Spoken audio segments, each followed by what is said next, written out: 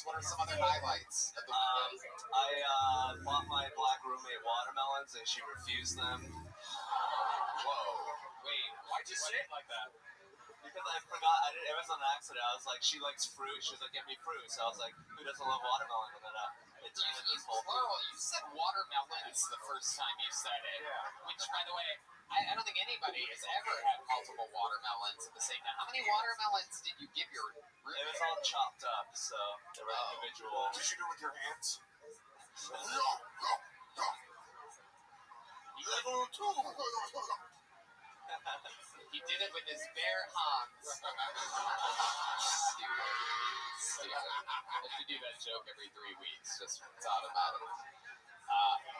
So I love it. Watermelon. How much watermelon did you give your black fruit? Did you give her any other fruit at all whatsoever? No, it was just an HEB carton of watermelon. Wow. Did she return the favor by giving you a box of rice, perhaps, or something like that? Like some type of stereotype right back at you? She just refused it and, didn't buy it. Speaking of stereotypes, we eat continuously, believe it or not, on these trips with Joe Rogan, who brings basically bags of meat along with him everywhere he goes. We eat. His name is Brian Redband. Yeah, the old meat bag Redband over here. Right, bag of meat Redband. I love it. And Hans, before we went to lunch one of the days, walked across the street in Las Vegas, about 110 degrees. This is the early afternoon. You remember what I'm getting at here? And he was wearing, what were you wearing? This suit. 110 degrees, Las Vegas, Nevada. He has to walk all the way across an actual street, which if you know Vegas, you know that's pretty weird to like be out during the day, just crossing the street. And where were you going in that suit at about 12:30 on Saturday afternoon? The local Panda Express. It's not me, it's him. That's racist against you, dude. I know, look at my ego going to Panda Express. Yeah, absolutely. Writing Mandalay Bay jokes.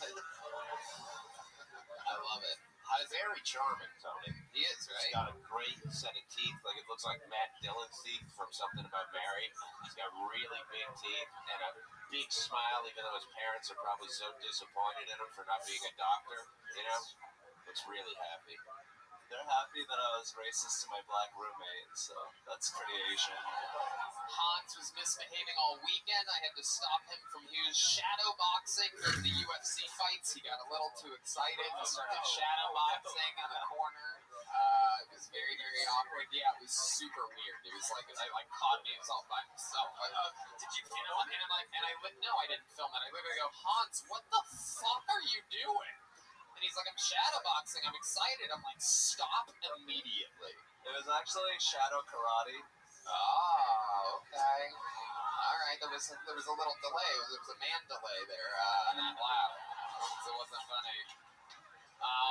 Hans, you are a legend. It is absolutely incredible to get to watch you live your dreams here. I remember the last time that Lewis was on the show was 1 year and 1 month ago. It was our return episode of the little couple-week delay we went on in May of last year, and you came back singing the national anthem to start the episode. Yeah. And 1 week later, I made you a full-time regular, and here we are a year later, and you have arenas, theaters, and everything under your belt. You've taken the ball, and you ran with it, and he still is in a $3,000 suit. Ladies and gentlemen, the man has the same tailor as Conor McGregor now. That is Hans Kim. Thank you. To the bucket we go, ladies and gentlemen. This is where we get to all meet somebody together. All at once. Make some noise for your first comedian out of the bucket tonight. They may have traveled from a far land. They may have been waiting months for this moment. Their name is Evan Suarzo. To get tonight's show started, Evan Suarzo. You guys excited to be here tonight?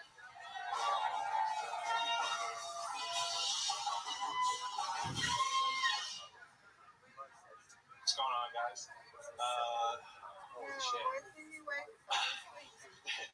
So, apparently, over the weekend, a guy in Cleveland, unfortunately, got shot upwards of 90 times by the cops.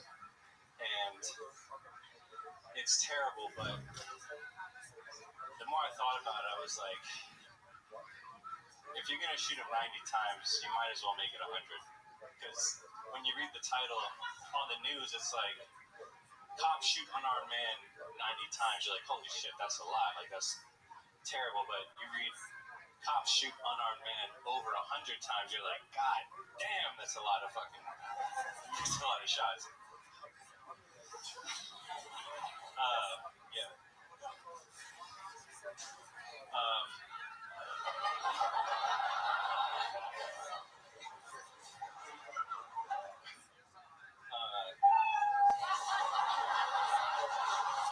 Kevin Suarzo. I'll tell you, the guy that got shot 90 times by the cops died a faster death than you did tonight. There's no doubt about that. Oh my goodness. I wish somebody was shooting me 90 times right now. Please. Oh my goodness. Welcome. You, Tony. I know, we love you too. Welcome, Hack Heffron. How are you? I love it. Look at you. This is your first time to try and stand up? Yeah. Okay. Where are you from? What are you doing? I'm from the Virgin Islands. I just moved here like a month and a half ago. Virgin Islands, that checks out. Pretty rough life growing up, white in the Virgin Islands. Right, you see how humor has gotten him through everything. My father's yacht dealership giggles at these jokes. 90 times? They should have shot him more. 10 more. Where's a $100 bill? You're going places, gay face. I think it's time for you, son. It's time for you to go sign up for Kill Tony. Go to Austin. Daddy's bought you a 2-bedroom condo. Have fun and live this dream. We shall not wait any longer. Our man delay has been long enough. Kevin Suarzo. So let's talk about it. You're born and raised on the Virgin Islands your whole life? You've been there? Most of my life. I lived in New Orleans for a little while. Okay. What ethnicity are you? You look like if Hans Kim got plastic surgery or something like that. It's funny. I get it. Like people think I'm. Don't tell me what's funny, you son of a bitch. No, so I'm half white, half Spanish. Half My Spanish. dad's from Honduras. Okay. So Virgin Islands. How old are you? 25. What do you do for work? I do videography and I bartend. Oh, okay. So, The funniest bartender you know. yeah. Just serving up those shots like a police officer. Exactly. He did one joke, and the only joke was about some dude being shot to death 90 times. He's like, dude, this is going to be hilarious. Yeah. No punchline. Just really sad news. Why do you read the paper like this with your hand? Why did the chicken cross the road? Because the polar ice caps are melting. It's just sad jokes. Knock, knock. Who's there? Not an abortion. Sad topical jokes with no punchlines. This could be your thing, dude. You could be the unfunny comedian. This is very exciting. This could be your fucking bread and butter, dude. I love it. What else? Did you have any other second ideas for something to talk I about? had another. Okay. Let's hear it. How many of you want to hear the second joke, huh? I know I do. Let's hear it, dude. This could be the fucking one. Especially with all this hype behind it. D Madness has his ears plugged. I mean, this is just, you can get redemption right now. Let's hear the second joke. Here he is, ladies and gentlemen. Sponsored by Lululemon. Here he is. Kevin Suarzo. So, statistically, there are about 6,000 deaths. It's another joke about people dying. What the fuck? There's about 6,000 deaths every year from people slipping and falling in a shower. And 5,000 of those deaths are actually in prison because there's soap all over the floors. That's the joke. Holy shit. Hold on, repeat that punchline one more time. Just the punchline. Just the end one more time. There's soap all over the floor. There you go. That's fucking horrible. He's like, did you hear about those 5,000 prisoners that died? Hilarious. Evan, you're such a good boy. Time to go to Texas for you. This Tony fellow knows nothing. You tell that Juan to call me direct with my weird digit number in the Virgin Islands. Just dial +416659 and then the number. Tell him to tell the concierge to ring me directly. You're goddamn funny. That's why your mother and I never fuck.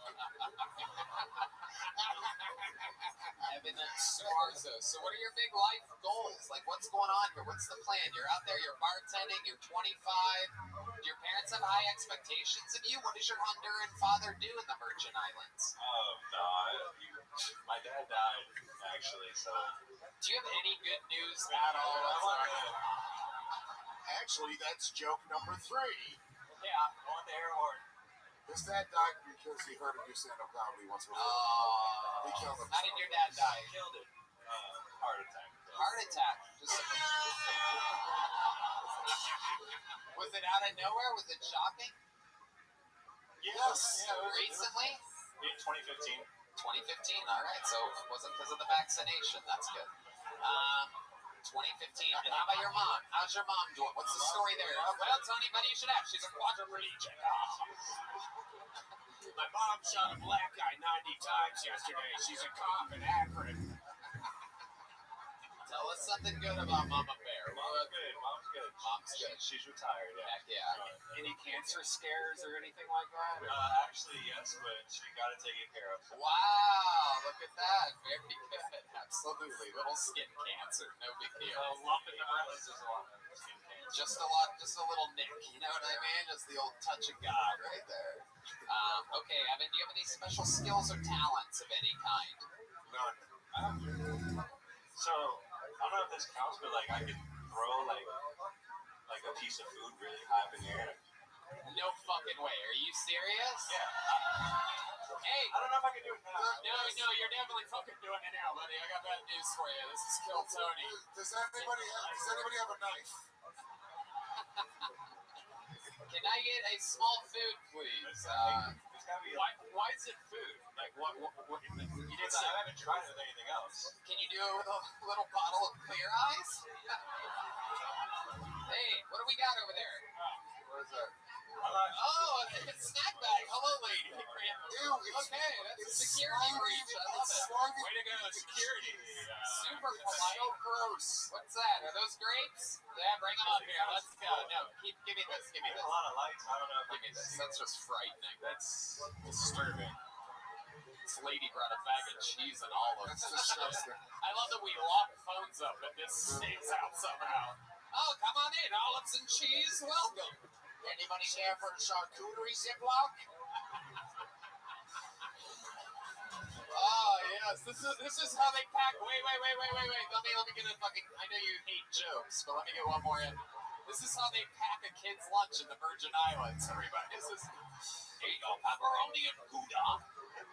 No bread for you, gay face. Ladies and gentlemen, this is a man who's indeed said that his talent is being able to throw food way up in the air and catch it in his mouth. Ladies and gentlemen, can I get something for Evan Swarzo, everybody? Here we go.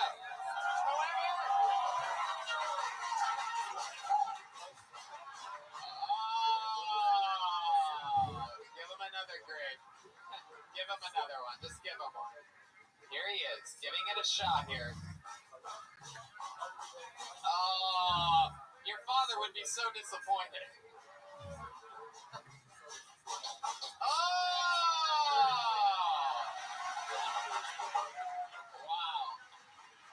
Wow. My goodness gracious. We finally found your calling, Evan Swarzo. Thank you so much for coming on the show. Congratulations, your first time ever doing stand-up. How do you feel? I feel great. Okay, there you go. Evan Suarzo, take a little joke book. You earned it. You ready? Can you catch it in your mouth if I throw it? Ready? This will be historical if you nail this. I'm a good thrower, so don't fuck it up. Okay? A lot of heart. Ready? Here we go. Ah, damn it. Maybe next time. Evan Suarzo, everybody. There he goes. All right. Back to the bucket we go. It's time for Jeff Taylor, everyone. It is the Kill Tony appearance of Jeff Taylor, straight out of the bucket. I do believe this is his first time. I normally remember a name if I see it more than once. Here comes Jeff Taylor, everybody. Make some noise for Jeff, everyone. 60 seconds uninterrupted. What is up, Austin? Let's get it going. I had a girl tell me that cum tasted like uncooked ramen noodles. Very specific thing. This tells me a couple things, though. First off, I can surely afford this date. Secondly, if she does in fact like ramen noodle, I'm gonna get my dick sucked. But I need to know: are we talking about with or without the seasoning packet? Because if your stuff is smelling or tasting like shrimp bouillon, fellas, you need to see a physician right now. No lie. Also, I have other questions like, am I ever going to wake up with my butt cheeks sewn together next to you? There are no illogical questions at this point, I don't think.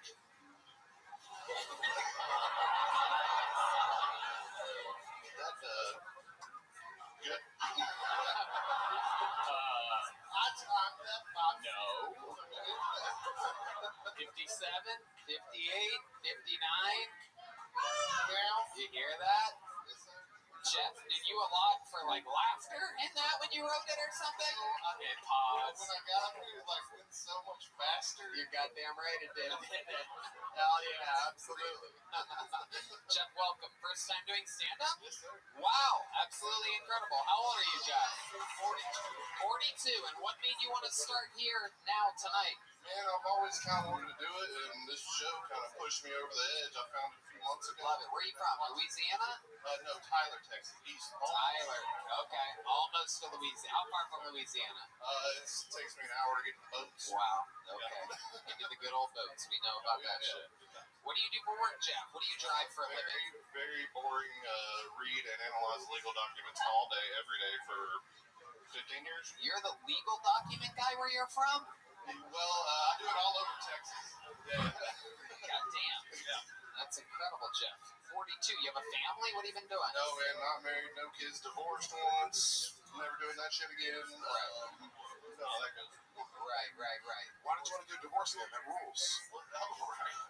Yeah. Divorces are worth whatever the fuck they cost, that's for sure. No doubt. Jeff, you're a very normal human being. This is interesting. He's salt of the earth, this guy, for sure.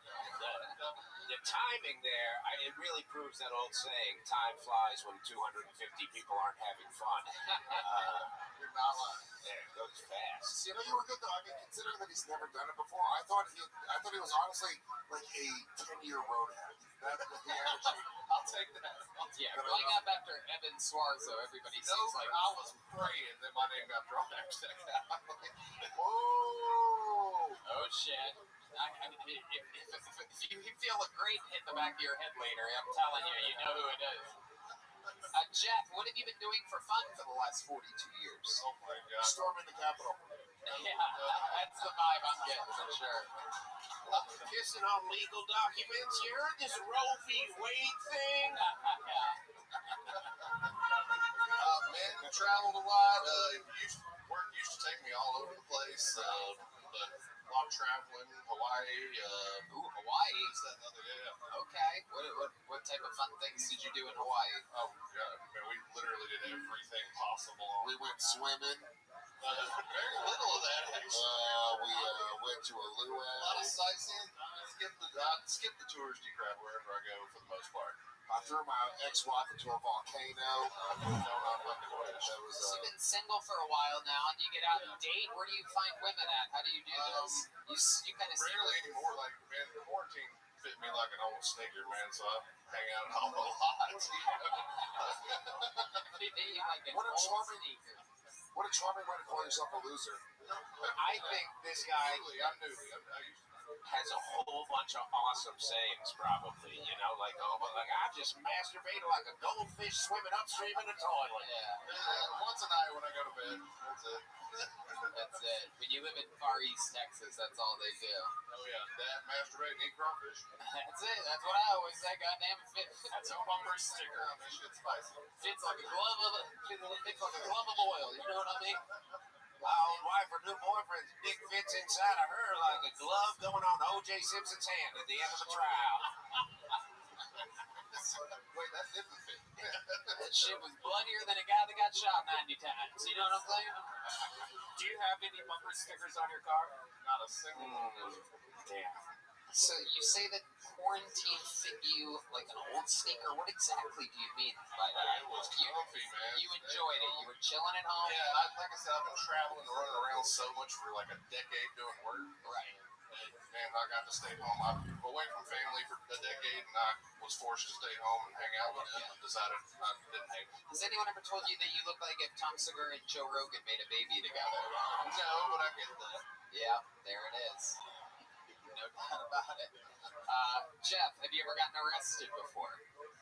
Once. Not once. Should have. I've gotten away from you a few times. He's not a very spicy guy. There's no like fucking depraved, weird shit about him. He's Yeah. too straightforward, dude. I don't think you do comedy. That'd be a little fucked up to do comedy. What's a fucked up thing about you? Yeah, you seem like you would be a good neighbor. Yeah, I am. I definitely am. No, I mean, fucked up. Like, I love the mushrooms. That's about it. Oh, okay. I'll eat shit out some mushrooms. I did Hell yeah, those mushrooms will kick in like a diamond rose. You know what I'm like? I did 10 grams like 3 months ago. Whoa.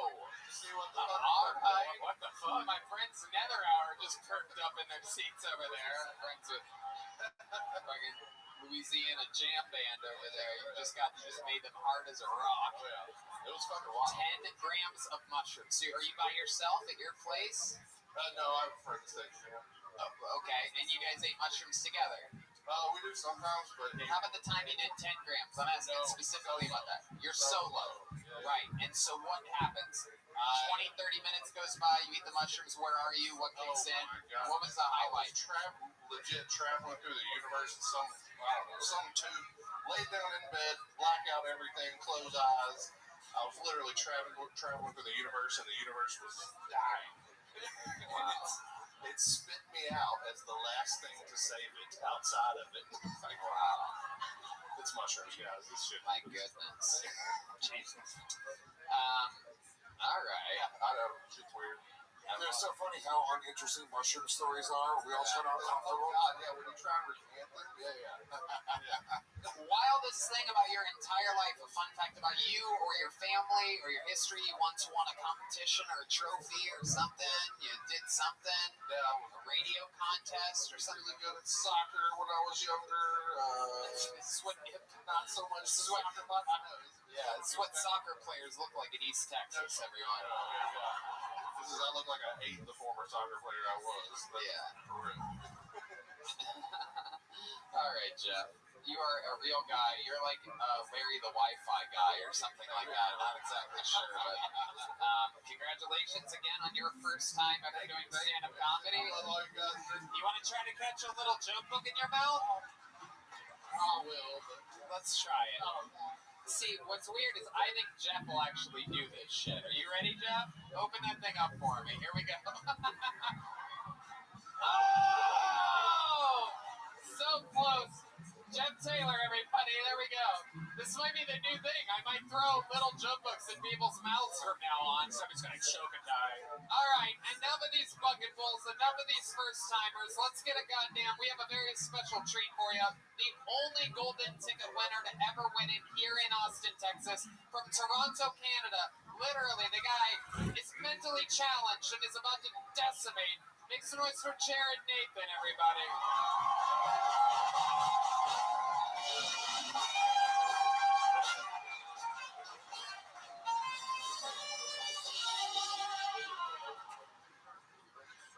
I'm a result of first degree in love. No, my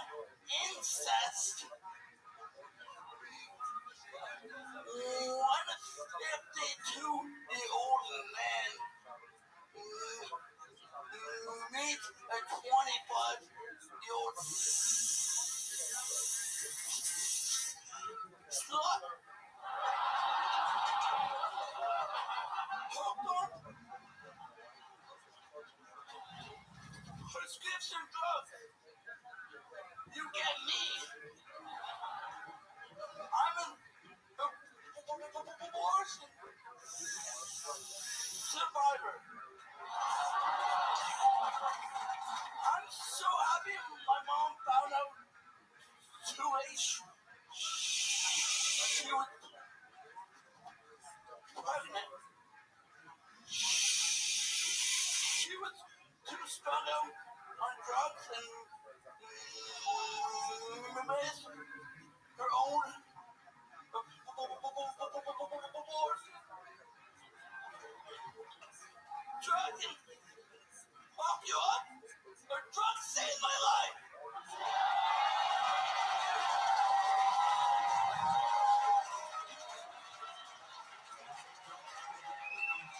Jared Nathan with a brand new minute that was absolutely fucking great. You did it again, you son of a bitch. You're absolutely on fire, which is something that you like to probably do, set things on fire. Right? Yes, Yeah, you do like that, right? Yeah. You remember when you first got to play with a lighter? I lost my eyebrow. Is that true? It can be. Okay, Jared, very good, thank you. Great improvisational guru, Jared Nathan. Welcome back to the show. You did it again. Another brand new minute. Tell Luis J. Gomez what's up with you. I'm one fucked up dude. Yeah. Yeah. Then I saw Jared last night. He did my Depraved show, and he fucking absolutely murdered a rabbit that he kept on petting.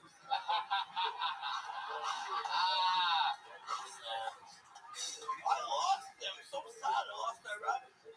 Jared, you're taking full advantage of this trip again to Austin, Texas. You're thriving here every time you come to visit. You're famously escaping Canada on a regular basis. Hey, Yep, that's right. Another letter that you never got on a report card.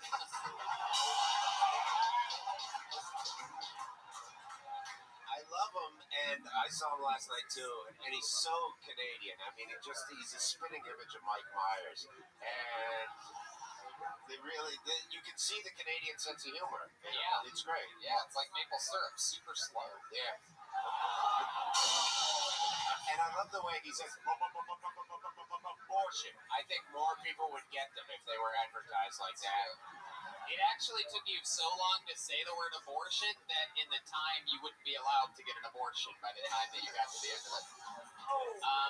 Jared Nathan, what you been doing for fun? I heard a rumor that you went to the Red Rose last night. Is that true? There was a sighting of Jared Nathan at the Red Rose. Is there any truth to this? might have been. Oh, you afraid mom's watching right now? Oh my goodness. So how long were you there? Tell us about your trip. I was there. Are you going off the mic for this one? I was there for the time. How long did Is you? the Red Rose a strip club, I'm assuming? Yeah, it's a very famous strip club here. What time did you get home last night? Around 12. Around 12? Really? How long were you there? Half an hour. Shut the fuck up. Half an hour. Such a liar. I can't believe you're alive. What are you afraid of right now? How much money did you spend at the strip club? Not a lot. What is going on right now? I've never seen you not. It takes 15 minutes to come. To say come.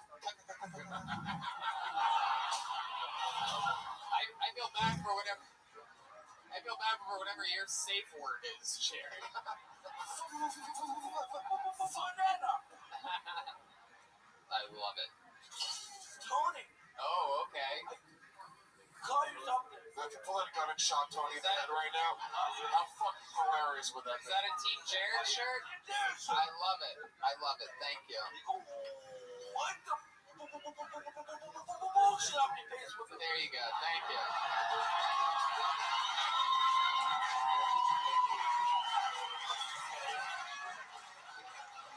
Thank you so much. I have a question. Thank you. I needed something to clean my toilets with, so that's very exciting. He's so fucking funny. Yeah. He doesn't fit into anything. Where does his career go being that funny? I think that I think that the future is very, very bright for a guy like Jared Nathan. I think that all of these, I think that you have to look at the perks of like Netflix going woke, right? Yeah. Because they ran out of other woke comedians that were funny the second that it started. Yeah. And literally, I think that eventually here they're going to have a board meeting and go, where do we go from here? What's next level? We need someone more retarded than Hannah Gadsby. Yeah. And they're going to be like, whoa, I got a guy more retarded than Hannah Gadsby and actually does jokes. Yeah. Funny and more feminine. Yeah. Can you imagine? People are going to think that their streaming service is skipping. God damn it, the Wi-Fi's going out. Nah, it's just another killer setup. Jared's constantly buffering in life. Yeah. Yeah, I had fun doing therapy on Zoom for the same reason my therapist doesn't know if I'm stuttering or my computer is broken.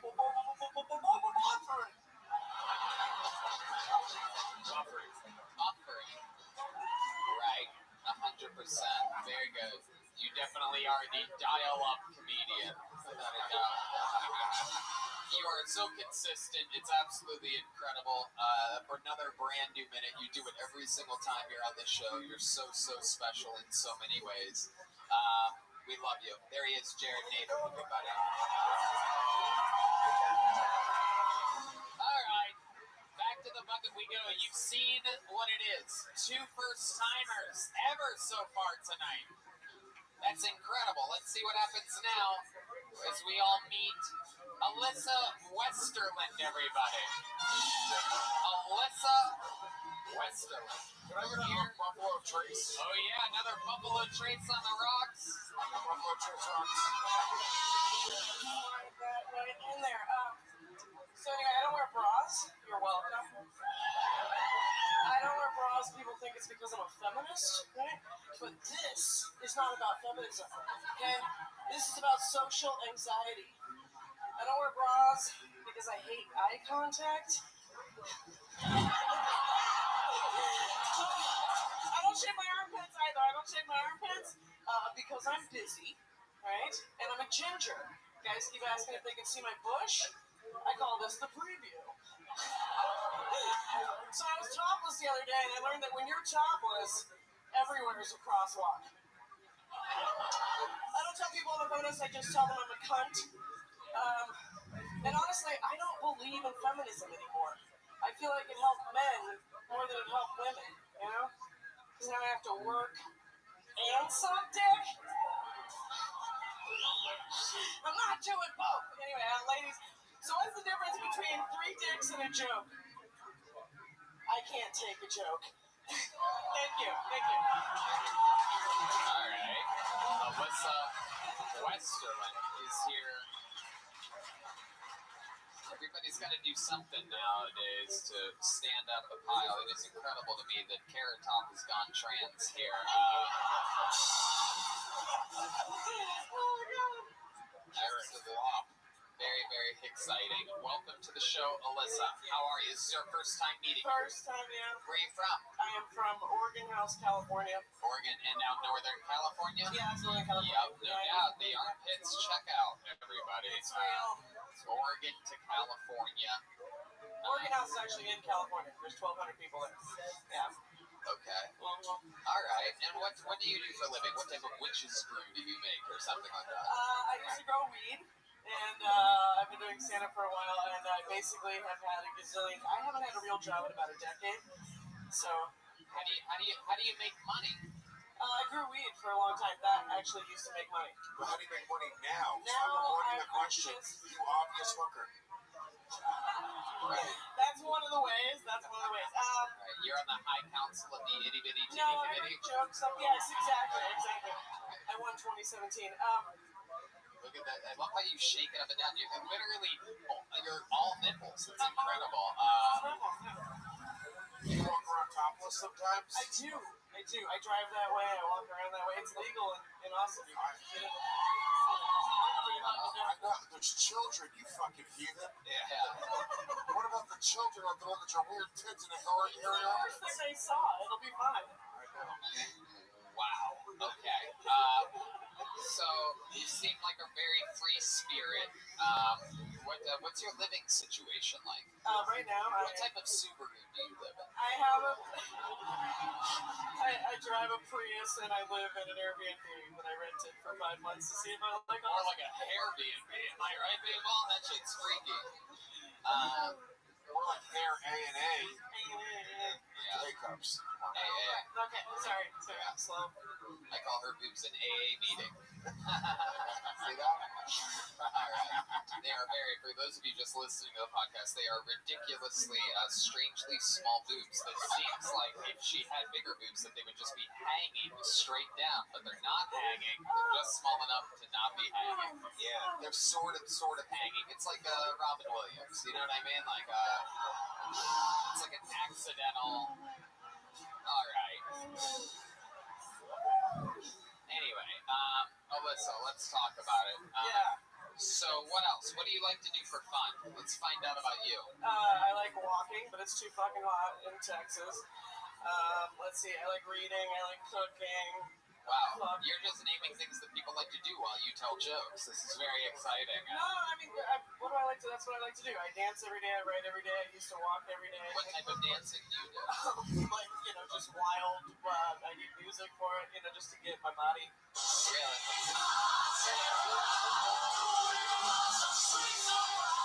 Wow. Alright. This is what the waiting room to hell is like, everybody. It's just. God, I do it. Welcome to the Dead Rose, everyone. Would she marry Jared if he could get a green card out of it? Would you? No, I don't need a green card. No, he needs a green Oh, card. Canadian. Yeah. How much is he paying? He needs a Canadian. I have a Canadian passport. I mean, I don't know. My dad said not to do that for less than $1 million. So. Wow, look at that. Your dad's got a high price on him. So, Alyssa, what scares you? What are you afraid of? Probably this. I mean, I was nervous as all hell, but I love it. What else scares me? Soap. Razors, brassiers. Oh, I don't shave my legs. I wax my bush. I just don't do the pits. Why do you not do the pits? I think it's funny because they'll still fuck you. They don't actually care, No, that's not true. I think a lot of us see that and go, crazy person. Maybe that's why I do it. I've had men lick them, so Oh, my God. Oh, I don't believe that. Who are these people? I don't believe that. Is there a guy out there that would be willing to lick one of these armpits? Is there anyone? I find this impossible to believe. Wow, look at this. Oh my goodness. This is one of those moments in Kill Tony history. No. I mean, absolutely incredible. And God bless the security here again. It's all good. Again, he's just kidding. Don't mess with it. Literally, thank you. This is the most interesting episode of Mythbusters I've ever seen in my entire life. By far. It's absolutely incredible. This is my brother. This can't happen. Yeah, absolutely frightening, yet for some reason I completely love it. Is it okay? Do we have your permission to get your armpits licked? Oh my God.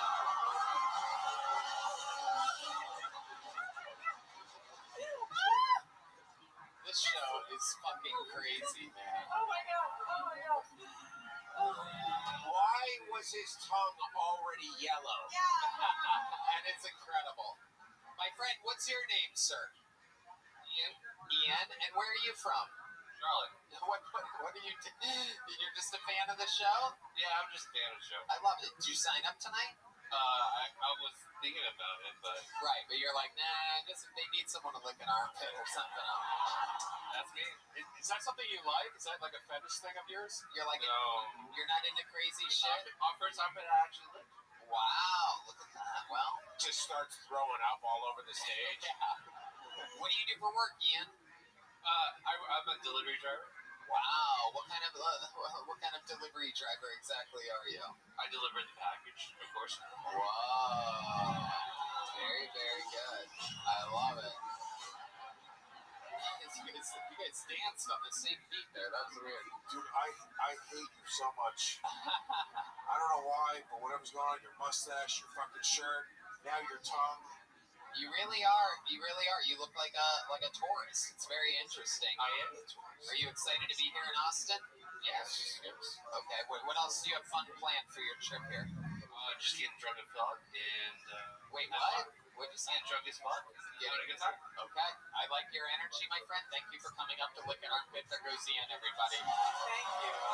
Alyssa Westerland, you have a good sense of humor. You're a good sport for playing along and coming up here. Thank you so much. And Thank you. here's a joke book. You want to try to catch it in your mouth? No? Okay, there you go.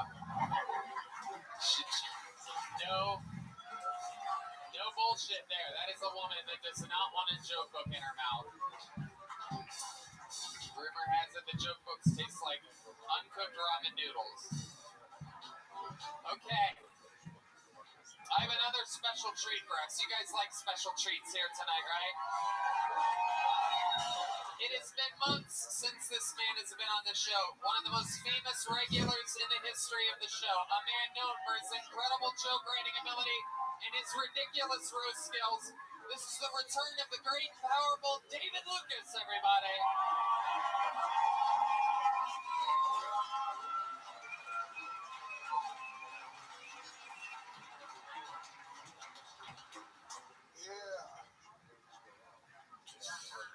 I'm kind of mad they overturned Roe versus Wade.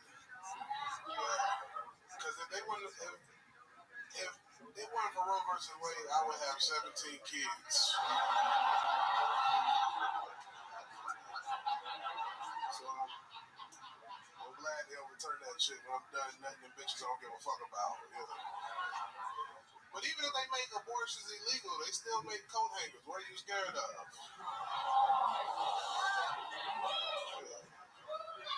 Or put a girl in a pickup truck and hit a whole bunch of speed bumps going 80 miles an hour. She was like, my stomach hurt. I'm like, yes, bitch, it does. Every girl that fuck with me get Plan B whether she know it or not. You know what I'm saying? They do, man. I make that morning time Plan B smoothie. She's like, oh my God, this is bitter. What's in it? Ginger? I'm like, yeah, bitch, it's gonna clean you out real good. All right, man, thank you. There it is. Another one of the great regulars of the show. Another brand new minute by the great David Lucas. Welcome back to Texas, my good friend. I missed you. How are you? Too, bro. I seen you shooting fireworks out of your asshole. Oh, come on. That motherfucker ass cheeks clenched a Roman candle. I was like, what the fuck? Oh, my goodness. You're already off and going. Here it is. Man, look at Tony. What you got on, nigga? You love this. Of course, David is famously celebrating the 4th of July right now. Very exciting stuff. I love this camo that you're wearing. Is that supposed to hide the fact that you keep gaining weight? Damn, bitch. I actually dropped weight, nigga. Rogan put us in this weight loss competition with Red Man. Really? How's it going so far? Man, Looks like you guys are tied at 0. Hey, I just want you to know, I think it's really funny. He thinks we're in the competition right now, but we haven't even started it. Well, So he's been losing all this weight, and I've been getting milkshakes with all my burgers. very, very smart plan of action right here. Yeah. Keep chugging milkshakes with all your burgers. By the way, I did see on your Instagram that you had a moldy burger from Wendy's. You took a picture of it and posted about it, thinking that perhaps Wendy's would send him a gift certificate or something like that. But the funniest thing in the picture, and sometimes when you make these posts in the middle of the night, I don't even know if you know One in the what the hell you're doing. Oh, okay, it was an afternoon. It was breakfast. Very good, Red Man. It was a Dave's double. I love it. Dave's double, but a fun fact about the moldy burger that he got is he ate around the mold. He ate half the burger. No, I ate this burger. I had like 3 big bites. Then I set it down, and literally this size of green fuzzy mold on the bottom of the burger. Red band. Absolutely incredible. I can't believe you brought Louis J. Gomez. Why are you talking shit already, you bitch? Oh shit! Here we go. I'm not afraid of you. Louis J., you look like the strongest nigga in Abu Dhabi. Oh my That goodness. motherfucker look like he coaching Armenian basketball team.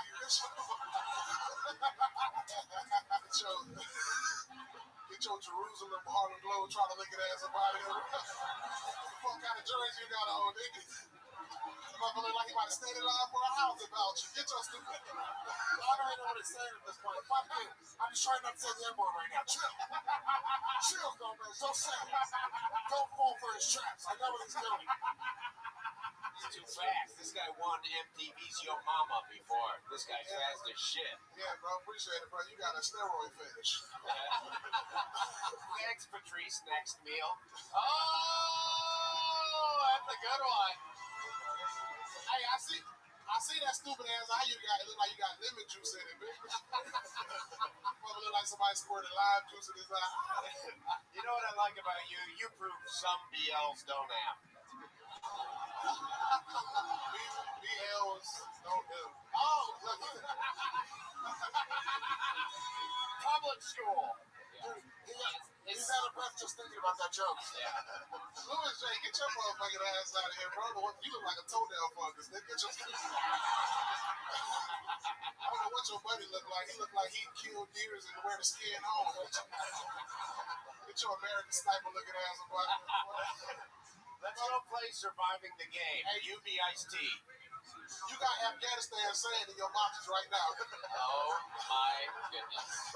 So fast, That this guy. motherfucker shot a camel for fun when he was overseas. Yeah, that motherfucker sleep in a sleeping bag. I bet you got a camouflage sleeping bag. Oh, dear urine smelling ass. You're wearing it as a hoodie right now. Hey, Tony, you testified on the Amber Heard versus Johnny Depp trial, bitch. That motherfucker said, I didn't see anything. Johnny treated me so right. Holy fuck. I love Slob Marley. Hey, but guess what, Tony, man? I brought a special guest tonight. You know who I brought me tonight, bro? What'd you bring? My motherfucking mama, man. The real Mrs. Lucas is here? Oh, shit. It's about to go down, ladies and gentlemen. This is a first in the history of the show. Mrs. Lucas has arrived.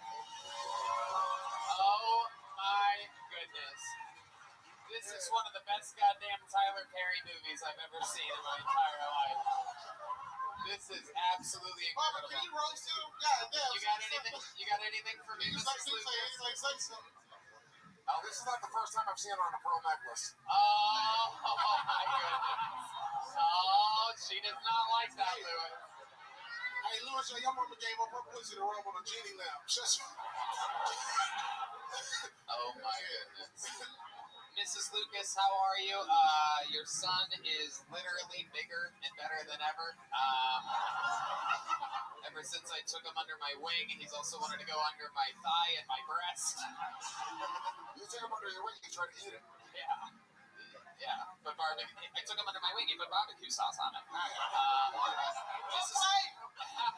See, that's a good answer. You're from beautiful Atlanta, Georgia, correct? Macon, absolutely. Oh, goddamn, I love your style. I've heard this saying, the apple falls far from the tree. What do you think about your son's weight? It's fallen. Yeah, absolutely. It's falling. His blood pressure is rising. I thought this is rising. I like it. Get all 227 on his ass. Is that the Atlanta area code? I have no idea. It was an old black show. Oh. That's actually the whole black show. I'm surprised you know it. Okay, absolutely. So, tell us something fun about David from when he was a child or something like that. What's something that we should know? Uh-oh. Go stab Tony in the face. The funniest thing is when he was going to daycare, Right. and because his complexion is bright complexion, he's growing up. You call that bright? Yeah, wait. That, Younger. Holy shit. I put out his son because he thought he was white. wow. He came home, he said, Mom, I hate to tell you this, but you black. And me and Grandma, we white. Do me a favor, don't tell G-Dad he's black too. That's hilarious. I like it more now. very, very cool. And of course, Mr. Lucas is back in Macon, holding it down. What else is going on, Mrs. Lucas, in life? You excited to be here in Austin? Yes, I'm excited to be here. I just retired May 31st. Oh, wow. Congratulations. Heck yeah. I can't believe they let you retire from being on the cover of a pancake model. What did you do for work? Tell us all. What did you do before you retired? I was a computer operator. July the 7th, I was in my company 45 years. Oh my goodness, that is incredible. You were a computer operator back when it was a typewriter. That's incredible. Yeah, and key punch machines and all that, and decorators. I love it. How proud are you of David and his rise to fame? I mean, he's out here, he's selling out. I tried to get him to feature for me in a couple weeks, join a couple other of our friends from Tampa. He can't do it. He's already booked headlining weekends in Chicago and big cities. He's literally living the dream. I'm very proud of him, with him going to college and everything. Oh gosh. Right. It was a struggle. It wasn't a struggle. It Right. was where I had to put his priority before my priority, what I wanted in life. Right. And continue to work and with the computers and everything. And you put him through college, really hard to do with that lunch bill. You know what I'm saying?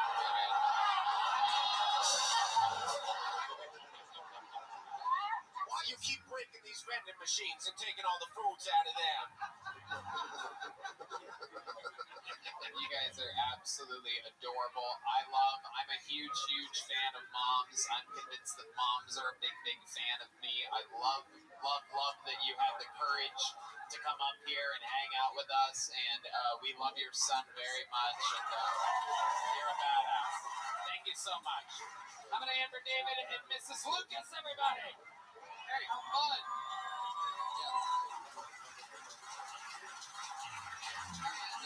Yeah, we'll skip it. It'll be good. Do it. All right, back to the Oh, that was so sweet. Isn't that nice? That was adorable. It's fun to mix in a little sweetness every once in a while.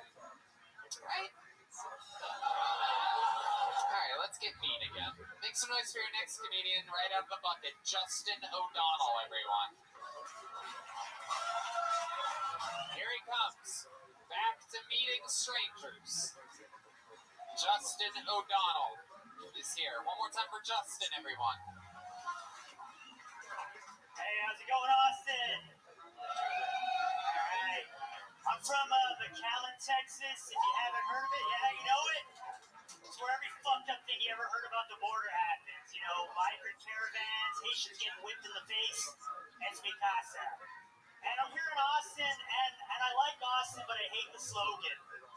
Keep Austin weird. Austin's not fucking weird. Austin's quirky, right? Like, Austin's weird the way Zoe Deschanel is weird. You know, it's not weird like how a crackhead is weird. In fact, that's probably the weirdest thing about Austin is how many Austinites can just walk past camps as crackheads on their way to drop $3,000 in our artisanal pogo stick. Keep Austin weird. Why is Austin weird? Why are you weird, Austin? Because you had a pop-up bar that looked like Moe's Tavern from The Simpsons? That's not fucking weird. Where I'm from, it's weird. We had a pop-up zoo, and there was only one animal in those cages, and it was little Mexican children. Thank you, that's my time. Justin O'Donnell, making fun of Mexican children while looking like a Mexican child. I am Mexican. You are Mexican. Yeah. But your last name's O'Donnell. Yeah. What happened? What happened? A leprechaun fucked its cleaning lady? What happened here? I feel like nobody asked Patrice O'Neal that question. Why he's so dark? Right. You know? Okay. Okay. I'm not actually. No, it was Patrice O'Neal was busy being so funny that we ignored it. Yeah. Fair enough. Yeah, I never even thought about it that way. It's like saying Shaquille O'Neal. Yeah. That's different. O'Donnell's different. I don't know. Okay. Welcome. I'm actually not Irish. Justin, how long have you done stand-up comedy? It depends on how you count it. Either 6 months or 8 months. Okay, either one of those answers would have been fine. That's pretty wild. We'll just call it 7. Well, the thing is, after I did my first open mic, I got in a bar fight and got my nose totally shattered. How did this happen? Tell us step by step how this happened. I kind of don't remember the whole thing. Damn, you got fucked up. I had surgery. I was out for like 2 months, so Out of what? existence. I just was like From a broken nose? Yeah, I had to get surgery. I went to Mexico, and You got it in Mexico? Yeah. Oh shit. The best surgeons on earth. Yeah. Cheapest surgeons too. Right. Why do you don't remember anything that happened from the night or how the fight? No, I do. The guy was like sexually harassing my friend, and I got a fight. Just your friend? Yeah. What do you mean your friend? Oh, she's a lady friend, but the guy. So what friend? Dude, that's awesome. A lady friend. Yeah. You tried to defend your friend's honor and then you got the shit kicked out of you? Yeah. That rules. Yeah. To be fair, though, I kept running at him, and every time I would run at him, the security would grab me, and that's when he would knock me in the. I lost the fight for sure. But Yeah. No doubt about it. You went to Mexico for surgery. Yeah. So what did they do to fix your nose? What did you pick exactly? Flour or corn? All right, look. We're gonna put a little bit of guacamole right near the septum, and then we're gonna put some salsa on the side, a little bit of queso and some cream on. You're gonna be good. His nose is half churro now. Ay, oh mío, el noso. I love it. So, Justin O'Donnell, what do you do for work? well, I'm getting real magician energies out of you. magician energy? Yeah. Well, I came to Austin. I moved to Austin. I was supposed to start working at a bar, but they've kind of ghosted me. Why do you think they ghosted you? I don't know. They told me I got the job, and then An entire bar ghosted you? Yeah. They can't move the location. Yeah. I haven't gone to see him yet. I just arrived yesterday, so I just moved in yesterday Okay. You moved in yesterday from from McAllen. McAllen. How far away is that? It's about 300 miles. Okay. Roundabout. And you drove, what, an F-150 or something to get here from there? It's a chopped up Challenger. A chopped up No, Challenger. it's just a regular. You talking about your nose or, anyway, stupid. Okay, what's interesting about you, Justin? What do you do for fun? What are you good at? So lately I've been watching a lot of YouTube documentaries on history and science. Like what? I guess that was the least interesting thing I could have said about myself. Yeah. I don't know. I just been watching a lot of stuff about history. What do you do for fun? You must have a hobby or something like that. Yeah, I read a lot. I write. None of these things are fun. Yeah. Well, I mean, I drink a lot. I go out and drink, but that's the lamest answer I could have given, I think. No, reading and writing is the lamest answer. You're right. Absolutely. Arithmetic. What type of drinking do you do? I don't know. I like Jameson a lot. Okay. I shoot Jameson. Very Irish of you. Yeah. Yeah. I weirdly enough, I don't like tequila all that much. Interesting. You can find where you can fuck up on tequila to get stupid. I mean, Well, ever since they gave it to him to put him out for his operation in Mexico, they had me on a trip. you son of a bitch. So you defended a friend that you were in the friend zone with. What's your love life like now? Has that changed at all? I kind of had to cut everybody off when I left. Any sort of relationship-y things I had, it was done. 3 hours away, you're like, you know what, I'm done with you forever. Yeah. try to start new, you know? How do you think that's going to go for you? What's your plan of action? None. Are you on any of the dating apps or anything like that? I'll probably get on them. I did it in McAllen. Didn't really work out all that well. Right. Yeah. You got a match 75 miles away. It's exciting. All right. Trying to figure out what's going on with you here. What are you pulling your? Funnily enough, when I was on Tinder in McAllen, almost all my matches were from Mexico. Like, 75% of them were from the other side. They were prostitutes. They were trying to get a green card or something. I know there's some angle that they were trying to work. So you just moved here yesterday. What's your living situation looking like? I'm rooming with a couple people. I'm rooming with a buddy, another comedian buddy. He's also from McAllen. Same as Andreas. It's okay. You don't need to shout him out. He's not proud of this moment right now. He's like, oh my god, the most boring guy ever just said that we're besties. Another one that's gonna put you in the friend zone immediately. Very, very interesting. No special skills or talents on you or anything like that? Are you a good bartender? Depends on who you ask. Okay, they know. Fuck, dude. It's a hot no. Have some self-confidence, dude. You're bumming me out. Special skills or talents. Okay, well here's a skill that I do have is I have never fallen like being completely vertical to being like completely horizontal.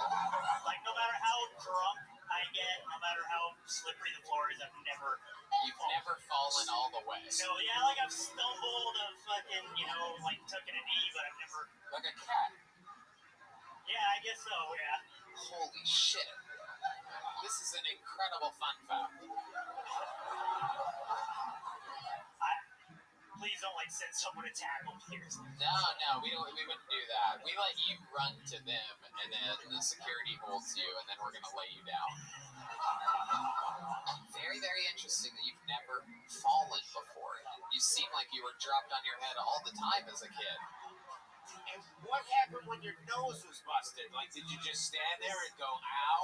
Oh, I was being held by the security. They tried to like throw me to the ground, but I kept getting out and kept running back at the guy. What a great skill.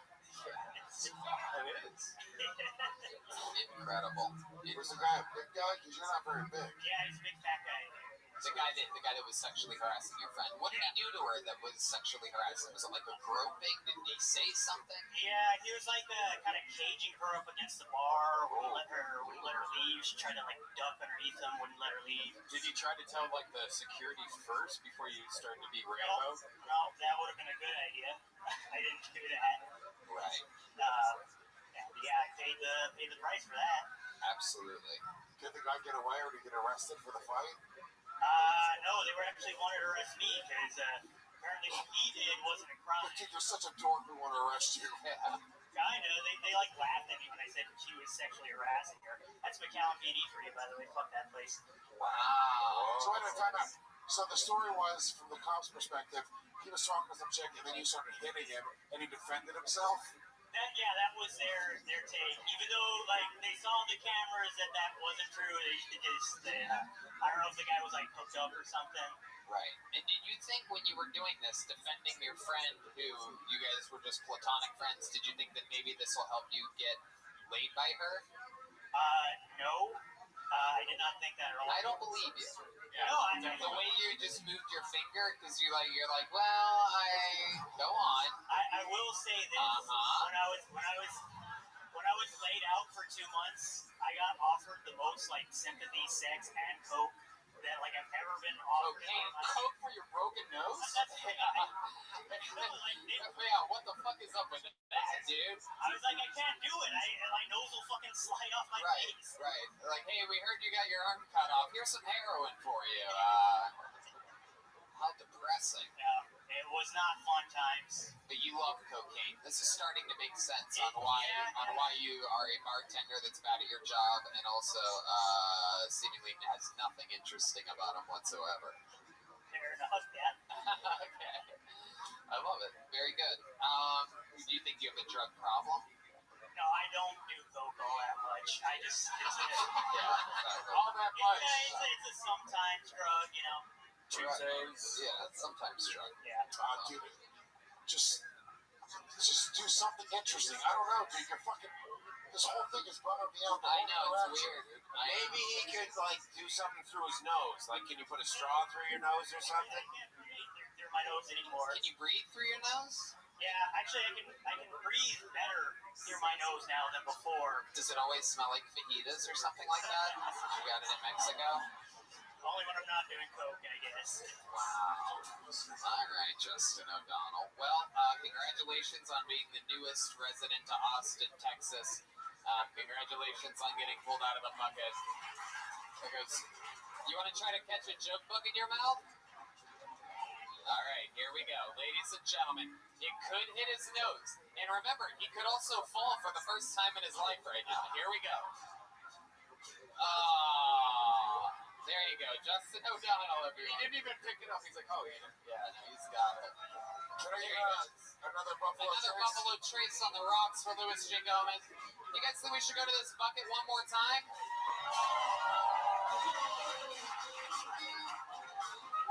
It's a tricky one here, but we're going to try it anyway. Make some noise for Ike Rafferty, everyone. Ike Rafferty.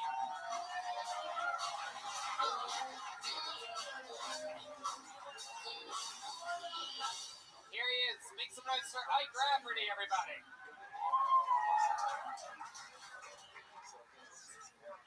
You ever notice how black people be like incredibly warm and kind? I love those guys. Last week I was fired from Panda Express for calling all the customers round eye.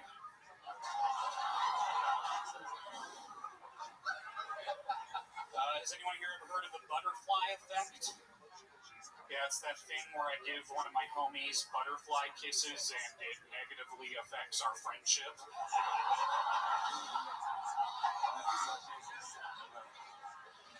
This one's for all the fellas in the house tonight. Fellas, that girl you like, just ask her out.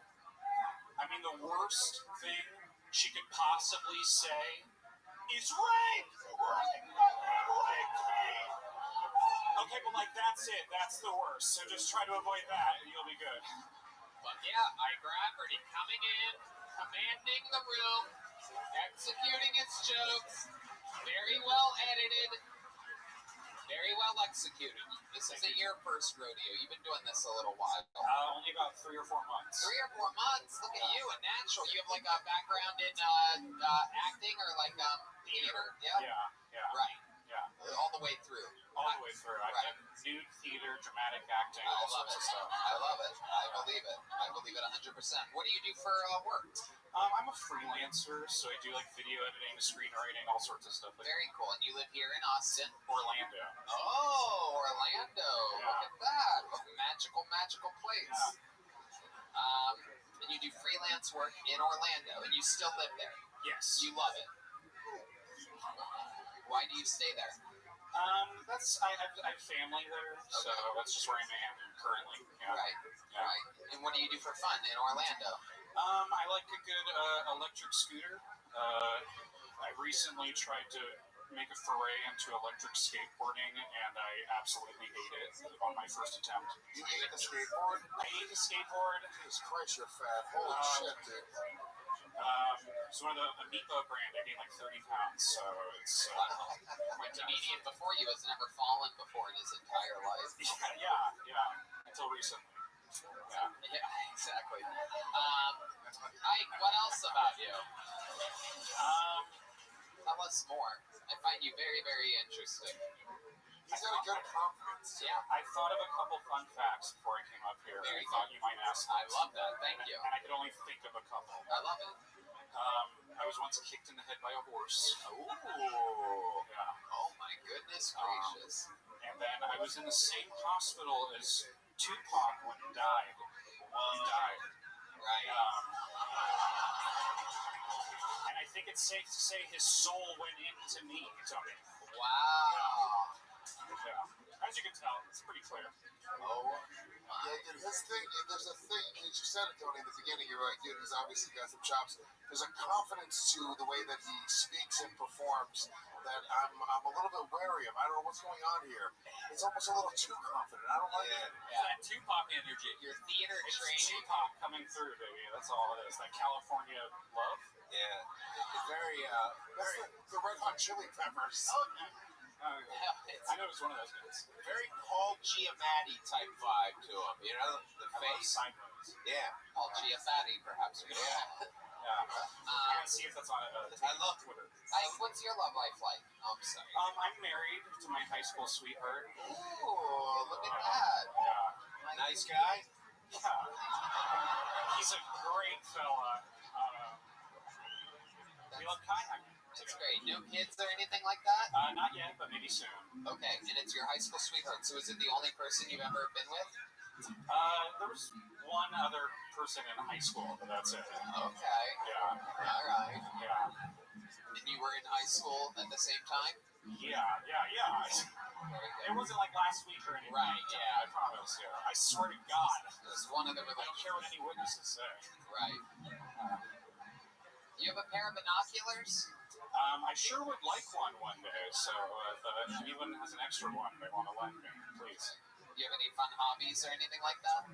Other than electric scootering, We get it. Fat people love electric scooters. it's the only way to get around, Tony. I get winded after 2 blocks. I can't go very far. It is incredible. It boggles my mind that I see You should all see me zip around 6th Street. It's impressive. Really? Yeah. Oh, yeah. You can get a day pass for like $13. It's awesome. Yeah, I can actually see you zipping around 6th Street from my high-rise apartment here downtown. Yeah. I'm like, what is that? I thought, this one's for you, Tony. I was going Like, 8 did miles an hour. someone roll a cannonball down the street, or is that Ike Rafferty? I like your style, man. I hope you come back, sign up again, give us another new minute sometime. Ike Rafferty, everybody. You get a big joke book, my friend. Catch it in my mouth. You want to try? Oh, I catch it in my Can mouth. we try? Here we go.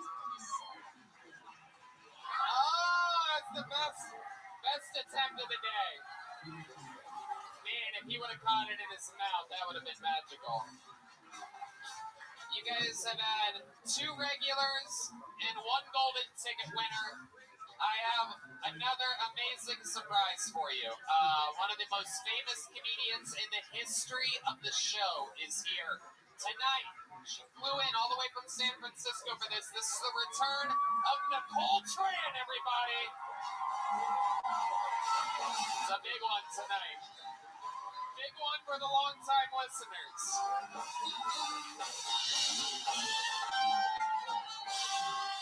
Guys, you gotta make noise. This is a legend of Kill Tony, Nicole Tran.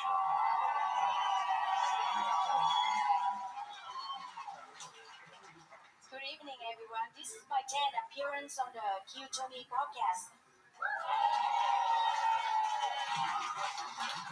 Imagine how much money you cost me, Tony. My mother has a nickname for you, Tony. She calls you No Money. My cousin Big Big say hello to you, man. Now my cousin Big Big wants to marry the president of the Philippines, Bongbong Marcos. The wedding night is gonna be bing bong, bing bong, bing bing bong bong. My cousin Big Big should have been charged with a misdemeanor. The longer she goes without Mr., the meaner she gets.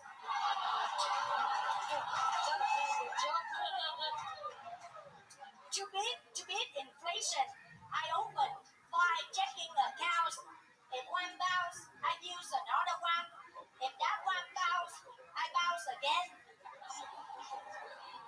Eventually, I'm bouncing more than Dolly Parton on the trampoline. In Japan, crooked teeth is a beauty standard. In Vietnam, they like buck teeth. In Alabama, the preference is no teeth at all. A joke for you all. That's it for me. Nicole Tran has done it again, everybody. There's a lot to cover there. I'm not exactly sure where to begin. You really have a cousin named Bing Bing? Yes. Cousin Bing Bing, man. She lies about her age for this cow, man. If she goes to the movie, she says she's 12 years old. If she goes to the museum, she says she's 65. If she go on a date with a hot guy, she say I'm 36, 24, and 36. But when he shows up, he find out she really 32, 36, and 44.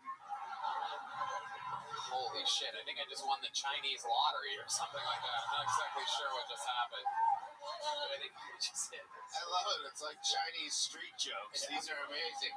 One man give a COVID to Peking duck. Everybody died. Next day, people wear masks.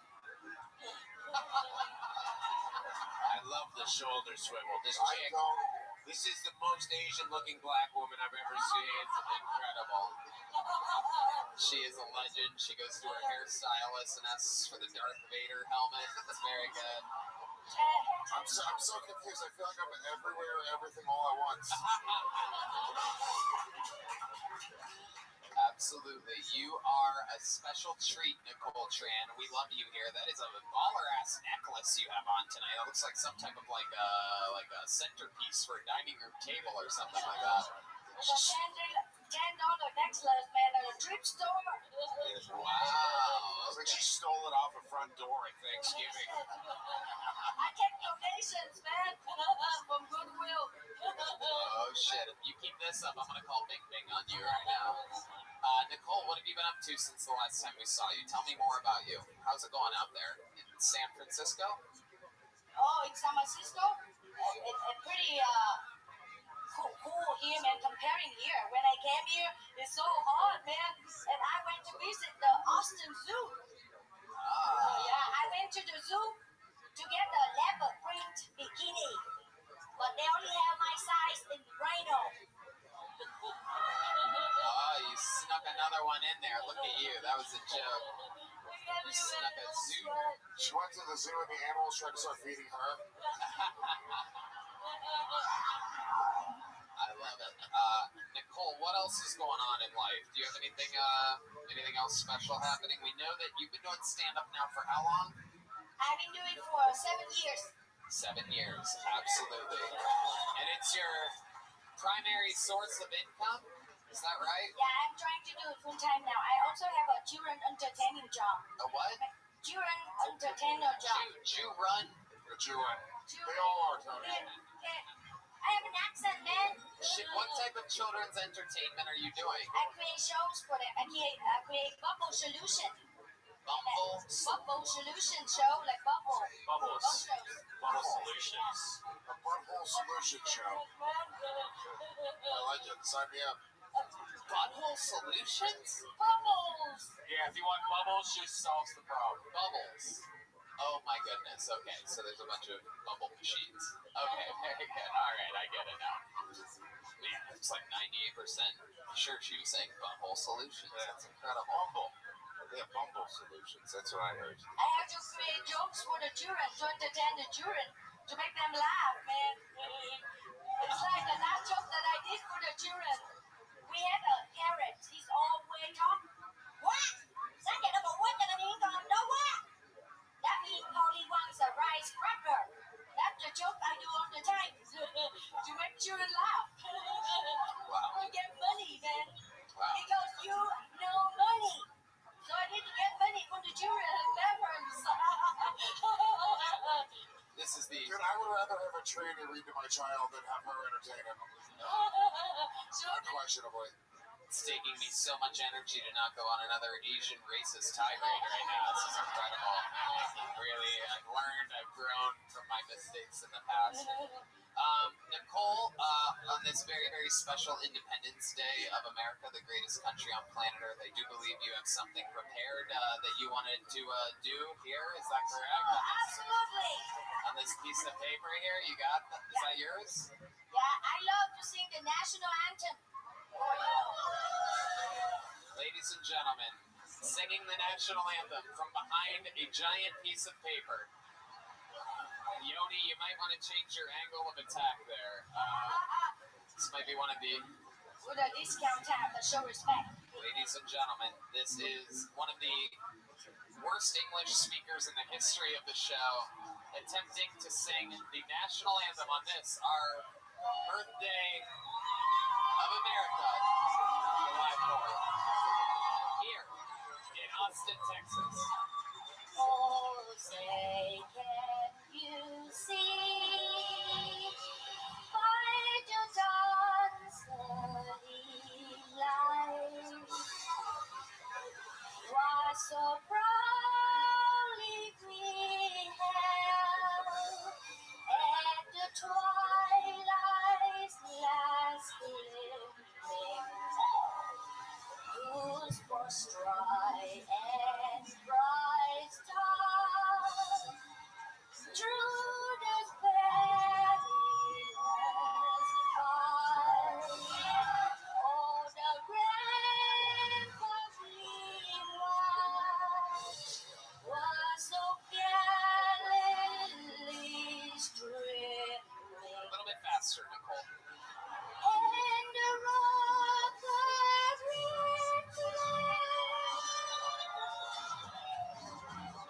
and the bombers yeah, through to the night that our flag was still there. Everybody!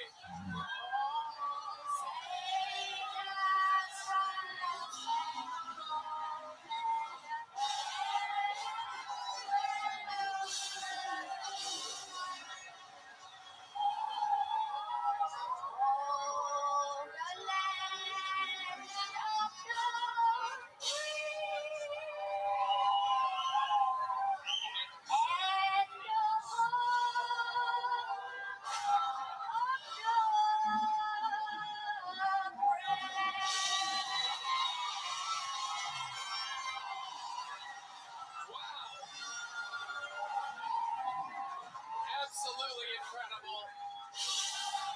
What a performance. Unbelievably executed. One of my favorite versions of the national anthem that I've ever heard in my entire life. She flew all the way from San Francisco for this. Make some noise for Nicole Tran, everybody.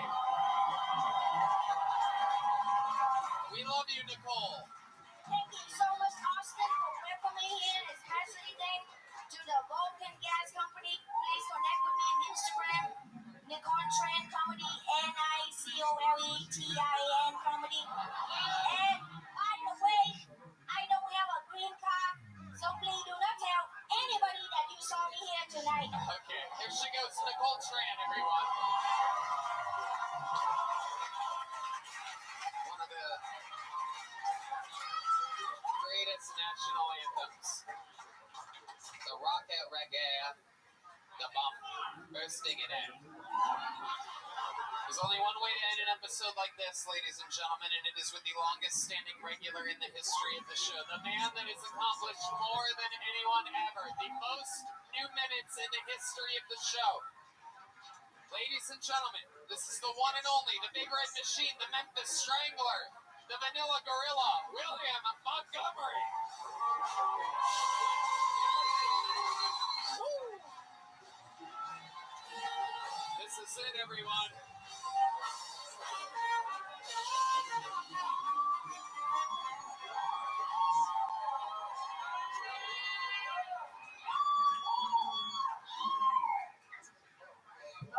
How's it going? My name is William Montgomery, and I'm running for county alderman.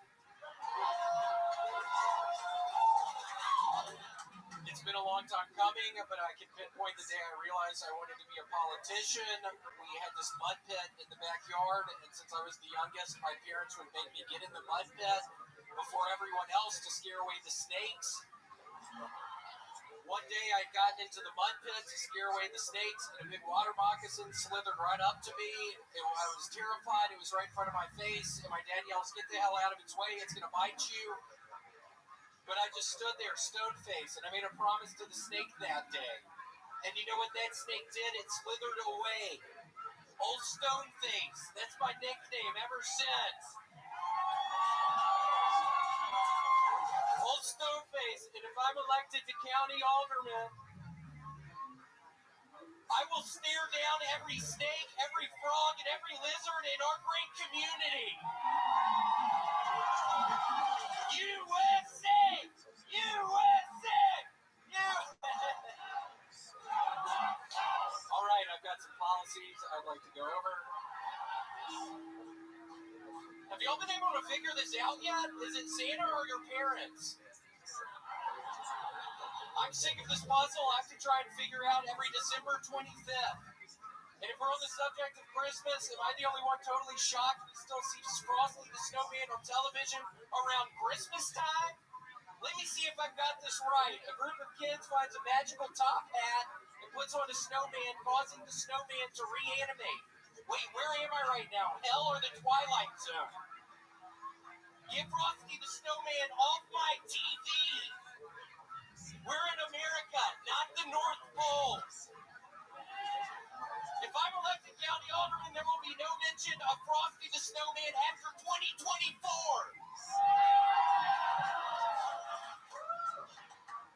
Okay, I've got like 15 more of these, Tony. If we're on the topic of holidays, my policy regarding Halloween is pretty straightforward. Growing up, you know the one day I couldn't go outside, Tony? Halloween. You know why? I was the youngest, so my mom wouldn't let me go out with my brothers, and more importantly, I was scared to death. I wasn't trying to walk around outside with a bunch of demons and vampires.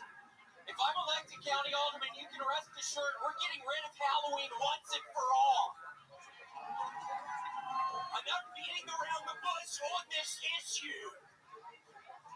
I mean, where am I, America, or the gates to hell? Speaking of giving our political prisoners back, hey, Germany, I'm looking at you. Tony, do you know how many American prisoners of war we still have over in Germany since our involvement in World War II? I don't know either. I was asking you. Okay, let's go on to the next policy. Okay, ma'am, I'm going to ask you this. What do you think is currently the biggest issue facing our community?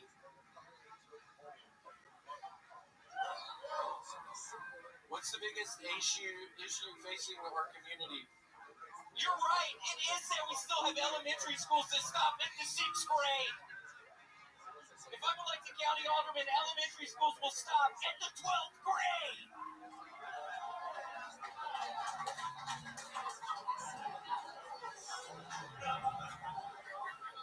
I have more, but it's all right. I think we should hear all of them.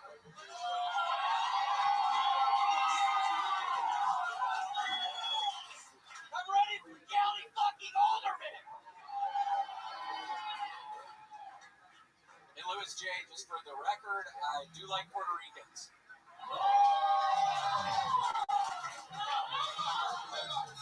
Okay. When was the last time you heard about a Japanese person with a bad back, Tony? Well, if I'm elected county alderman, every new home in our community will be pre-installed with traditional Japanese short-leg tables.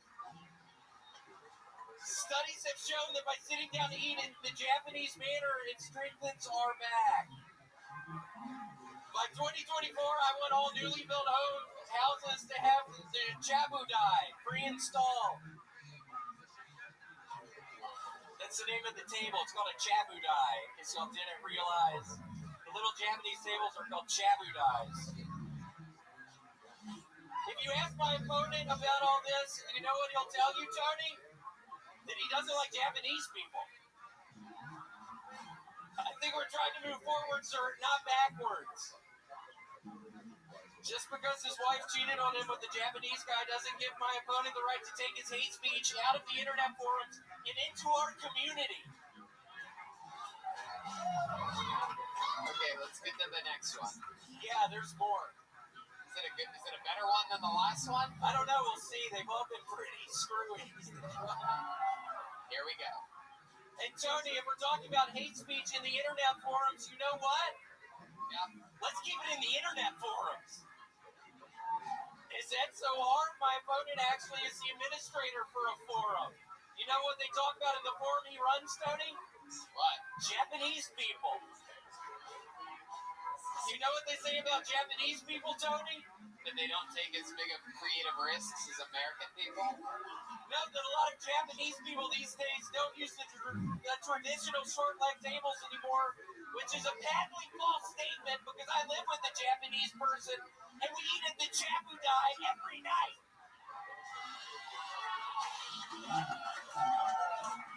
Okay, that's the end of my policy. Literally 6 minutes and 25 seconds of William Montgomery. We love him so much. We can never cut him off short. Wow, I've never seen you this sweaty before in the history of your performing on the show. This is incredible. You look like a righteous gemstone that just fell into a river. Tony, I actually smeared my head with Vaseline tonight, so I don't know what I'm going to do before I go to sleep. I guess I need to remember to jump in the shower. There's literally Vaseline all over my fucking head right now. William, you look like how women see Louis C.K. That's a good thing, right? That's a good thing, right? It is true. You somehow look like all the characters in The Big Lebowski mushed together. It's like Fear and Loathing in Austin, Texas, right there. I like the commitment to the bit. I've never seen it before, and this guy went balls deep on this bit. I mean, true commitment is rolling with something that just simply isn't working at all. Yeah, I was a little horrified at the very beginning. I was a little horrified. Lewis, I have to ask you, why did you not invite me to fucking Skate Fest in Vegas? William Montgomery, can I say something right now? You Yeah. fucking open invite to every Skate Fest for the rest of fucking history. You piece of shit. Oh, really?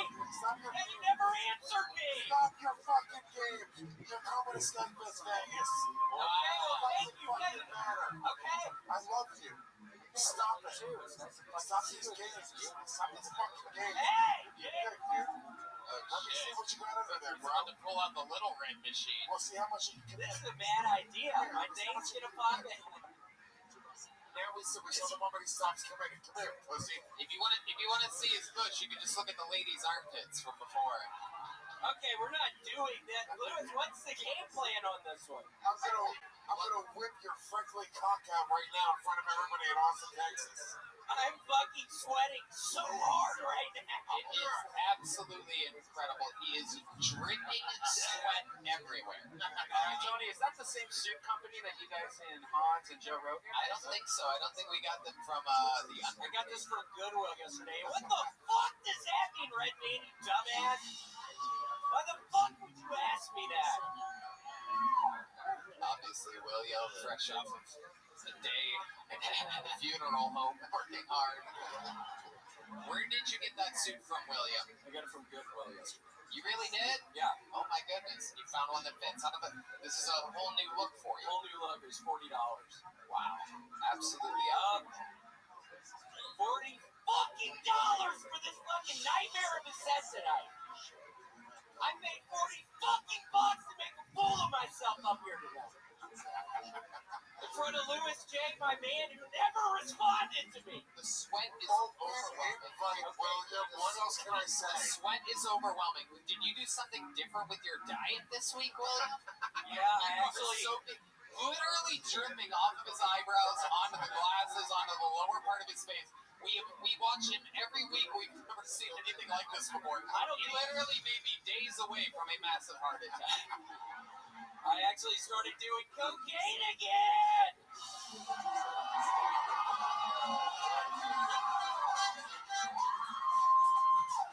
Why the fuck are people cheering for that? That would be very bad. They think you're gonna die here tonight. Is that why people were cheering? Yeah, it's almost frightening how much you sweat. Oh my God! Look at that drop. Well, right there in the I middle. feel it. Right now.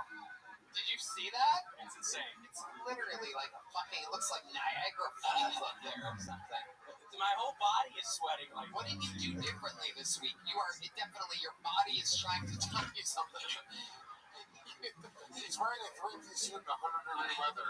It literally looks like in like those old SNL sketches when they would do like when they would have like a tube running off the top of their head, like overly obnoxiously sweating. But this is all natural. This is real.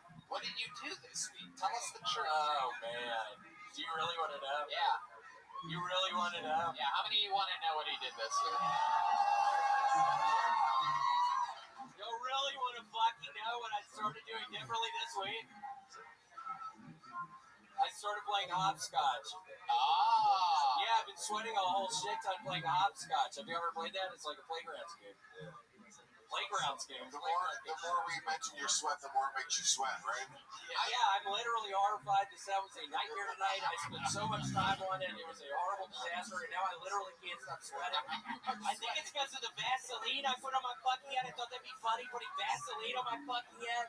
But it's just making me uncontrollably sweat. there are droplets of sweat flowing down his forehead. And I taste it. It's all in my mouth. It tastes like Vaseline in my fucking mouth right now. All he has to do to After a horrible fucking set, now all I can fucking taste is Vaseline. You want to get the flavor out of your mouth? Can I throw a grape in your mouth? We haven't made it in anybody's mouth tonight. It's a little bit too much. Here, I got it.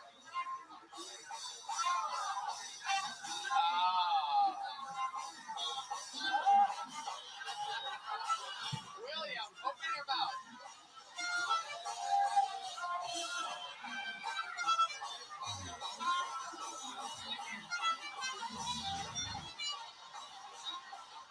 Someone throw it hard. Yeah, Red Bear. Oh my God. Oh, almost. Open it up. Over here.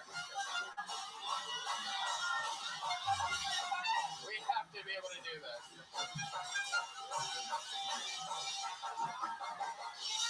This isn't working. This isn't working. And I can't stop fucking sweating. This is making me sweat so much.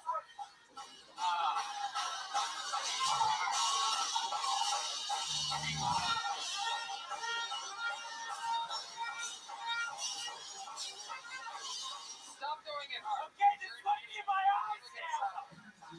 Okay. I can't do it. William, open your mouth.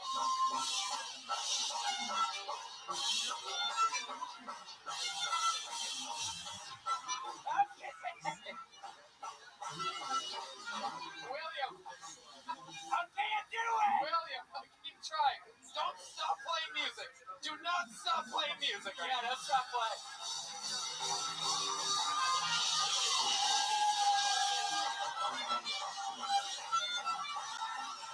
William.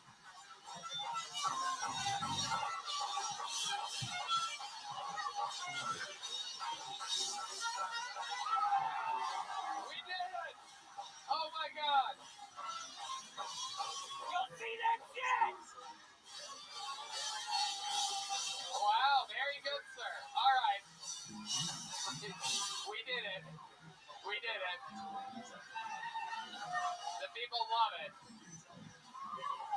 Did you guys have fun here tonight, huh? We are the #1 live podcast in the world. Look out. Be ready for everything. There is the 10-year anniversary of Kill Tony, June 2023, coming soon. Big announcement on the way of where and how that's going to go down. It is going to be literally our biggest show of all time. The venue has been locked in. It's all happening. Who wants a bag of charcuterie out there? Anybody? There you go. How loud can this place get for the great Louis J. Gomez and Aaron Berg? Catch them doing stand-up comedy on the Offend Everyone tour. LewisofSkanks.com for tickets. Berg's Base on the Gas Digital Network, and of course, Legion of Skanks and the Real Ass Podcast with the joke sniper Zach Amico. Thank you, Lewis, as always. Thank you, Aaron. The drawing from Ryan J. Ebelt is in. It is incredible. He draws every episode. Every print's available at RyanJEbelt.com. How about one more time for the band, everybody? Screwball Peanut Butter Whiskey, Kill Tony Band. This has been Kill Tony, brought to you by the Yellow Rose and the Red Rose, and of course, Deep Eddy Vodka. And now also the Hotel Grand Duca, where you can save 25% off by using the promo code Kill Tony when you come to visit on a Sunday or Monday night. The official Kill Tony after party starts now, here, right where you're at. Thank you guys so much. Good night, everybody. Thank you.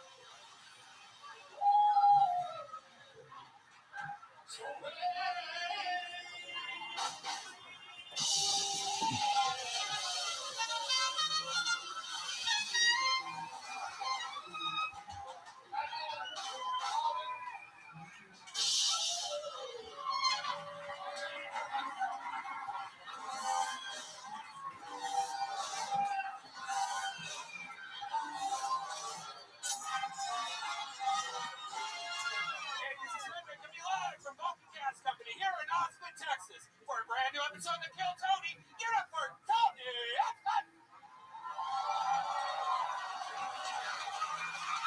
Austin, Texas. So you guys ready for the best goddamn Monday night of your lives or what?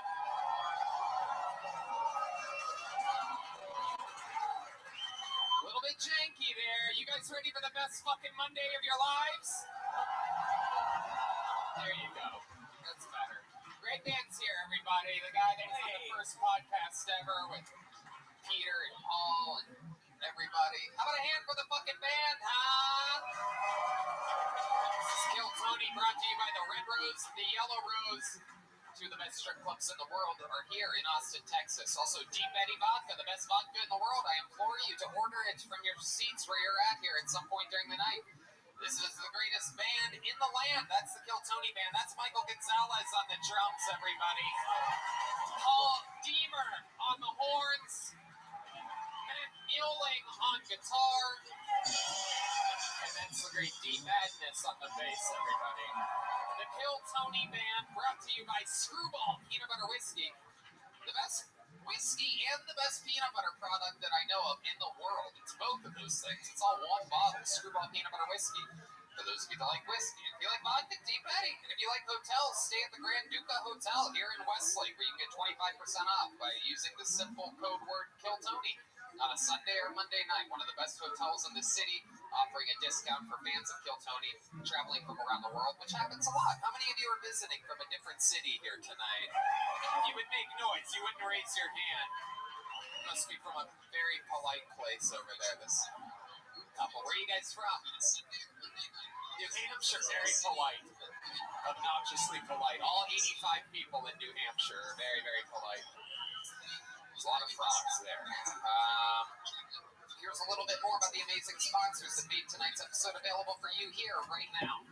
Hey y'all, indeed it is Tony Hinchcliffe here, telling you that I am back out on tour with my stand-up comedy.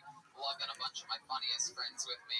Houston, Texas, July 28th, 29th, and the 30th. Dallas, Texas, the 12th and 13th of August, and August 26th and 27th, San Antonio, Texas. Nashville, Tennessee, making my long-awaited return September 29th, 30th, and October 1st. Tickets available at TonyHinchcliffe.com, and we'll see you out there. Hey y'all, take your summer adventures to the next level with Bespoke Post and their new seasonal lineup of must-have Box of Awesome collections. Bespoke Post partners with small businesses and emerging brands to bring you the most unique goods every month. I absolutely love this stuff.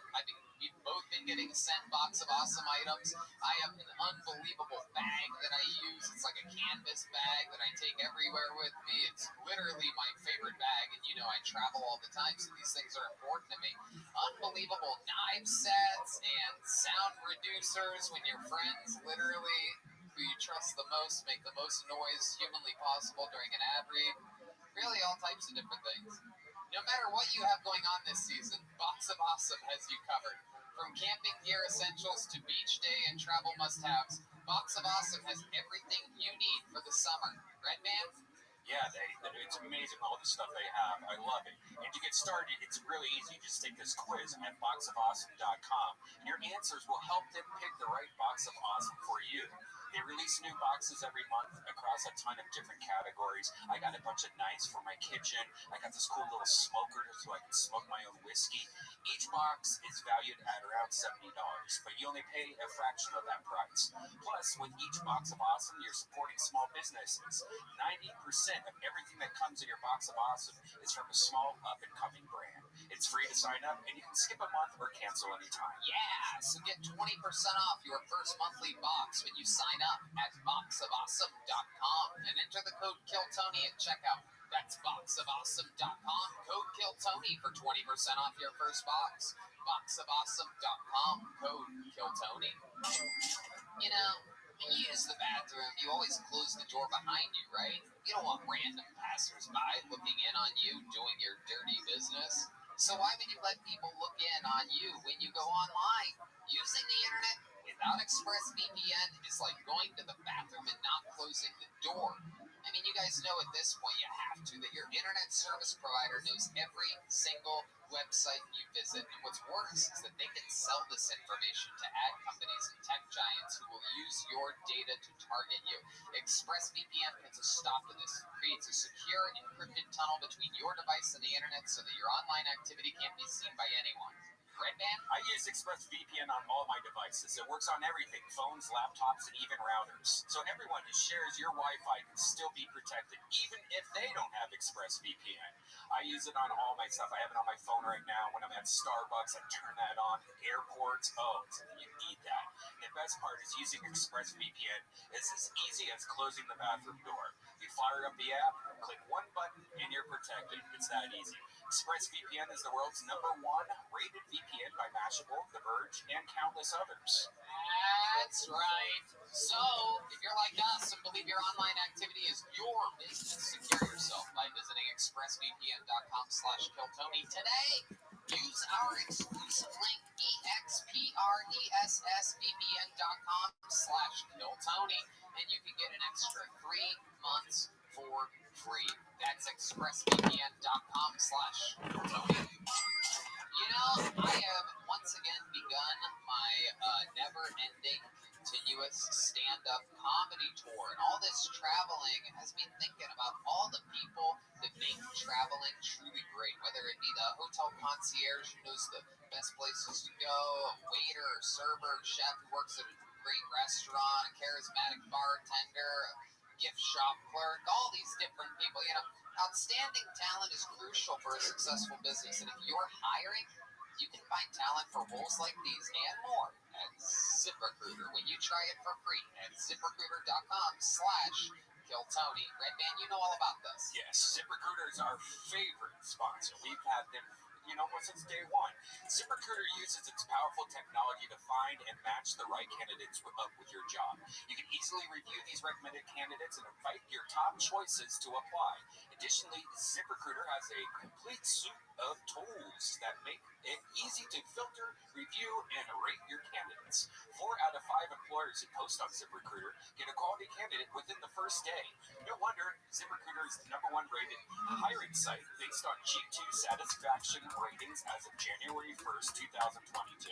That's right. So travel to this easy-to-remember web destination, ZipRecruiter.com/Kiltony. That's where you can try ZipRecruiter for free. Again, that's ZipRecruiter.com/KILLTONY. ZipRecruiter, the smartest way to hire. Are you guys ready to start tonight's show or what? Every single week, we have one of the best comedians in the world on this show. This week is no different. This week is special. This is a goddamn monster. This is one of my favorite comedians on planet Earth. One of my sisters in comedy at the Comedy Store. A true paid regular. You might know her from a great many, many things. It's Always Sunny in Philadelphia.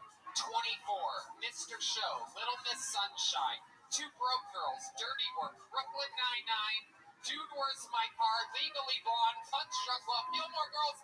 It's the one and only Mary Lynn Rice-Stubb. Wow. Oh my God.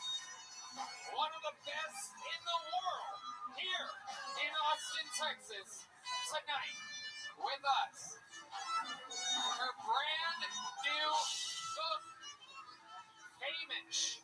My Life at the Edge of Stardom is for sale now absolutely everywhere. And you can get a signed copy by going to MaryLynn.com. Mary Lynn, welcome back. Wow, thank you for that intro.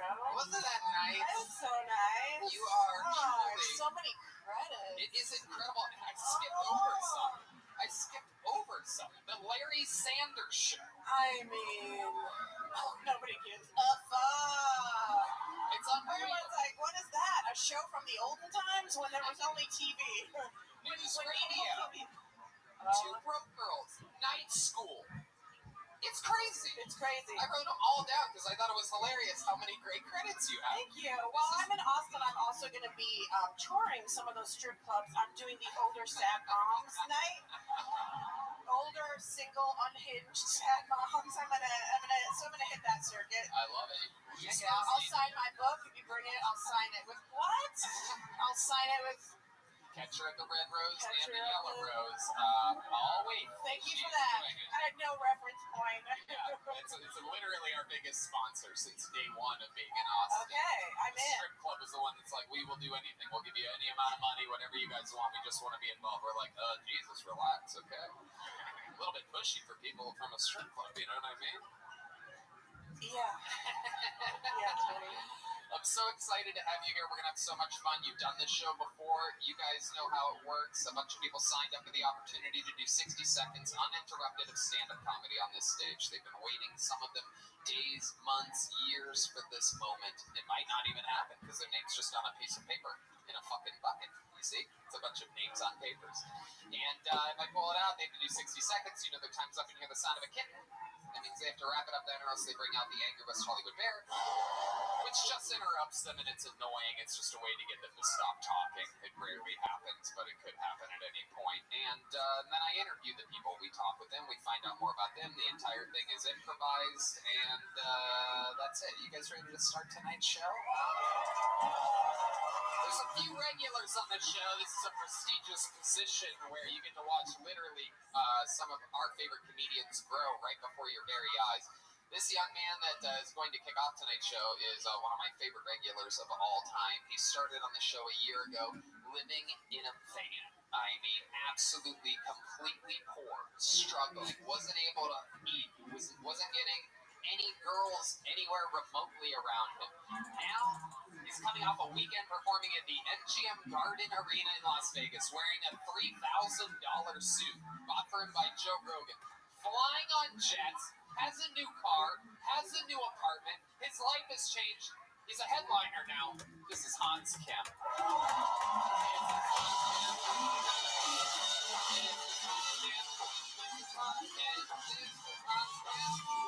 Hey, it's good to be here in Texas. I was just in Florida, and holy shit, thought people in Texas were dumb. They're like dumb without any of the aggression. It's like a bunch of manatees over there. But good to be here in Texas. Abortion is illegal. Sorry, ladies, you're gonna have to hold it in like a shit.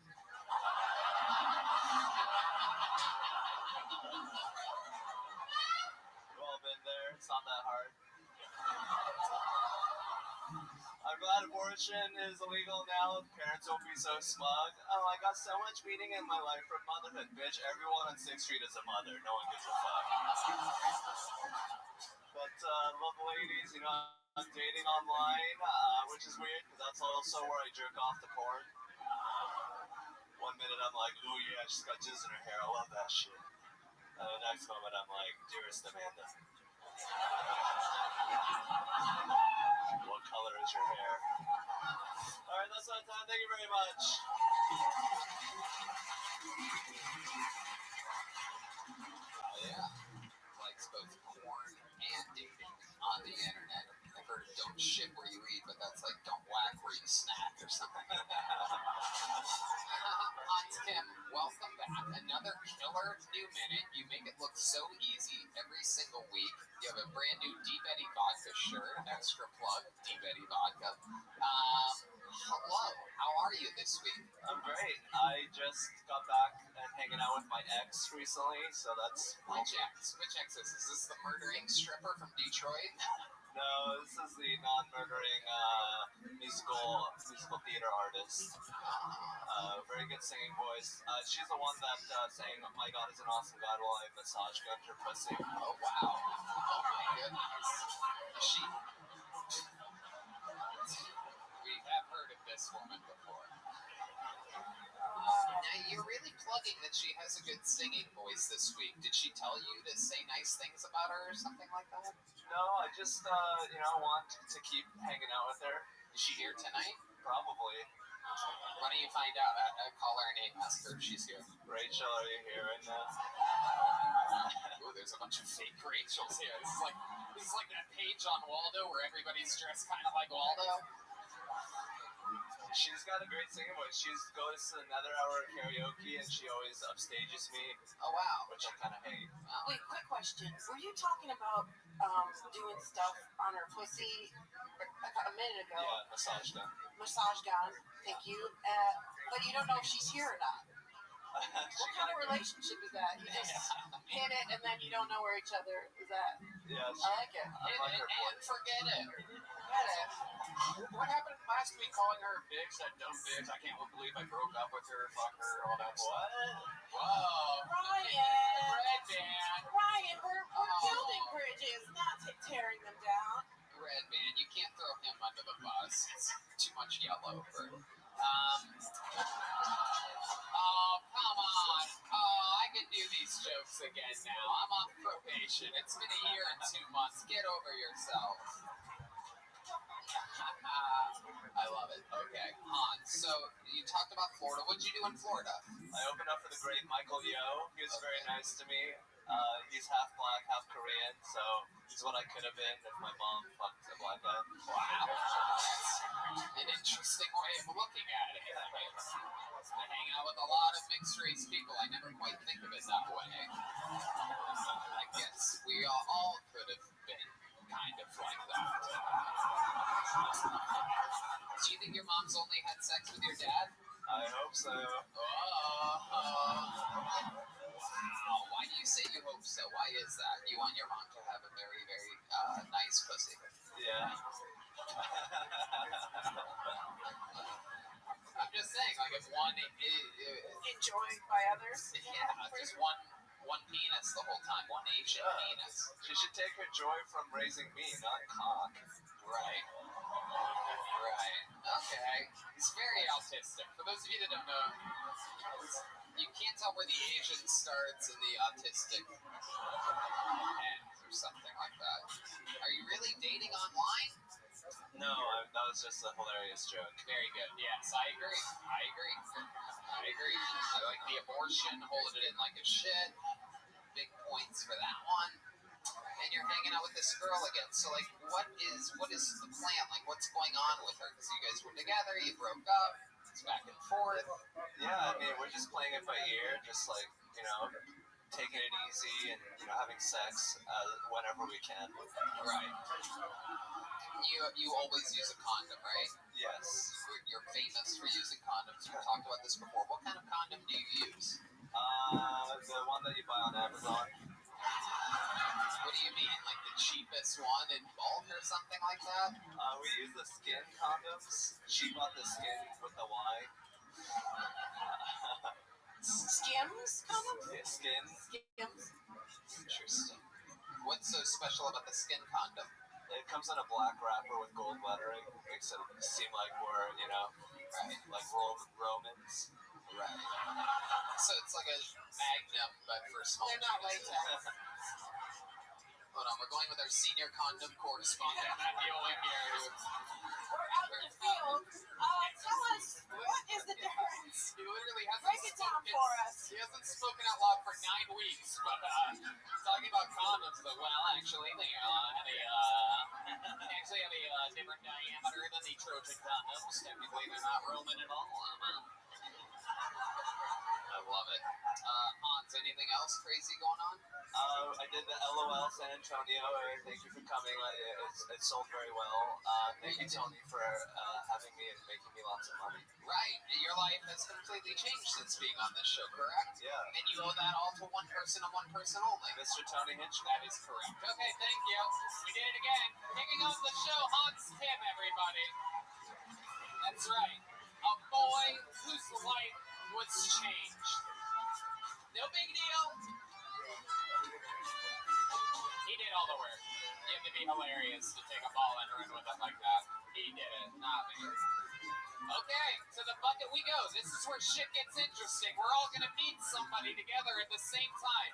Your first comedian out of the bucket tonight goes by the name of CJ Byron. CJ Byron, here he is. Oh my goodness. Hell yes. CJ Byron. Holy shit, God bless America, am I right? Oh man, you guys are gonna like this one. So I found out recently the other day I'm not actually the blackest person in my friend group. Now, I'm not talking about skin color black, because obviously I'm like blood type black, you know what I mean? I'm like Wesley Snipes or something like that. I'm talking about being niggerish is what I'm talking about. So my buddy Sean, he has a face tattoo that probably should have gave it away. But we're going over our Spotify wrap-up playlist, and he was like, yeah, 21 Savage, Young Dolph, all this stuff. And then he looks at mine. He's like, dude, who's Lady Gaga? I'm like, bro, first of all, you're not going to talk about Lady Gaga like that, you piece of shit. And so we're not friends anymore, but not for the reason that you think. He's in jail right now for, I think, child endangerment, murder, and some other stuff like that. But, yeah, that's just the end of that story. Holy shit. CJ Byron with 60 seconds. Hell yeah. CJ, you've been on this show before, correct? Yeah, I was. You've changed a little bit since the last time. A little bit, you know. The rate that you're changing, I think you're going to have a Netflix special in like 2 months. I don't know what's going on. This is wild. You're like a trans Francis Ngannou. This is going to be in my nightmares tonight. This is the man that rapes me in my nightmares tonight. It's not rape if you like it, you know? You're goddamn right. Oops, I pushed back. I pushed back during my own rape. I love it. CJ Byron, you are famous on these streets here in Austin. You are known as Black Jesus. The real Black Jesus, yeah. It's his eye, ladies and gentlemen. You can literally see him going from bar to bar on a nightly basis. He is a giant black alcoholic. Am I right? Yeah. I also like sex too, so. Oh. Not just alcohol. Okay. What type of people are you banging dressed like lamb chops? Play along. Most of the people I bang, I'm like, I really just bang a lot of white women. Black girls don't really like me. Hey, what's up? Hi. You know what's up. Oh, shit. What's your reindeer's name? Mr. Kitty Bibbles. Looks like Mary Lynn's gonna be in a whole new big I support project. the process. Yeah, I got a big project coming up. I'm gonna be in Austin for a little while, working on a project. You're gonna move here after this, baby. Whoa! I think Black Jesus is gonna give you the second coming. You know what I'm saying? Oh, we've activated the back light. It's gonna be one of those long nights, people. Praise the Lord. Praise the Lord. I'm just trying to see if I still have feelings down there, so let's go. A first coming would be fine. I'd take a first coming. Hell yeah. Some of that Larry Sanders show pussy down there. Oh, shit. I love it. Okay, CJ, remind us, what exactly do you do for work? So I run my uncle's bar on West 6th Street, Wild. Okay. So, yeah, pretty much just do that when I'm not drunk as fuck. Okay. Cool.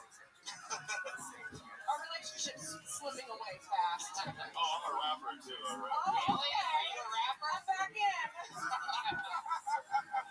What's your rap name? Black Jesus. Okay, that makes sense. Can you do a little rap for us? You want a beat from the band or something? I'm interested to see what. Yeah, I'll do a little rap for that. You want to pick it up? Oh shit. Alright. We're gonna start like this. Everybody waiting from left to right or side to side. Oh wow. I can't believe I made you guys do that. Like a yoke. Well, my name is Black Jesus, and that is that. You know, I look a little bit just like Shaq, or I look like I came out of an Oreo pack because I'm black on the outside, and that's that. All my friends are white because I'm dope as shit. White woman bow to me and suck our dicks. That's it. Holy shit. My God. Wow. We have come so far from the times of slavery, I'm telling you. I mean, I'll tell you, just a couple hundred years ago, if a black guy was rapping about white girls sucking his dick, I'm pretty sure I think that's happened to Emmett too or something, right? they would have to find a very large tree for a man like you.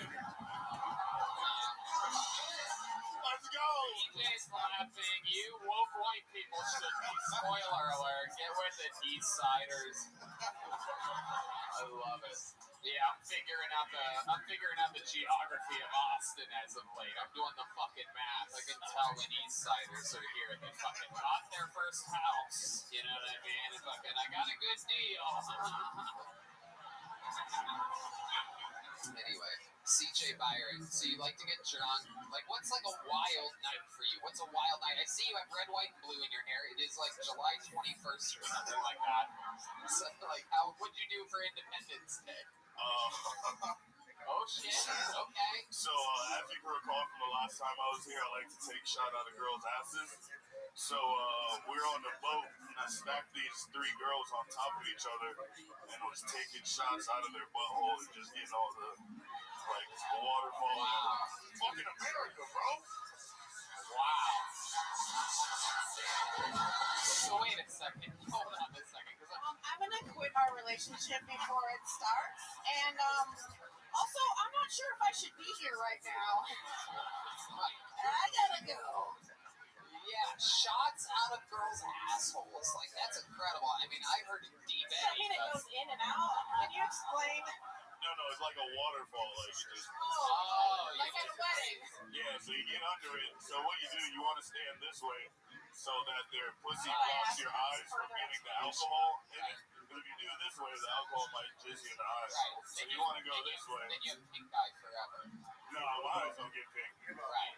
What kind of alcohol do you use? Do you like a Jägermeister? Yeah, Casamigos. I've been trying to get them to sponsor me, but they do not like I think you should use Screwball. I think you put the Screwball? peanut butter whiskey. I'm putting peanut butter jelly, baby. You know what I'm saying? There's poor girls, man. They have like a yeast infection. Okay, thank you, Red Band. Very good for your contributions to the show. Very good. Yeast infection. Am I right? That's just a thing, Red Band. Comedically speaking, shall we say the style is drunk, energy, outfit. Out of all the people that I know, out of all the comedians that I know take shots out of assholes, you're the best. That's what I think. What else about you? Give me one more thing, CJ. Tell us something we haven't talked about before that sets you apart from all these other humans. I mean, my life's dope and do dope shit, so I think that's... Like what? Give us another one. Shots out of ass. By the way, where do you do these July 4th shots out of ass? Lake Austin. Lake Austin. Yeah. You're on a boat, because I know you're not swimming. This motherfucker sinks like an anchor, my friends. I promise you that. You know, it's funny, I grew up with a pool, but I can't fucking swim. I bet. Absolutely. It's pretty crazy. What do? You get floaties and go out there or something? No, so I actually have a life vest that has a picture of God on it that says Black Jesus. Oh my goodness. It's like a thing. I'm very scared of water. Like, is it bulletproof as well? Black Jesus does not walk on water. Noted. Copy that. Copy that. He turns water into Cavassier. He takes part in the Last Supper. shit, that's hilarious. Yeah, I can't think of any other ones. Something cool about me, I met the president twice, and the first time I met him, I was in the army, but the second time I met him, he actually remembered me. So he was like, "Hey, CJ." Well, the former president, not the guy. Say which president? Donald Trump, my boy DJ. That's my boy. All right. We go way back. You're a fan of him. You met him. Hell yeah, that's my boy. He met my daughter. I got a picture of him holding one of my daughters and shit. That did not go over well. I probably should have. This all tracks. They were like, yeah. And I was like,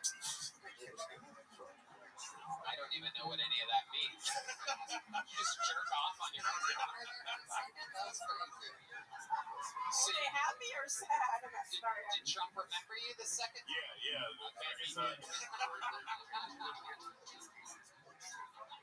it was pretty cool. So like, I always make jokes with We him. love Lord Jesus. We love him. Best Jesus is the Still has to watch Jesus. We love him. You love him. They put him right in the front row of the T-shirt, in front of the camera. Black Jesus is for Donald Trump. I love it, CJ. Well, and let's talk about this stand-up thing for a second before I let you go. How many times have you done? Do you do this regularly? No, only on here. I did it the first time was the last time I was here, and then this time. I love it. This is your second time ever doing comedy. You sort of did it. You're better at the interview part than you are at the. I think this part will be funny. But I love it, dude. You have an incredible charisma. You're ridiculously comfortable on stage. You know what's up, and you did more dope shit tonight. Thank you. You know. There you go, CJ Byron, everybody. CJ, take one of these. Did you get one of these before? Here, give me that back then. Yeah, you already have one. Take it. Chris Rogers Art. Oh yeah, Chris Rogers Art. He's another guy that's here. Chris Rogers is drawing tonight. I forgot to mention. Ryan J. Ebel drawing tonight's episode all the way from Los Angeles, California. Chris Rogers over there starting an iconic picture of William Montgomery. Back to the bus we go. Together, we will meet Lorena Reina, everybody. Lorena Reina is next. Here, live, Tony, Austin, Texas. Here comes Lorena Reina. You guys having fun yet, huh? All right, here she is. One more time for Lorena, everybody. Never been in a relationship before. Anytime I get close, I choke. Or specifically, I ask to be choked. But I'm out there, I'm trying. Anybody on more than 3 dating apps? Just me? Okay. So I feel like guys always say they're looking for someone adventurous, but what they really mean is someone to go to a craft brewery and do anal. Which, sure. But, I think I'm adventurous, but, I learned how to, cook in the dark because I didn't pay my electric bill. Not so much living paycheck to paycheck as moment to moment. So, but yeah, I feel like, girls, have you noticed there's a lot of guys that have pictures of a fish? It's the only time they ever take a picture. But I like it because it shows that they're looking for the big one. So it's not going to be a catch and release situation. All right, Lorena Reina, keep that microphone. We're going to talk for a second here. This is your first time on the show, correct? Awesome. Welcome. The crowd absolutely loves you. You're super likable. You are a very, very, very likable lady. You know what I mean? Yeah. Lorena, how long have you been doing stand-up comedy? May 1st. May 1st is when you started, so, all right, I'll do the math for you. It's been 2.5 months. Very good. May 1st. What made you want to start on May 1st? I don't know. My best friend just moved here to Austin. I'm from here. But I did an open mic in Florida, and that was kind of what kicked it off. Right. And this open mic in Florida, what were you doing in Florida at the time? She was moving here, so it's all. Oh, your best friend. You guys hook up? No, it's not like that. True best friend. Yeah. Right. Okay. So, I'm just trying to figure out why you would wait until she moved here to start here. Yeah, I don't know. Just the way it lined up. Okay. All right. And okay. What do you do for work? How do you make money? I drive for Uber. Oh shit. Okay. All right. Just strictly driving for Uber. Yeah. Okay. All right. Anything crazy ever happen in your Uber car? What kind of car do you have? So right now I'm driving a Toyota Avalon. Ooh, okay. Yeah. All right. You're Mexican, correct? Yeah. Yeah. What's the other half? White. Whoa, half Mexican, half white. Yeah. Okay, the old flour tortilla. That's my favorite snack. That was a good one. Never said before. That was the first. Thought of it in the moment. That's a whole day's work right there. Lorena Reina. So, which one's Mexican? Which one's a white father, Mexican mother? Whoa, the rare Mexican father, white mother. Wow. So what was wrong with your mother? No, I'm kidding. I'm joking.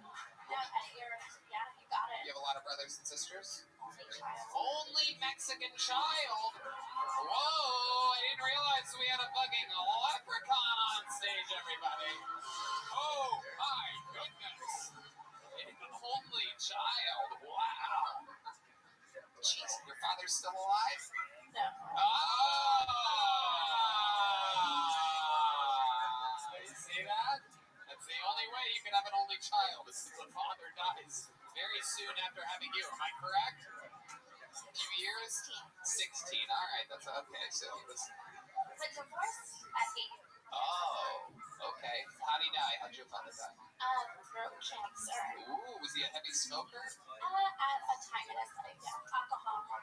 Oh, okay. All right.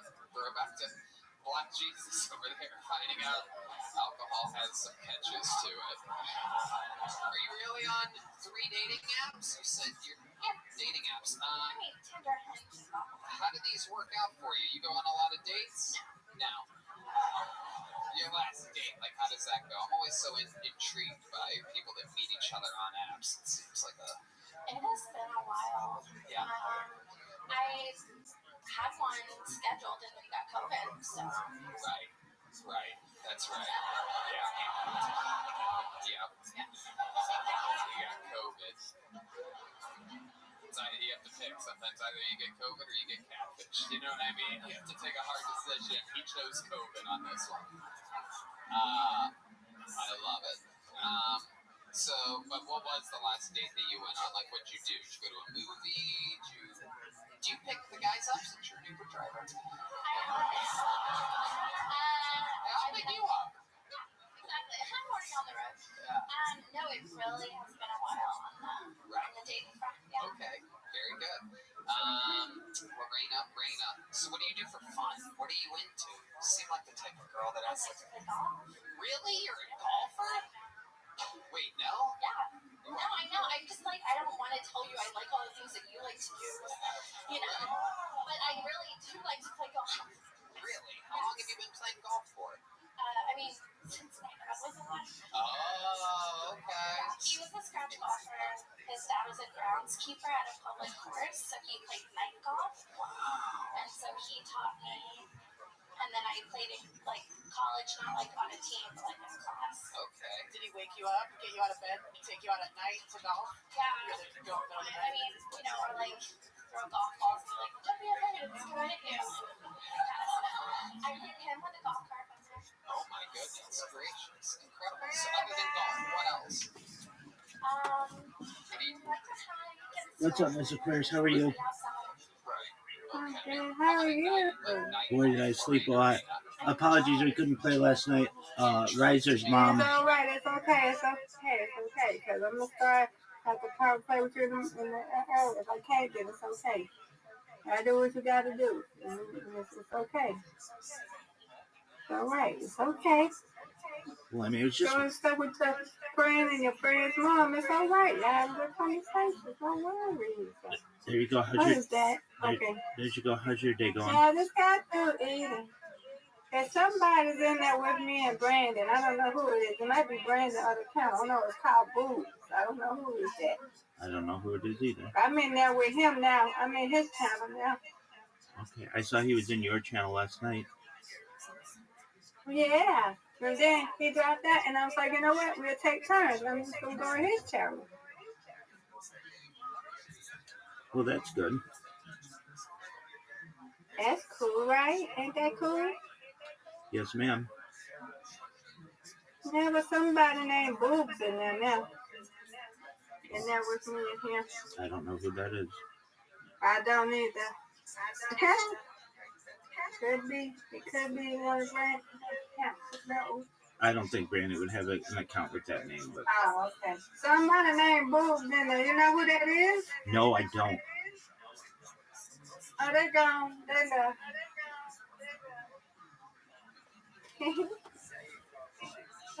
With Boobs.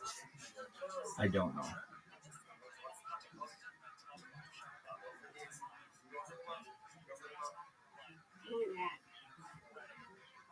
I'll take my thing now. If I lose my, I'm gonna take it for my minute.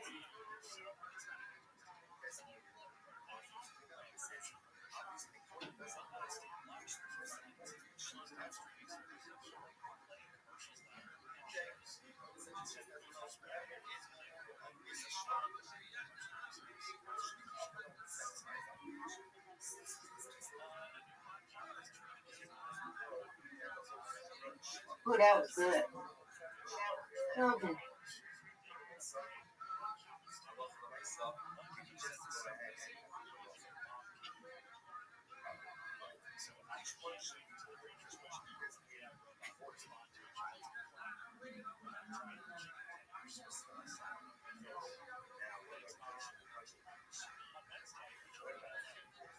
There, Brandon.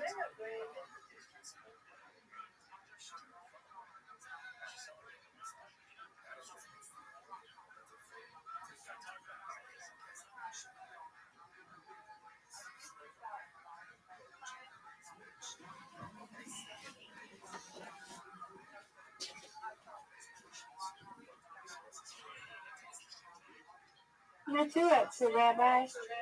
Just taking care of some stuff. Okay. Your box? Yeah. Your box alright? I feel like people are so fast. I get out of there. It's just too much. I agree. That giant space is wild. No. It's hard to keep moving people and all that. They get the, oh, there's just too many. I'm like, I got to go. Goodbye. I'll be back.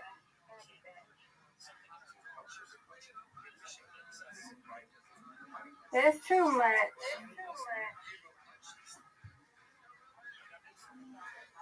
I don't know what to stream in my channel. What to stream in my channel, Rabbi? I don't know, Mr. What Curtis. should I stream? Stream whatever you like. Yeah.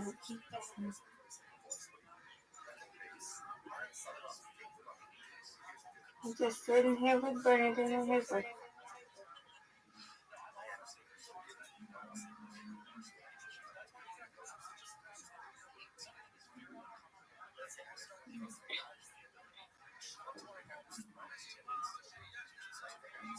And that's on 100 and something got to be this one.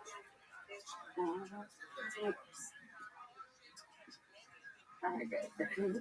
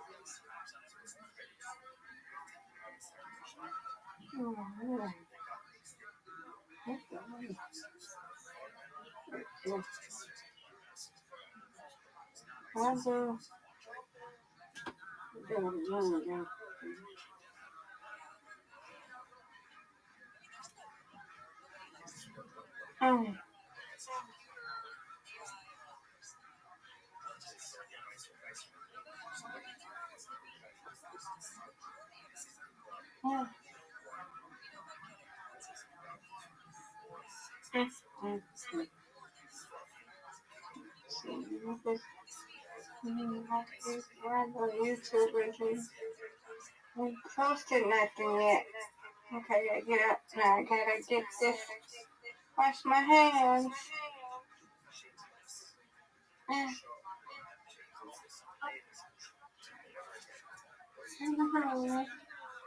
Okay. Rested.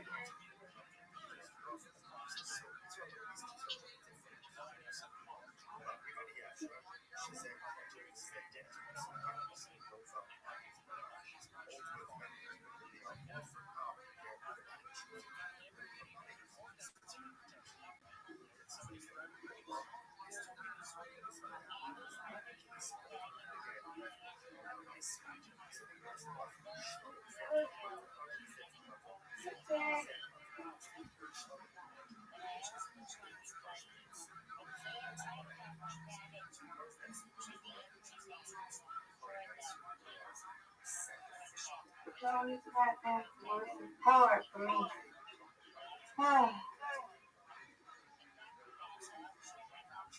Just to be here. So I gotta get a go pick that breath. Okay. I got to rest my leg for a little bit. Ooh. This is crazy.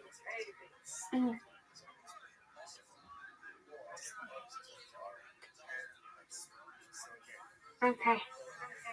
Let's go.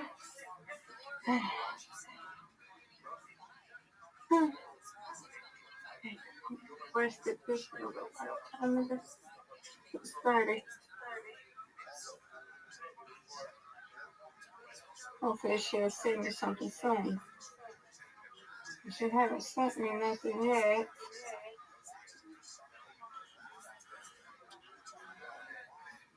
All right, Mr. Aquarius, I'm going to teach my class, so I'm going to go on mute.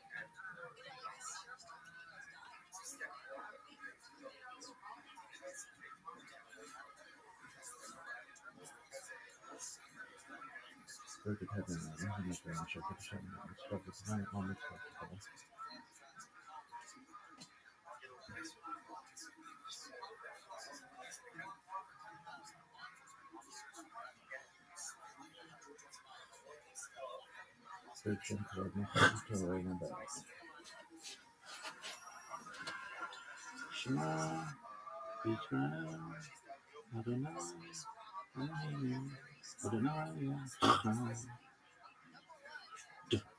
Echad.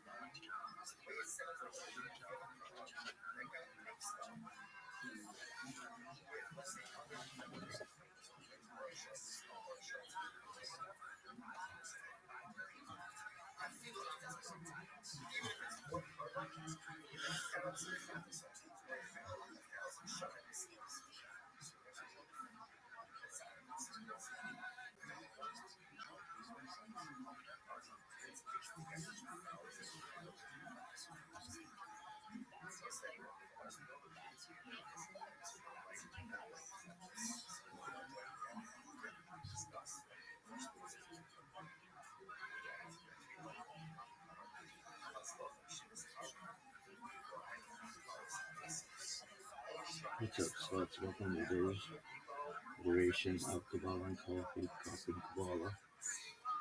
It was 11th of May, 5786, on March 29th.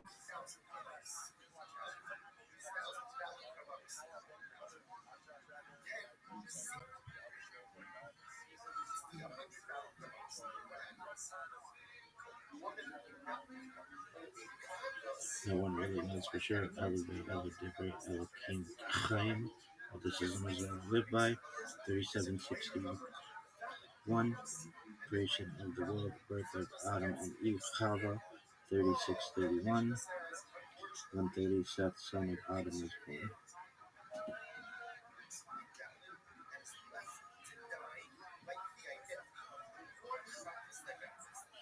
Well, this shit's starting to get my coffee.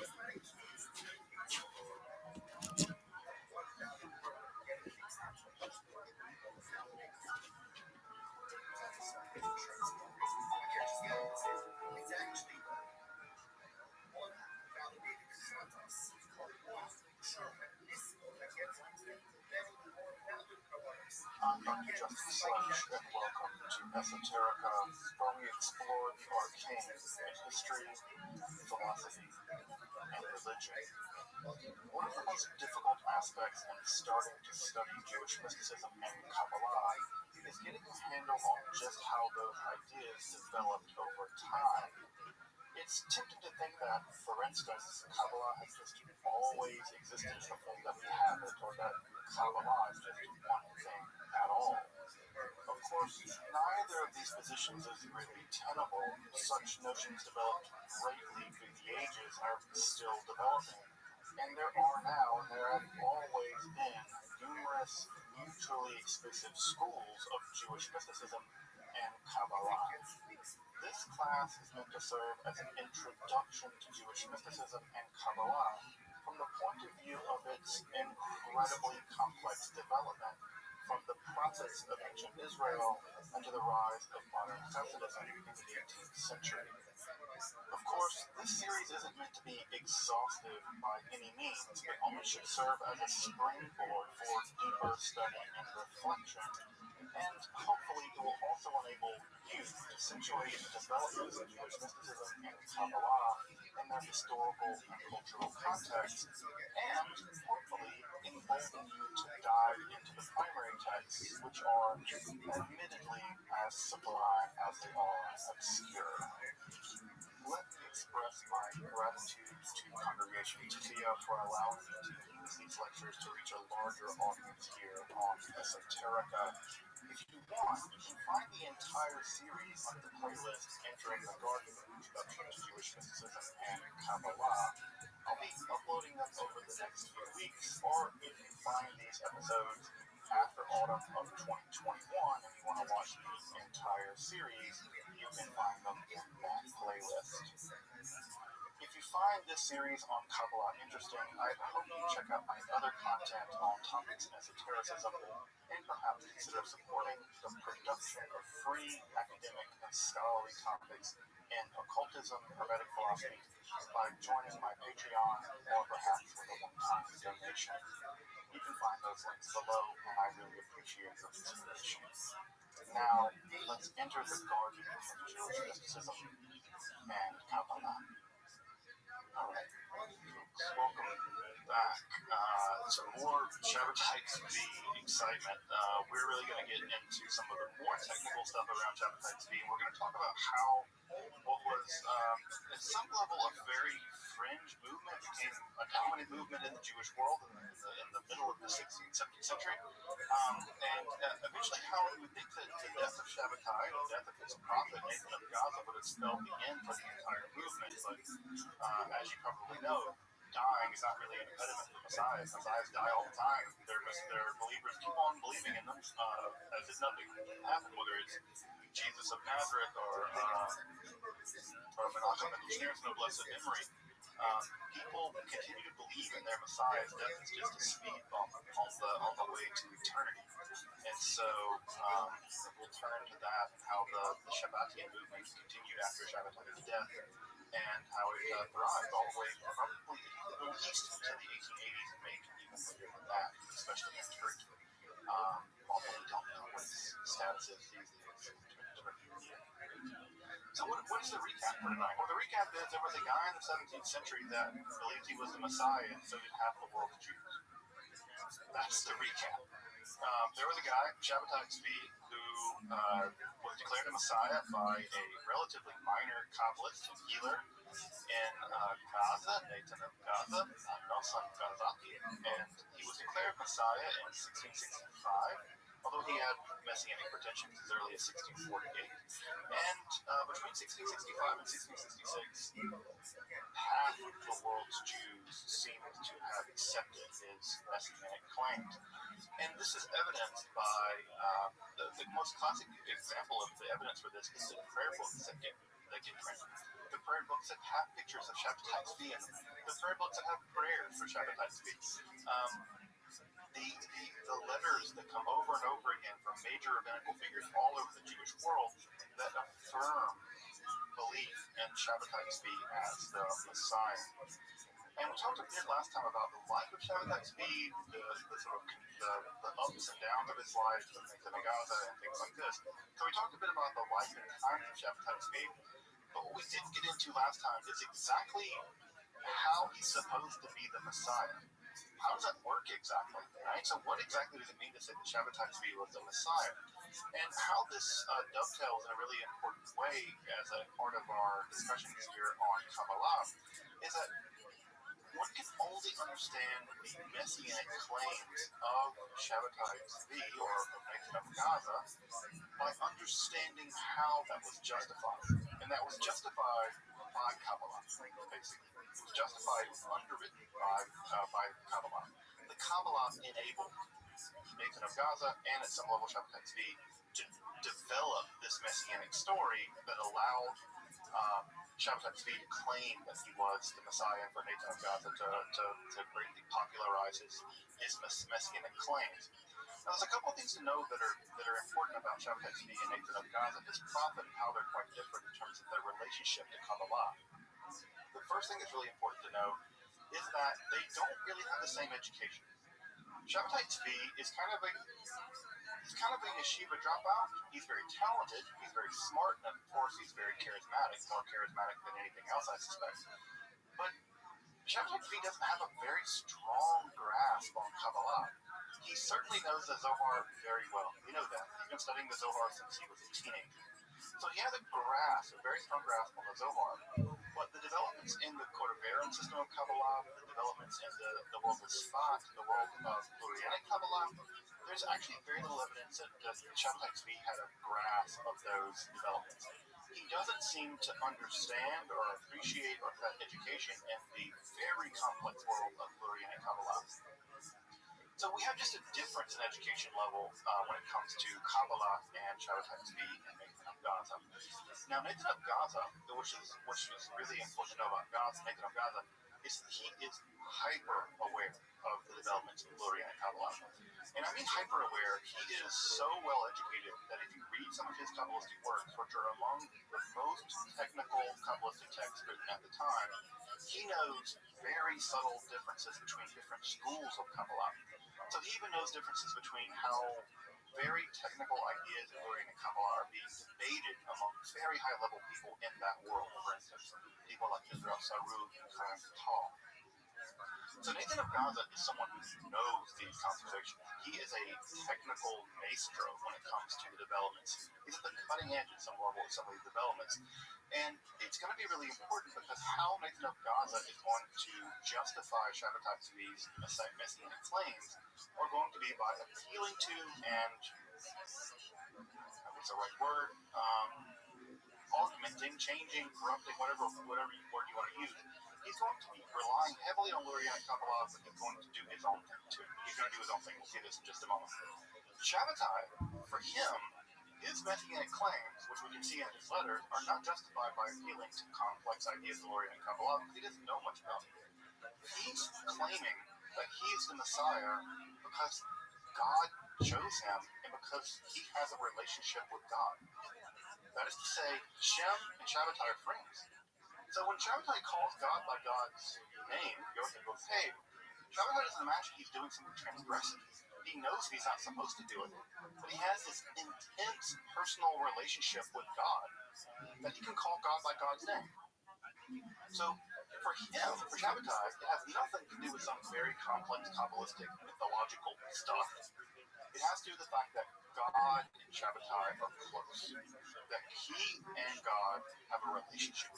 And that relationship is one of anointing. It's one of, I've been invited into the world of Godhead, and I have a relationship with Hashem. Now, that to you might sound really Christian. That might sound really, really Christian to you. And in fact, one of the things that Shabbatai talks about all the time is Christianity. He talks about Jesus. He says, one of the things I'm going to do in this whole messianic business is redeem Jesus. He's very influenced at some level by Christianity, and part of what I think makes the Jewish world very uncomfortable with Shabbatai is not his transgressive behavior. His transgressive behavior gets really overplayed for reasons we'll talk about later, but it's not his transgressive behavior, it's his syncretism. That he's okay with the idea of incorporating Christian elements, with incorporating secular elements, with incorporating Islamic elements. That's what works the Jewish establishment. It's his syncretism that makes them really angry. Of course, he does these transgressive things and that pisses them off too. Really, it's the syncretism that really gets him. And I think that's something that's coming forward new in the scholarship. You know, we were just talking about this before the recording started, is that part of what's going on now in the scholarship, we're now beginning to realize that Shabbatai Tzvi was much more at the helm of understanding what was going on than the previous generation of scholarship, mostly Gershom Scholem, thought. Scholem basically thought that at some level, Shabbatai Tzvi was a yeshiva dropout who had no real understanding of Judaism, much less really Kabbalah, and that he was a mentally ill person that rode on the coattails of the great prophet Nathan of Gaza. That was the theory that really, if you read Sholom's work, that's the theory that goes. More recent scholarship by Udo Leeds and other kinds of folks, Pavel Majenko, we really now know that's not true. Because we have letters from Shabbatai Tzvi explaining why he thinks he's the Messiah. And he gives very different reasons for why he thinks he's the Messiah as opposed to why Nathan of Gaza thinks it is. So we're getting a much more complicated vision of who Shabbatai Tzvi was, his theology, his ideas of his own messiahhood. We're getting those ideas, and this shows you that the scholarship is continuing to evolve. So let's get into Nathan of Gaza's theory, right? Let's get into Nathan of Gaza's theory, because that's going to really tie us back to the Kabbalah in a big way. So what does Nathan of Gaza think? Why does Nathan of Gaza think that Shabbatai is the Messiah? So it has everything to do with Kabbalah. It has everything to do with Lurianic Kabbalah. So just to rewind a little bit, right? You'll remember from the Lurianic theory that God was originally an infinite fullness, and that fullness filled the entire everything. And that in order to create creation, God had to contract God's self, and that act of contraction is called tzimtzum. Well, when God contracted God's self into the tzimtzum, that left behind a void, what we call the tehiru in Hebrew. And the tehiru, right, when it was evacuated, according to the Lurianic Kabbalah, it left behind traces of the divine. There are sort of fragments of God left behind. Always imagine, you ever poured out oil from a cooking pan? There's always oil left, no matter how much you tip it over, you can't quite get all the oil out. the traces of the oil, the traces of the divine light, the Rishimu, coated or fragmented all over inside of the Tehiru of the void. Well, some of those aspects of those traces within the divine void contain elements of divine judgment. Remember, divine judgment in the Kabbalah is always thought of when divine judgment is checked by other forces, that is evil. It's unbridled judgment, deen. Well, those elements of deen, of unbridled judgment that remain inside of the Tehiru, in terms of the void, those elements of unbridled vengeance and judgment, they sank to the bottom of that void. And as they sank to the bottom of that void, those elements became the sort of the abyss, or the sort of demonic world at the bottom of that void, of the gap that when God zoomed. That area, by the way, is called the Golem, and Lurian Kabbalah, it's called the Golem. It's an unformed world. This is so chaos. It's a tohu bohu. It's this chaotic nightmare where all the evil has sunk to the bottom of the void. All right, so when God shoots God's light into that void, at the very tip of that spear, at the very tip of Yesod, at the tip of God's phallus, I suppose, at the tip of God's Yesod, the tip of that spear, that light plunges all the way in to the void, to the Tehiru, and the tip of that, and this is where Nathan of Gaza comes in. It's not Lurianic Kabbalah, it's Nathan of Gaza. The tip of that void shoots all the way into the very bottom of the void, of the abyss where the demons are, and the tip of that is the soul of the Messiah. The soul of the Messiah is the tip of the spear, the tip of the light going all the way in. And as soon as it reaches the bottom, it comes back up. And all of God's remaining judgment in Ein Sof floods into the void, the demonic abyss, the golem, and the soul of the Messiah is the only thing good left at the bottom of that chaotic, nightmarish abyss of evil. The soul of the Messiah is born, is deposited, according to Nathan of Gaza, at the very bottom of the abyss. And that abyss is filled with every form of evil imaginable. Every form of evil imaginable. The soul of the Messiah is born there, put there. And there, the soul of the Messiah becomes infused with all this evil. And it's only through this unimaginable process where the soul of the Messiah has to redeem itself, has to climb out of this horrifying abyss of evil. That in the process of redeeming itself, eventually it pulls itself all the way up, right through this horrific world of what I call the Tanaim, the dragons of the text that describes this. It's called Drush Tanaim, Treatise of the Dragons. As the Messiah's soul fights vigorously, strives vigorously to purify itself, repurify itself of all this evil, eventually the soul of the Messiah reaches sort of the event horizon, right? If you want to think about this in terms of a black hole, it's like a black hole, but eventually the soul of the Messiah can get to the very top of the event horizon, right? And just barely pop through. Now, when it barely pops through this horrific world of demonic power, it's still corrupted deeply with demonic power. It's still infused with evil. And so it's still some battle of good and evil. It's still deeply polarized between really, really good, it's the soul of the Messiah, and really, really bad, right? The evil world of the Klipot, the shards. And as it climbs out, it eventually crosses back through the event horizon of evil, which you can't do with a black hole, but it crosses through. And it's still influenced all this evil, but as soon as it climbs out of the world of the boat, it has to find a body. And when it finds the body, the soul root that finds the body, whose body it did find, it found the body, according to Nathan of Gaza, of poor Shabbatai Tzvi. And folks, that explains Shabbatai Tzvi. That explains these, according to Nathan of Gaza, these illuminations and these darkness periods, this sort of manic behavior, manic depression. It explains why he can be completely righteous and in love with God, and yet do these transgressive things, where he says that the 17th of Tammuz or whatever is a feast day rather than a fast. And it's exactly Shabbatai's manic, depressive psychology and manic depressive religiosity that for Nathan of Gaza is actually proof of his messianicness. Because inside of Shabbatai is the struggle of the messianic soul against the world of evil, and for Nathan of Gaza, this entire process is the final act of history. Once Shabbatai is purified of all of this evil, then everything will be redeemed. He is embodying, according to Nathan of Gaza, he embodies this final titanic struggle of good and evil. Now, what did the apostasy mean? Right? Because again, Nathan of Gaza is formulating this idea in 1665. Nathan of Shabbatai apostatizes in 1666. Well, we have two completely different theories about what's going on here. We have Nathan's theory.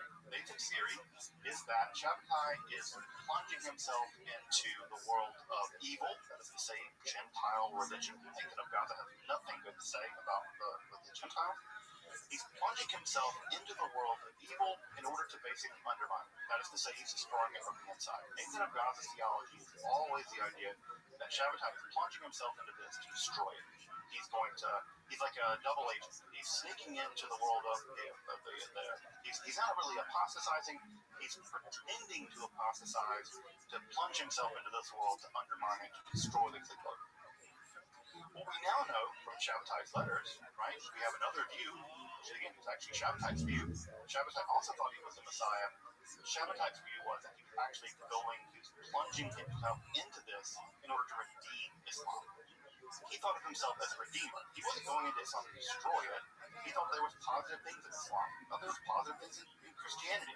And the idea was that ultimately, by plunging himself into this, by plunging himself into Islam, he could redeem the world of the Muslims, and that would be part of the grand redemption. Notice they're very different theories. Notice that what Nathan thought was happening is one thing, and what Shabbatai is happening is something completely different. So notice here, even the Shabbatian movement isn't coherent in terms of what they thought was happening in terms of Shabbatai's messianic mission. And that's not surprising, because if you look at early Christianity, it's not clear that early Christianity really understood what Jesus' messianic mission was. And there was a huge debate about that. Paul thought one thing, James thought another, Peter thought something else. It's not clear that anyone really had a clear idea that Jesus' messianic mission was X, Y, or Z. And so that's why you have these big debates in the church, ditto with the Shabbatian movement. Now, what's key about this, right, is that we have three important interlocking things that make this important. The first is all of them agree that whatever Messiah means, it does not mean the traditional idea of Messiah, which we talked about last time, which is the idea of a political Messiah. This is a spiritualization, the same thing that the Jesus movement did with Jesus, the Shabbatian movement does with Shabbatai, ditto with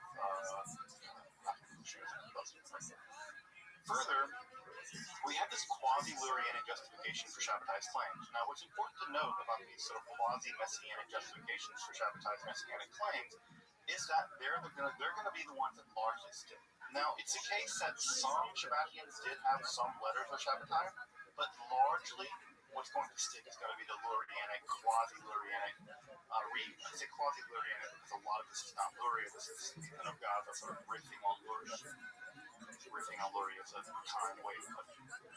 But yeah, riffing on Luria. And third, this is all part of a larger apocalyptic agenda, as we mentioned last time. Again, I cannot emphasize this enough. The 17th century, the mid-17th century, was an age of hyper-apocalypticism. I mean, folks who remember the 1990s, remember the 1990s and how apocalyptic that was. You have the Branch Davidians, you have Y2K, you have all this stuff, you have Heaven's Gate. It was a very apocalyptic time. We'll take that and turn it up into 50s, and that gives you some sense of how crazily apocalyptic the 17th century was. So this is part of a much bigger apocalyptic world, and Shabbatai's messianic claims are all about the end of the world. And to give it a sense of that, I want to read a letter of Nathan of Gaza here, just a chunk of a letter from Nathan of Gaza. And I'll read it relatively briefly, just so you know kind of what the mood felt like. This is a letter of Nathan of Gaza to Raphael Joseph, who was the Chalevi of Cairo, the big wig dude in Cairo. In fact, he was the guy that gave Shabbatai shot. So reading the translated lines of Nathan of Gaza.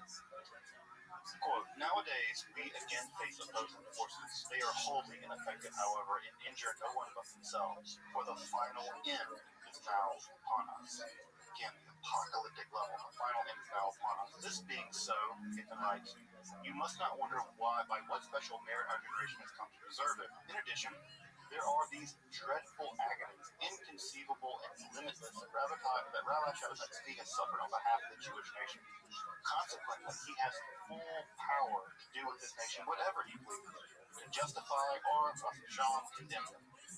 He may justify the most depraved sinner in existence, even someone like Jesus, or condemn anyone who doubts him, even if he be the most pious person alive, to unspeakable torments. You must treat the following principle as absolutely certain. The Jewish people cannot attain to life other than by believing these things without any sign or miracle. All this is God's purpose enacted in this generation, worthy of the beginnings of the redemption, the beginnings of the redemption. You must have no concern whatever for those who do not believe, even if they be your close personal friends. And then after that, what ends up happening is that Shabbatai describes the outline of what Nathan of Gaza thinks is going to be roughly a 100-year period in which everything else is going to go down, and you get a sort of timeline about how this thing is going to go down, how Shabbatai is going to go, and all kinds of stuff. It's very, very bizarre. But anyway, that gives you some sense of the fervor that Nathan of Gaza puts onto all this. Now, as we mentioned, Shabbatai died, and so did Nathan of Gaza. In fact, after Shabbatai died, Nathan of Gaza kind of redoubles his efforts, and he argues basically that Shabbatai's death is a kind of illusion, that Shabbatai is not dead, he's just hidden, right? That was an idea to be found also in Shia and early Islam, that he was occulted, that at some point very, very soon, he would reveal himself again in his full glory. Again, are they leaning on Christianity at some level here? It sounds like it. It sounds like very Christian, that he's just hidden. So this is a kind of, it's kind of Shia, kind of Ismaili, kind of Christian move, that Shabbatai is not dead, he's just hidden. Now, what ends up happening in all of this, right, is that there is something of a combination that's already happened in Shabbatai's life, or the end of his life, where some Sufi ideas have begun to enter the inner circle of Shabbatai's theology, and those Sufi Islamic ideas began to form a kind of synthetic theology. And that synthetic theology allows for the idea that, again, Shabbatai might be occluded, he's actually not dead. And what we have is over and over again these predictions that Shabbatai will appear on this year and this year and this year, and of course he never does. And eventually Nathan of Gaza, well, he dies. Nathan of Gaza dies, and as soon as Nathan of Gaza dies, the movement begins to fracture. Because of course, when you have Nathan of Gaza, who's probably one of the more talented Kabbalists of his day, unable to basically continue to steer the movement via his theoretical Kabbalah, the movement begins to fall apart. And the first person to really pick up the reins of this movement would be Abraham Cardozo, himself a very strong believer in Shabbatai. He would travel all around the Eastern Mediterranean basin, but also through Europe. He would be proclaiming the gospel, so to speak, of Shabbatai's feast, and he was murdered in 1706. So he was a huge promulgator of Shabbatian doctrine until he was killed. Now, the other side of this is that once Shabbatai died, the women in the movement really take up the reins. And again, is it surprising? No. Think about Jesus. The moment that Jesus died, who were the only people there at the grave? It was the women, right? We have the Marys, right? We have the women there. The men all scatter. And so women, in a big way, hold the reins of the movement very early on. And in fact, there's some really great studies about Shabbatian women prophets and how the Shabbatian women prophets really both made the movement work, but also propelled the movement after Shabbatai had died. Now, you'll remember that Shabbatai remarried after his first wife died, and his second wife, Aisha, or Yochebed, she went by both names. Actually, Aisha, or Yochebed, declared that her younger brother, Yaakov Corrido, was in fact the reincarnation of Shabbatai's figure. So, what we have, again, is the use of Lurianic Kabbalah, the idea of soul roots, and Gilgul HaShemot, the idea of reincarnation, being Marshall to show that there's a continuity of Shabbatai's soul. He's not dead. He's just reincarnated. He's reincarnated, of course, into the younger brother here of Aisha Yocheved. Now, what ends up happening in this whole process is that there is some pressure being put on these quasi-Shabbatian Jews, Muslims, that are there living in places like Salonika and in places around the Shabbatian movement.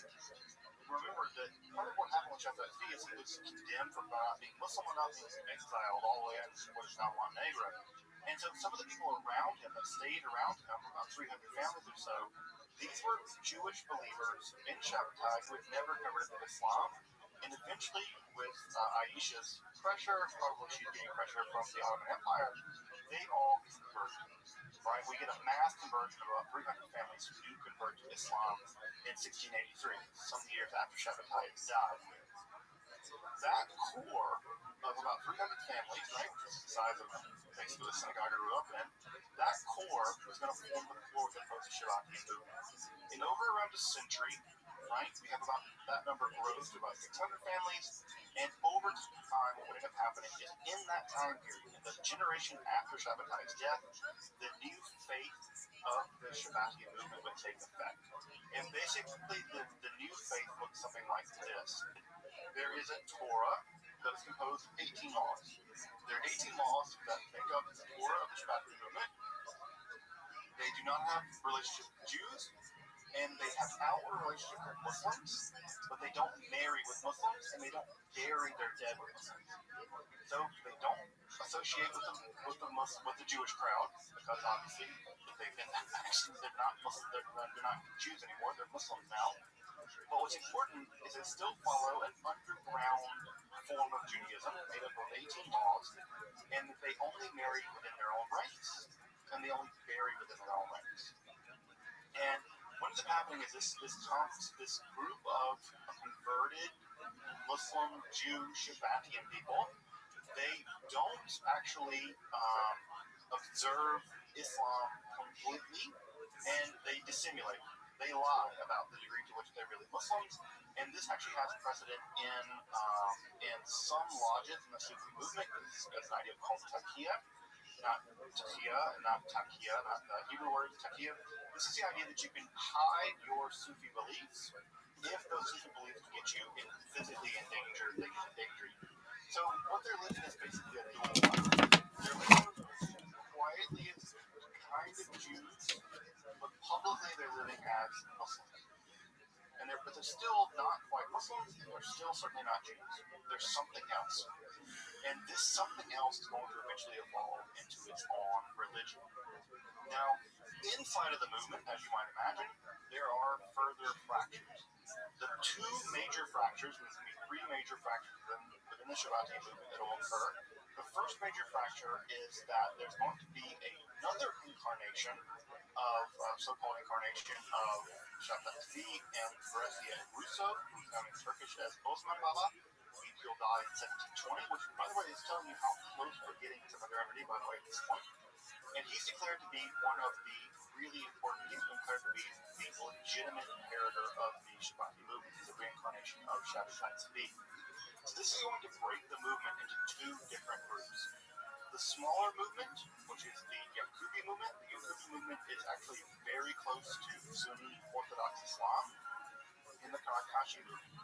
And the Karakashi movement is going to be much more syncretistic with Judaism. It's going to maintain some relationship with Judaism, but it's going to be much more heavily Sufi influence. What's important to know about the Karakashi movement is that they're going to have missionaries. And those missionaries are going to be sent to Eastern Europe. Again, where is this movement developing? It's developing primarily in Salonika. It's developing in places like Montenegro. They're going to move their way into Central Europe, and eventually they're going to reach the core of Central Europe and the Podolia region in Poland. And as you probably know, the Podolia region in Poland is going to be absolutely core in all this. We'll get to that in a minute. There's going to be a third and final split. This is the Kampansi movement. This is the period, this is the group that rejects the whole reincarnation theory, reject the idea that Osman Baba is in fact the reincarnation of Shabbatai Tzvi, and they say that only Shabbatai that there have been no reincarnations of Shabbatai Tzvi, only Shabbatai Tzvi the Messiah, and this version, right, the Kachi movement, is the idea that Shabbatai Tzvi is the only form of the Messiah. That group, which is actually pretty close to the very popular Mevlevic order, which I imagine folks know that Mevlevic, right, those are the whirling dervishes. These are the famous whirling dervishes in the Sufi movement. So they're very close to them in a lot of ways. It's that part of the Shabbatian movement that's going to go on to become the one that will survive in Turkey. That one will survive in Turkey. We'll talk about that in a minute. So by the early to the mid-18th century, these groups would become the core of what we call the Shabbatian movement in the Ottoman Empire. And collectively, they're referred to as Dunman. Dunman. Now this word actually means apostate, and many of them would not call themselves Dunman, but I would call them something like conversos or the Shabbatians, but the name Dunman is stuck. Now, you might be asking how many of these Dunman were there in the Ottoman Empire. Well, they had a bit of a problem in terms of growing themselves because they only married within their own family, which led to all kinds of problems. So there were probably, we guess, sometimes or somewhere between 10 and 15,000 Dunman in the Ottoman Empire at the turn of the 20th century. So at the turn of the 20th century, there were 15 to 10,000 of these Shabbatians living in the Ottoman Empire. They were practicing Jews of a very strange type. They lived on the outside as Muslims, but on the inside they lived secretly as a kind of Jew. And they were kind of accepted. Everyone knew, I think, that they weren't completely Muslims, and everyone kind of knew that they weren't really Jews. They kind of did their own thing. They buried their own dead in their own graveyard. They only married each other. They lived in the same part of Salonika and eventually Istanbul. They were their own thing. Everyone at some level knew this. Now, what's important about the Donman is that there are two things that really important that are known about them, is that they became very well educated and very, very wealthy.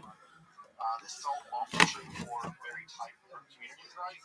That is to say, they became skilled craftsmen, they became skilled tradesmen, and they kept their money indoors, and they become actually quite educated and actually quite wealthy. And they were some of the earliest Turks to turn toward the West in the process of sort of modernization. And as the Ottoman Empire began to fall apart, the Donman formed, on some level, the core of the Young Turks. And the Young Turks, as you probably know, are the folks that led the modernization of Turkey. They revitalized the Turkish language. In many ways, they formed the core of the process in which Turkey would modernize. And in many ways, these Donman, which we now know the Donman, formed a pretty core, pretty significant element of the Young Turk movement, which means they played a pivotal role in the development of Turkey as a modern nation. Now, the tide of that would all turn. In fact, I think I said this right. I said this on the slide. The first foreign minister for the new government of Turkey would be a Karakashi Donman. So the first foreign minister, that's a big deal. That's a high-ranking member in the Turkish government, was Donman. So now the problem with this is, as the 20th century wore on, Turkey and, of course, Israel came into loggerheads about all kinds of things. And what ended up happening was that there was a huge anti-Semitic backlash in Turkey. And that anti-Semitic backlash caught the Donman. The Donman were called other secret Jews. And the idea they were secret Jews is even more terrible because they were, conspiracy theories and stuff that fled through Turkey. And so many of the Donman basically completely abandoned any Judaism, and many of them just ceased being Donman and became completely secular. They became completely secular. But the question now these days, by the way, is, are there any Donman in Turkey at all? And we don't know. We don't know. I think I mentioned this last time in my last lecture on the Shabbatians. I had a student in a class I taught on Shabbat Tzvi.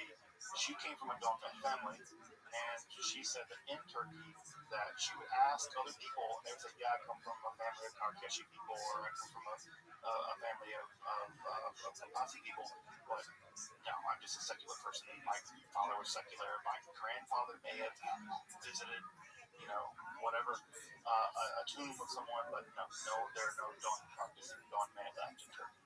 The problem with this, of course, is we don't know, because part of what the Don do is they don't tell anyone they practice this idea of takia, which means they don't make it public. They are, in fact, Shabbatis. So are there Shabbatians left in Turkey? Maybe. Probably not. They're probably extinct. But are there Donme families left in Turkey? Probably. Yeah, there are definitely Donme families left in Turkey. But are there any practicing Shabbatians in Turkey? The data seems to indicate no. It seems to be an extinct religion. But I'm leaving the door open to the possibility that they're still over there, but I think that the odds of them actually surviving are pretty low. So that gives us some idea that the Donme at some level Shabbatianism continued to thrive and thrive all the way into at least the mid-20th century in Turkey and during this time. Now, as I mentioned, right, the Karakashi sect, the sect that holds that Ultimate Baba is the reincarnation of Shabbatai Tzvi, you have to get some idea of where we are. We're on 720. That sect, the Karakashi, were much more willing to mix Judaism and Islam. And remember, it was that sect that sent the first post-Shabbatai missionaries into Eastern Europe. Now, you might wonder, why in the world would anyone listen to this in Eastern Europe? Why would Jews hear these guys out? Shabbatai's dead. He's been dead for a generation. It was a huge disappointment. It was a disaster. This entire thing was a disaster. Why would any Jews listen to the idea that Shabbatai is the Messiah, despite the fact that this entire disaster has happened? Well, the first thing is that news of Shabbatai's death actually happened really slow. It took a long time to get to Central Europe. And so unlike in the Ottoman Empire, where the news traveled very fast, by the time the news got to Central Europe, Poland, things were very slow. And frankly, people weren't terribly educated. Jews in Central Europe in the early 18th century,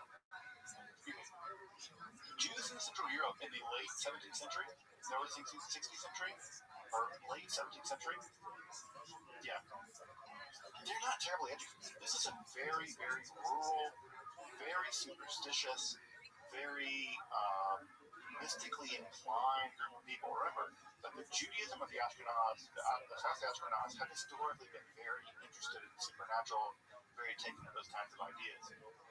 Secondly, knowledge of Kabbalah at that time was very, very piecemeal in that area. Now, knowledge of Kabbalah in other areas was much higher, but at this point, early on in late in the 17th century, knowledge of Kabbalah was very, very piecemeal, very fractured. What's important to know about this is those people coming in, some of these Karakashi missionaries carrying the gospel of Shabbatai Tzvi, had a much higher degree of Kabbalistic education at some level than the local people did. So this is very impressive.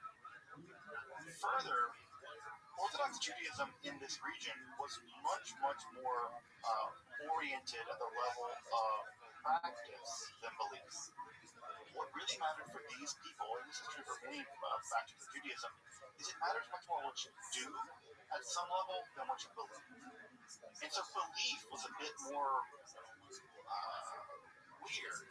You can have a much more broader range of belief and still practice Judaism. You can believe all kinds of things, like werewolves, vampires, and stuff, and it was okay as long as you practice Judaism in a nominal way. And further, these communities were very precarious. You're talking about a place where during Shabbat, right before Shabbatai's life, he experienced a giant pogrom that killed 100,000 Jews probably, and this entire area was subject to constant problems with the local population, where there are constant pogroms. And so there's also just a level of instability and fear and messianic claims in environments like that, where there is a kind of precarious existence, are much more, they become much more tenable. It's much more easy to convince poor, uneducated people who live a precarious existence of the existence of a Messiah that will save them, as opposed to other people. Again, that's true. We can see that playing itself out lots of times in history. When the Shabbatian movement landed in Central Europe, in general, it kind of took. And it's always got to kind of take in Central Europe. We'll talk more about that in a minute. Now, what's important to know about this is what ends up happening in the aftermath of Shabbatai Tzvi's apostasy in 1666 is that most people deconverted. They rejected his messiahship. What typically happens in the Jewish world? Someone gets to be the Messiah, they don't follow the rules, and we reject it. Well, what ends up happening is that typically the rabbis that were almost always the anti-Shabbatai people were the Masad or the rabbis in local regions like Manasseh in Israel, for instance, in Amsterdam, and Manasseh in Israel, who was anti-Shabbati the entire time. Once the fervor of the Messianic movement ended, Manasseh in Israel was basically able to bring his flock in and kind of shepherd them in the aftermath of this disaster. So in many ways, Amsterdam is really typical because Amsterdam was hotly Messianic, very Messianic, maybe one of the largest Messianic centers in the world. And then after the 1666 apostasy, people were really disappointed. And Menachem ben Israel, the rabbi of the community, they were able to basically shepherd them through the disaster. What ends up happening, however, in Central Europe, is that some of the rabbis that were converted and some of the rabbis affected or influenced by these missionaries, some of these learned rabbis continue to hold their faith in Shabbatai in private, while in public denying it and remain Orthodox.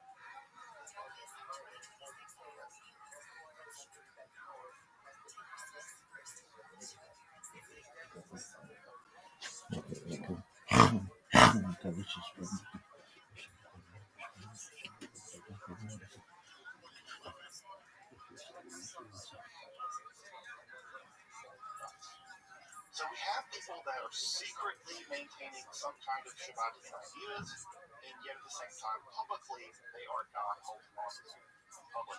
We call these people crypto Shabbatians.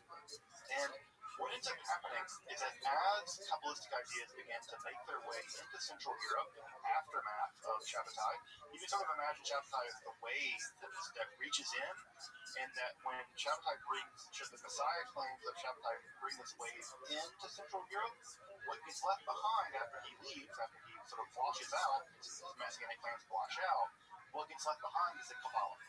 So he brings in the Kabbalah, and then he comes out because he's apostated or whatever, and what's left behind is the Kabbalah.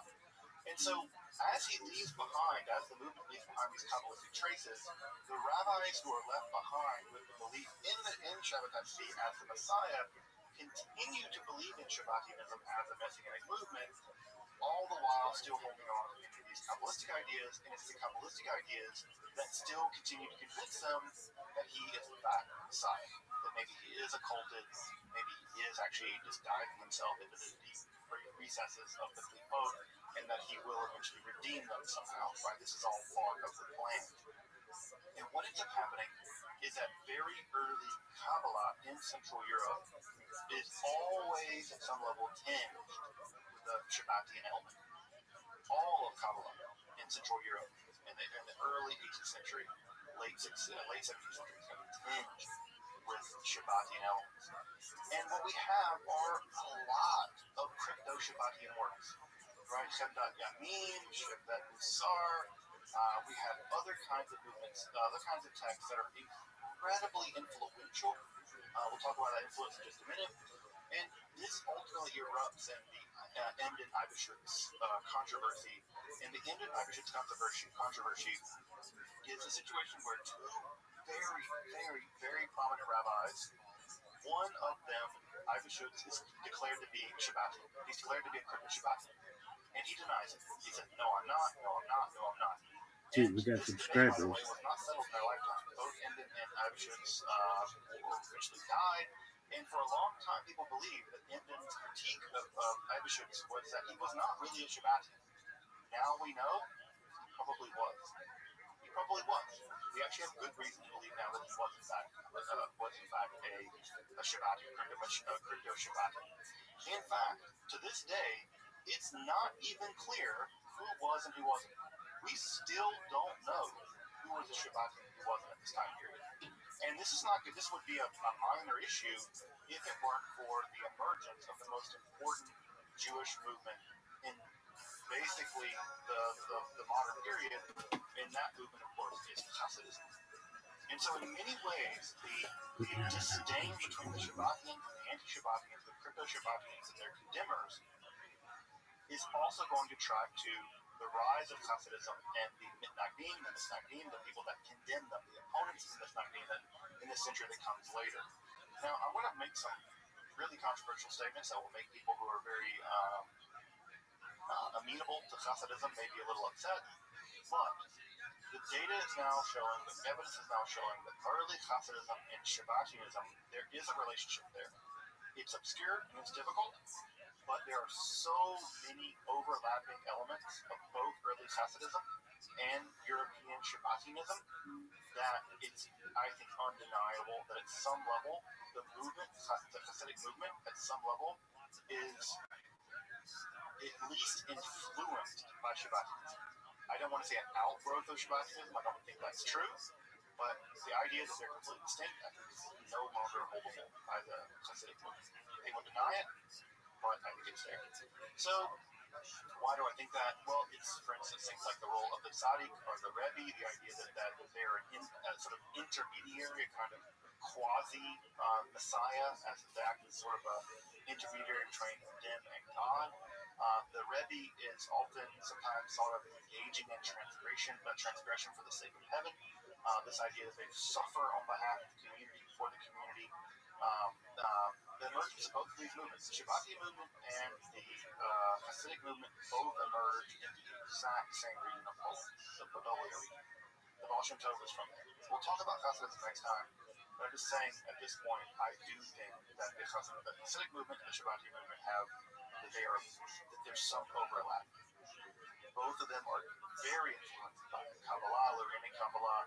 There's an antinomian streak in Hasidism, obviously you can find that in Shabbatianism as well.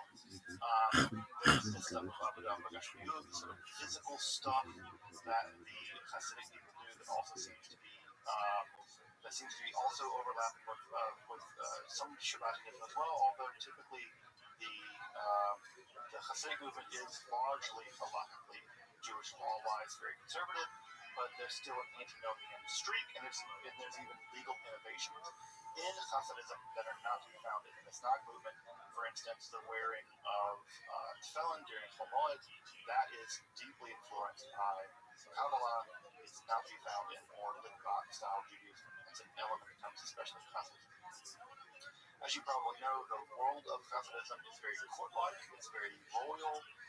The Rebbe is treated almost as a kind of regal figure, as a kind of king, and there is a quasi-messianic attitude toward the Rebbes in the Hasidic movement. We know that Shabbatian text played a huge role in early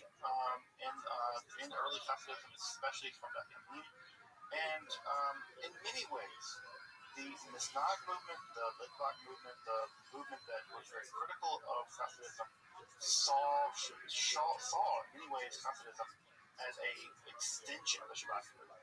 And early on, when the Vilna Gaon really goes after the early Hasids, he really claims that under the hood of it all is Shabbatianism, that they actually are Shabbatians.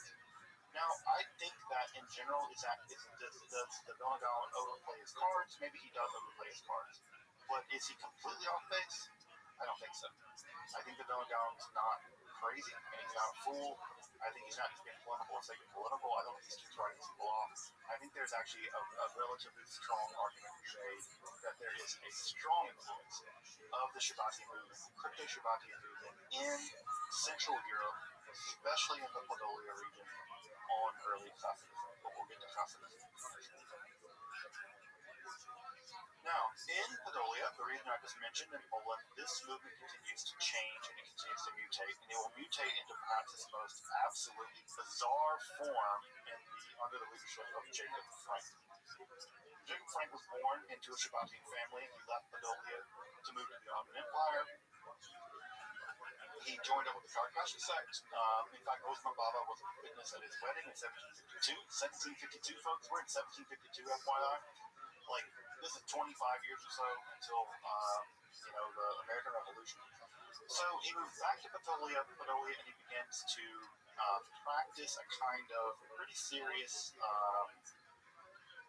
quasi-transgressive form of Judaism, and we have what is called the Limestone Affair, where it seems like in a synagogue he may have had a naked woman who was the embodiment of the Torah, and they were doing some kind of sex stuff. in the synagogue dancing around this naked woman who was thought to be the embodiment of the Torah. And in 1751, him and his followers were excommunicated by the local rabbis. Now, there is an idea that gets attached to Frankism and Shabbatianism, which is called mitzvah ha'avera. This is sometimes translated as redemption through sin, but this is a complete misreading of what's going on in Shabbatianism. In fact, almost everybody who totes this idea, I think, is Irish. This idea of redemption through sin, that you have to commit sins to become redeemed, this idea of mitzvah ha'avera, this idea never occurs, and to my knowledge, any Shabbatian room. It gets hoisted onto the Shabbatians over and over and over again that what they're doing is engaging in antinomian behavior, they're engaging in violations of the Jewish law in order to hasten redemption, in order to plunge themselves into the kippot and redeem the kippot, in order to somehow redeem sin through, or redeem themselves through sin. There's just virtually no evidence that this is what they were practicing. Shabbatai Tzvi never makes that argument in either the things of Gaza. This term, mitzvah ha'avera, which is an idea actually found in the Talmud, has to do with can you do mitzvah with a forbidden object? So the classic example is, can you wave a stolen lulav in Esrog? And the rabbi saying no, right? You can't commit a mitzvah by breaking another mitzvah. And so even the idea of this is just ridiculous, and unfortunately it's gotten promulgated by a bunch of anti-Semites and stuff who have these vast conspiracy theories that somehow all of modern Jews, or all kinds of people, George Soros or whatever, that these people are somehow part of this Frankist lineage of the Rothschilds and all this stuff, and that they're really secret Frankists and they're engaged in horrifying sins.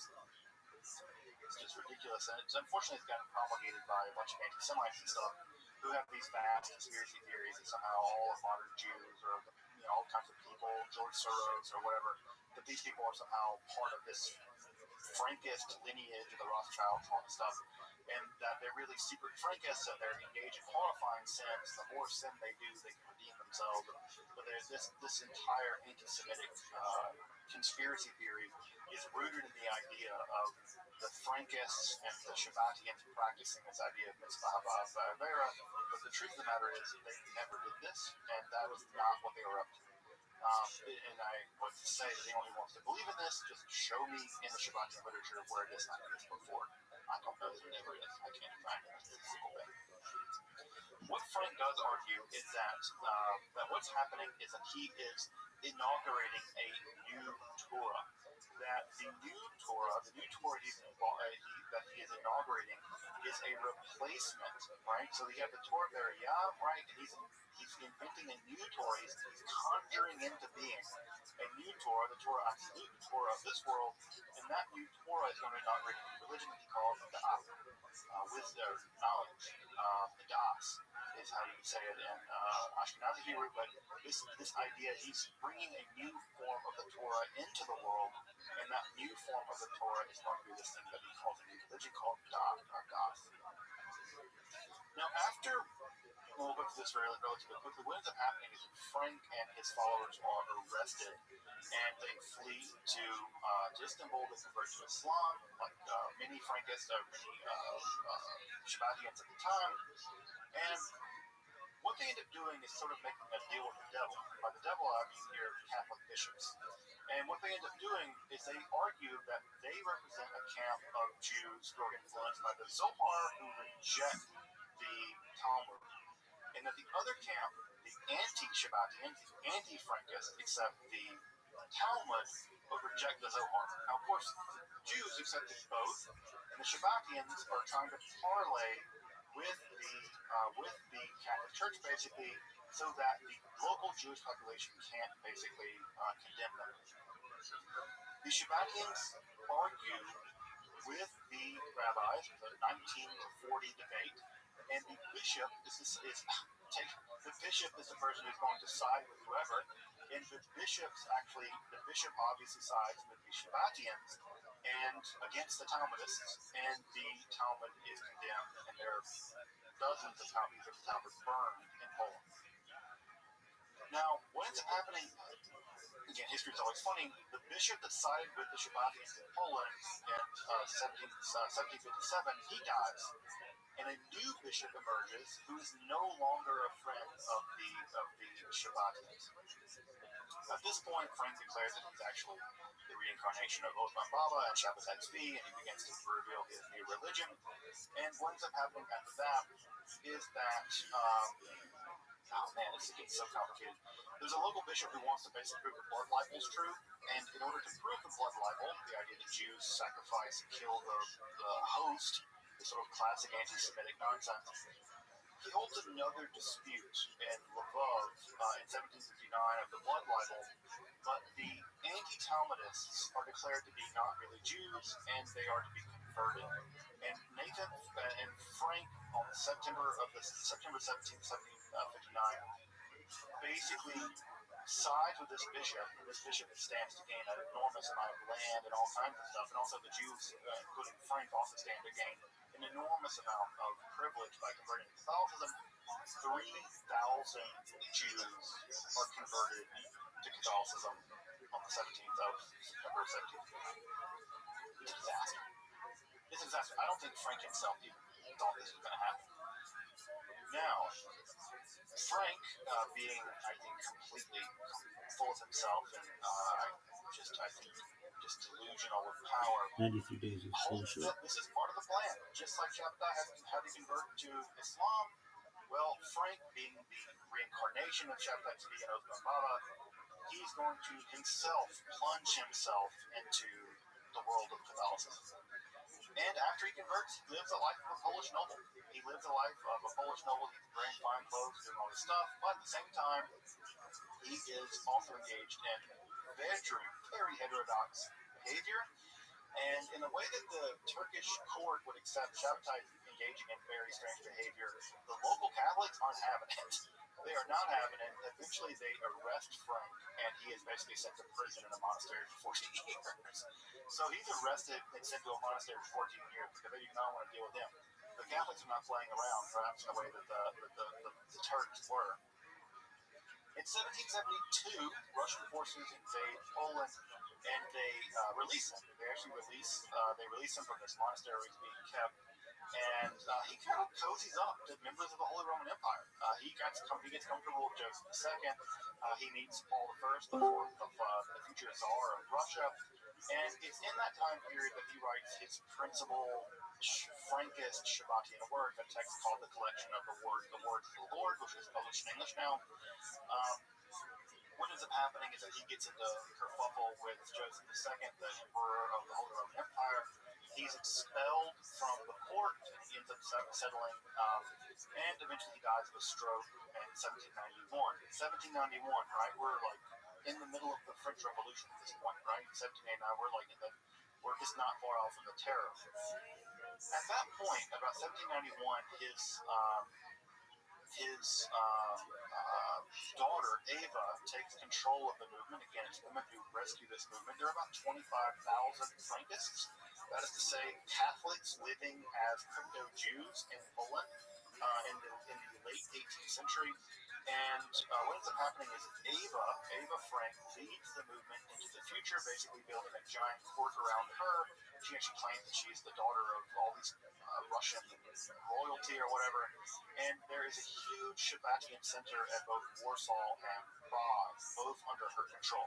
And she lives like a princess, folks. I mean, people, like, the amount of money that she spent to maintain her lifestyle basically bankrupted the movement. And when she died in September of 1816, the movement was so heavily indebted that it began to collapse under its own weight. She lived like a monarch in the areas that she lived in.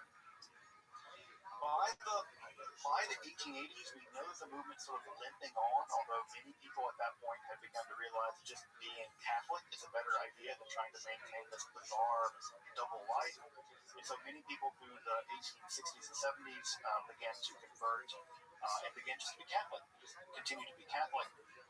And by the 1880s, we have very little evidence that people are practicing crypto-Judaism anymore. They're no longer Shabbatians, but they're still very emotionally connected to Ava Frank. In fact, Ava Frank became sort of a cult of personality all of her own, and it became less about Shabbatai Tzvi and less about less about Frank and more about her and her cult of personality. And what we end up having is people basically by the 1880s have largely converted to basically just literal Catholicism. Although some people deconvert. Some people deconvert and go back to Judaism. So there's a bit of a split there. There's evidence that split. You may know this family. It's a very Catholic family. That becomes a pretty Catholic, pretty famous Catholic person. I'm trying to pronounce their name wrong, but you probably recognize the Voyla family, right?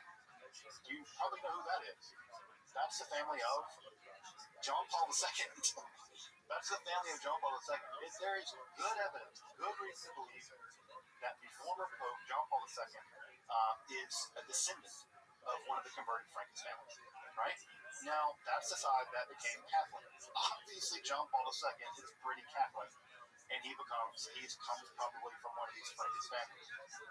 On the other side, another group of families that deconvert, they go back to Judaism, and a kind of liberal Judaism, a kind of Turkish-style Judaism, like the Young Turks. A very liberal, progressive form of Judaism is the Brandeis. And of course, the Brandeis, as you may know, Louis Brandeis became the first Jewish Supreme Court justice. And when Louis Brandeis died, when they wrote through his effects, one of the things they found in his family inheritance was an image, a picture of Ava Frank. He came from a Frankish family, and he kept this heirloom. Now, does that mean that Louis Brandeis was a Frankist and a crypto-Shabbat against blah, blah, blah, blah? No. He probably was a liberal Jew, just like many liberal Jews that you would recognize from lots of places anywhere in the United States at the time. But he maintained an image, he kept a picture of Ava Frank, and he comes from a Frankist family. Do I think he was a practicing Shabbat in any form of fashion? Absolutely not. It's ridiculous to me more than I think that John Paul II was practicing Frankist. Although, what I want to point out here as I wrap up for the night, Frankism, Shabbatianism had a huge impact on the development of Judaism. Huge impact. The idea that you can't study Kabbalah until you're 40 and married and all that, that's a response to the Frankists, to the Shabbatian movement. The internal reality of Judaism in Central Europe, the rise of Hasidism, is probably at some level a Frankist movement, part of, or at least a Shabbatian, expression of a kind of Shabbatianism. The intense hatred of the Hasidic movement by the Messianic is probably part of their anti-Shabbatian movement. And again, we have prominent families who emerged in the aftermath of the disaster of Shabbatianism and Frankism, both in the rise of the world of Turkey, the rise of the Young Turks, the rise of the Turkish national movement, and then we have families who are very prominent Polish families, like the family of John Paul II and the family of Louis Brandeis, who ultimately emerged from the Frankist movement, from the Shabbatian movement, and are part of world history in a big way. There are even neo-Shabbatians. There are neo-Shabbatians. In fact, my channel, the Esoterica channel, I have a couple of folks who are neo-Shabbatians. I expressed the idea that Shabbatianism was a disaster for Judaism. I'm not going to apologize for that. It was a catastrophe. But I think if someone finds Shabbatianism to be an interesting spiritual figure, all the better for them. But what I just want to hammer home tonight as I wrap up this lecture tonight is that we cannot imagine Judaism coming into modernity without Shabbatai Tzvi. Shabbatai Tzvi is the bridge in many ways of Judaism from the world of the medieval world, the medieval Kabbalah, and he is the bridge to modernity.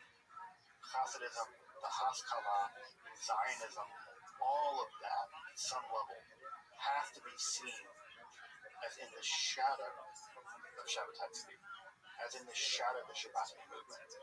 All of the Messianic stuff in the Chabad Lubavitch movement, Reform Judaism, all of it. At some level, it is in the shadow of Shabbatai Tzvi.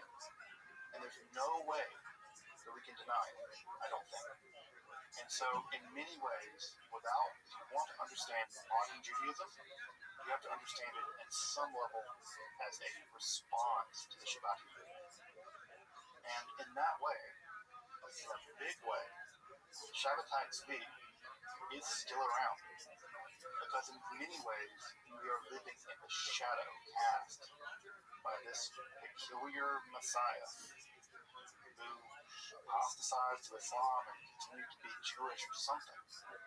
So, to drive this point home and to put a fine point on it tonight as we wrap up, modernity, Jewish modernity, is in many ways in the shadow of Shabbat. And the more we learn about him, the more we understand him, the more we understand his movement that came after him, whether it is fractures in his death or the Frankist movement, what have you, the better we understand Jewish origins and modernity, whether it be the Haskalah, the Hasidic movement, the Smacking, whatever. They're all in the shadow of this guy. And I think it's quintessentially important to understand him, Nathan of Gaza, theology, the Kabbalah really is in many ways downstream of him. And so, shadow thanks be a Messiah who, in many ways, in a lot of ways, I think of Judaism in some ways, of pre-modern Judaism being bookmarked between two messiahs. That's Jesus and Nazareth and Shabbat. Bookmark Judaism in some ways, medieval ancient Judaism between those two bookmarks. And that modernity is in the aftermath of the shadow of Shabbat. So, whether you like him or not, whether you're embarrassed of him or not, whether you think he's crazy or not, whatever, you certainly can't deny, I don't deny that we have not, as a Jewish population, come to a real grasp of the impact that he made. I think that we're worse off for that. The better we understand Shabtai Tzvi and his messianic movement, his vicissitudes, the better we will understand Judaism, the better we will understand Jewish modernity, the better we will understand Zionism, and all of that. And if we don't do that, we do that at power. Welcome back, and thank you for joining me. You're fine. Go fuck yourself.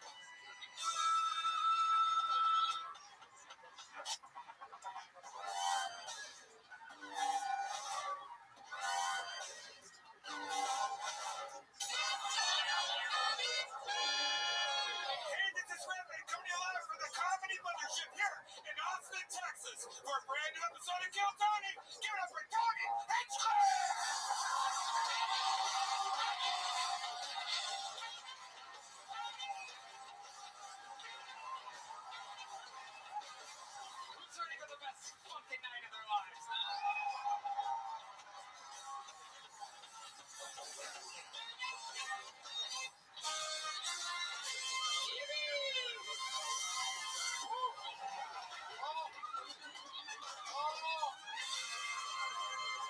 Hell yeah, make some noise for Red Band, everybody. Keep it going for the best damn band in the land. This is Kill Tony, brought to you by Express VPN.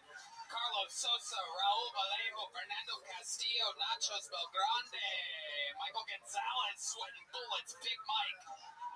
On the drums, Matt Mueling on the electric guitar, John Dees on the keys, and that is Deep Madness live in the flesh, ladies and gentlemen. An absolute scorcher. We're sitting here at 81.1 degrees Fahrenheit, 71% humidity. The AC guy is here. Make some noise for the AC guy. Woo. Texas, late in July. Welcome. Welcome. Holy shit. ACs be breaking. This is a real live show. Anything can happen. Happens everywhere. Doesn't matter how much money Spotify gives you. ACs be breaking in Texas. A good old stress test here today. You see people fanning themselves. There's a Latina woman with an actual portable fan. I don't know how she snuck that in here. They lock up phones, but I guess you're allowed to shove a portable fan up your puss. Anything can happen here. As you can tell, this is an action-packed episode. Before we get started, here's a little bit more of the amazing sponsors that made it all possible.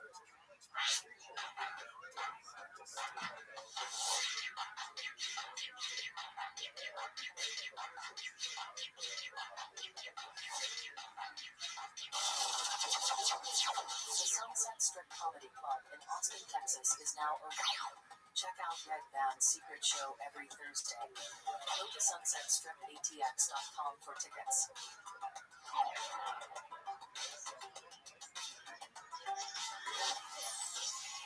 Who's ready to start tonight's fucking show, huh? Well. You know, every single week I book the show, and I can tell you with no ego, we're really doing it, Red Band. This is one of those very special nights. You guys hit the fucking comedy lottery. You did it. You did it. This is one of those big ones. Ladies and gentlemen, I present two of the greatest guests in the show's history. This is indeed Shane Gillis and Matt Custer.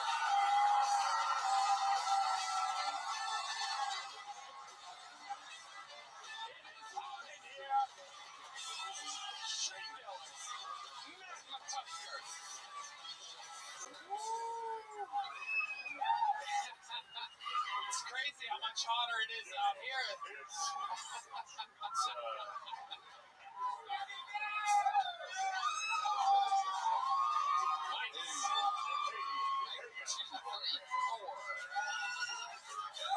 is unbelievably hot. Like, fucking blows. It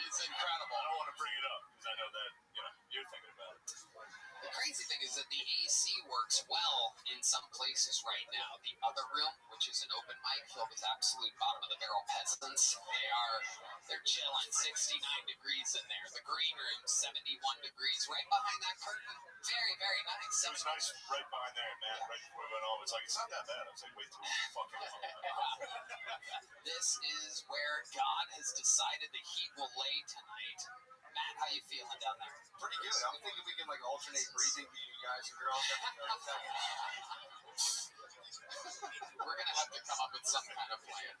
The AC guy is here. I'm gonna ask management if anyone's listening. Wave to me before he leaves. I want an update. Maybe we can get the AC guy to agree to a quick appearance, live appearance. Maybe he can explain himself. Whatever we do, do not let that guy fucking leave without giving me some kind of signal. I know he was just planning on another quick stop on a 6th Street fucking dungeon-esque bar, but he might end up in front of 5.5 million people real quick. Who gives a fuck? Right? Should we harass the AC guy? Anything can happen here. You guys have been guests numerous times on the show. 305 human souls signed up for tonight's show. Matt and Shane knows what the fuck is up. The bucket gets crazy. They get 60 seconds uninterrupted. Then you know their time is up and they hear the sound of a kitten. That means they have to wrap it up then, or else they bring out the angriest Hollywood bear, which interrupts them. I conduct an interview. It's going to be a lot of fun watching them truly physically sweat tonight. They are in for the shock of their lives. None of them know that the AC is broken here, so they're in a nice air-conditioned bar next door right now. They're going to be in the nice air-conditioned backstage, and they're going to walk out, and they're going to think it's them. So let's have some fun. Before we get to that first bucket pull, I have a golden ticket winner here ready to debut a new minute of stand-up comedy. We're going to watch them all together. One of the greatest golden ticket winners in the history of the show. Ladies and gentlemen, make some noise for your first comedian of the night. This is Martin Phillips, everybody.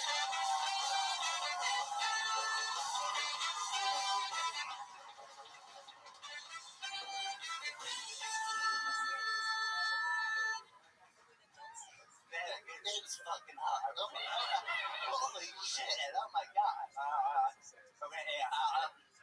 Growing up, I didn't have any Jewish friends. Not on purpose, but I was never invited to a bar mitzvah. I think it's too late. You know, I think people would take notice. You know, I specifically hung out with 13-year-old Jewish boys. They know I just want to party with them, you know, it's damn, it's still the banger. Anyway, circumcision started because God told Abraham to do it. He also told him to kill his son, and he took it back as the past. So maybe he waited too long to say something. You know, he came back, he was like, oh, by the way, you know, oh, crap, you did it. Well, this looks great. You told everyone to do it. Count this a thing now. Okay. Martin Phillips with a brand new minute.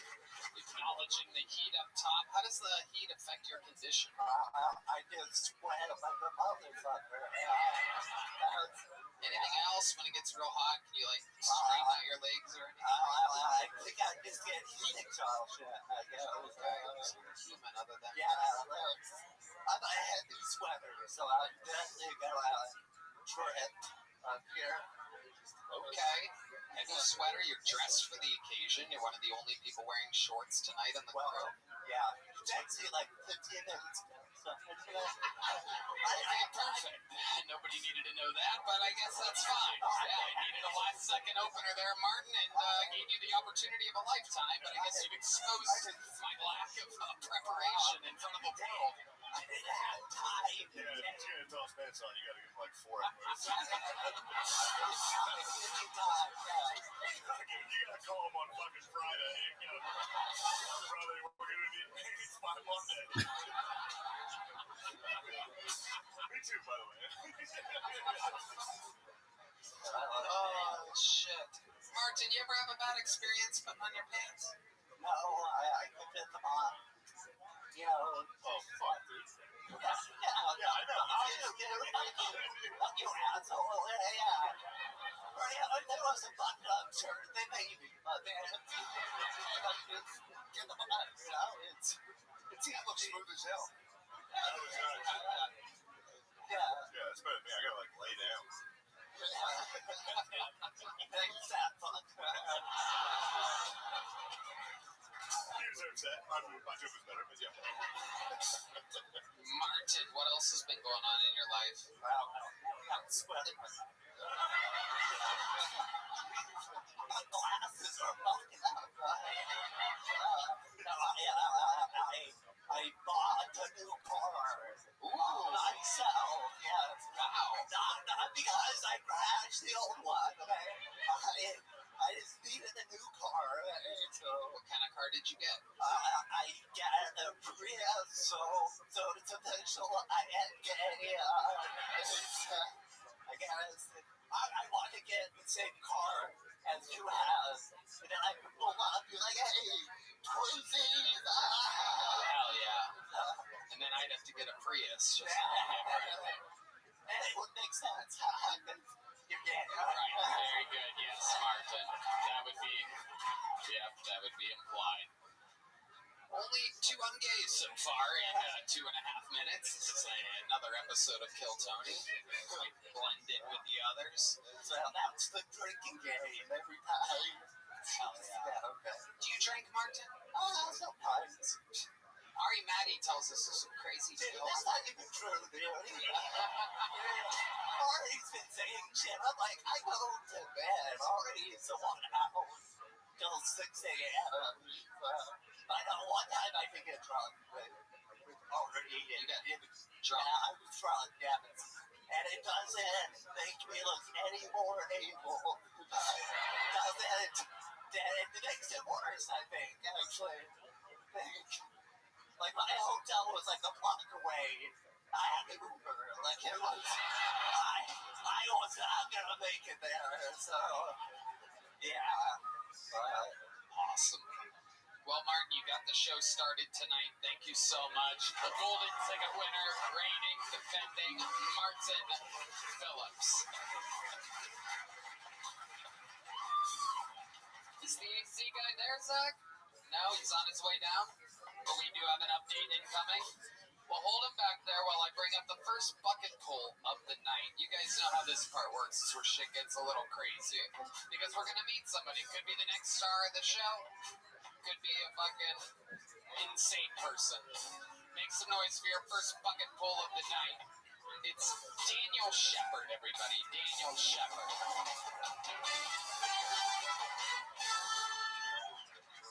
So my birthday's coming up in a few days.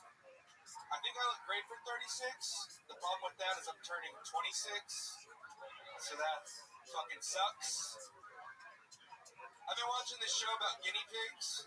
It's pretty funny, interesting. It's called The Sopranos on HBO. Perhaps y'all have heard of it. Another great show is Friends. But I think an even better show is Seinfeld. Because if Seinfeld is the show about nothing, that means Friends is the show about Jennifer Aniston's nipples. I forgot to equate how they were similar. I'm a little nervous. I just had some sushi recently.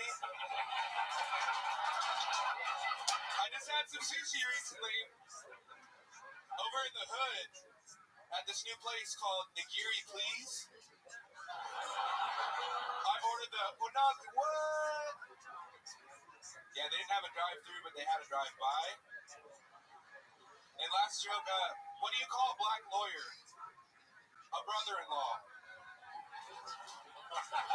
Thank you guys. Okay.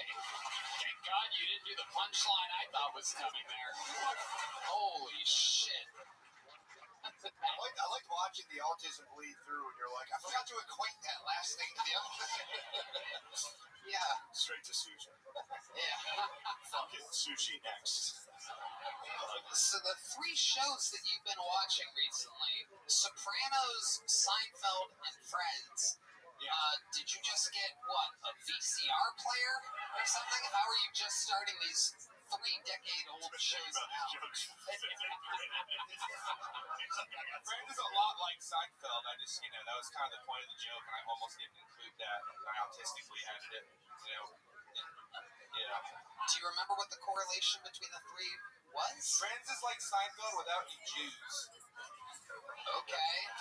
My father wrote that joke, helped me write that joke before he died. Wow, when did he die? 25 years ago? He died 10 months ago. Okay. Wow, how did he die?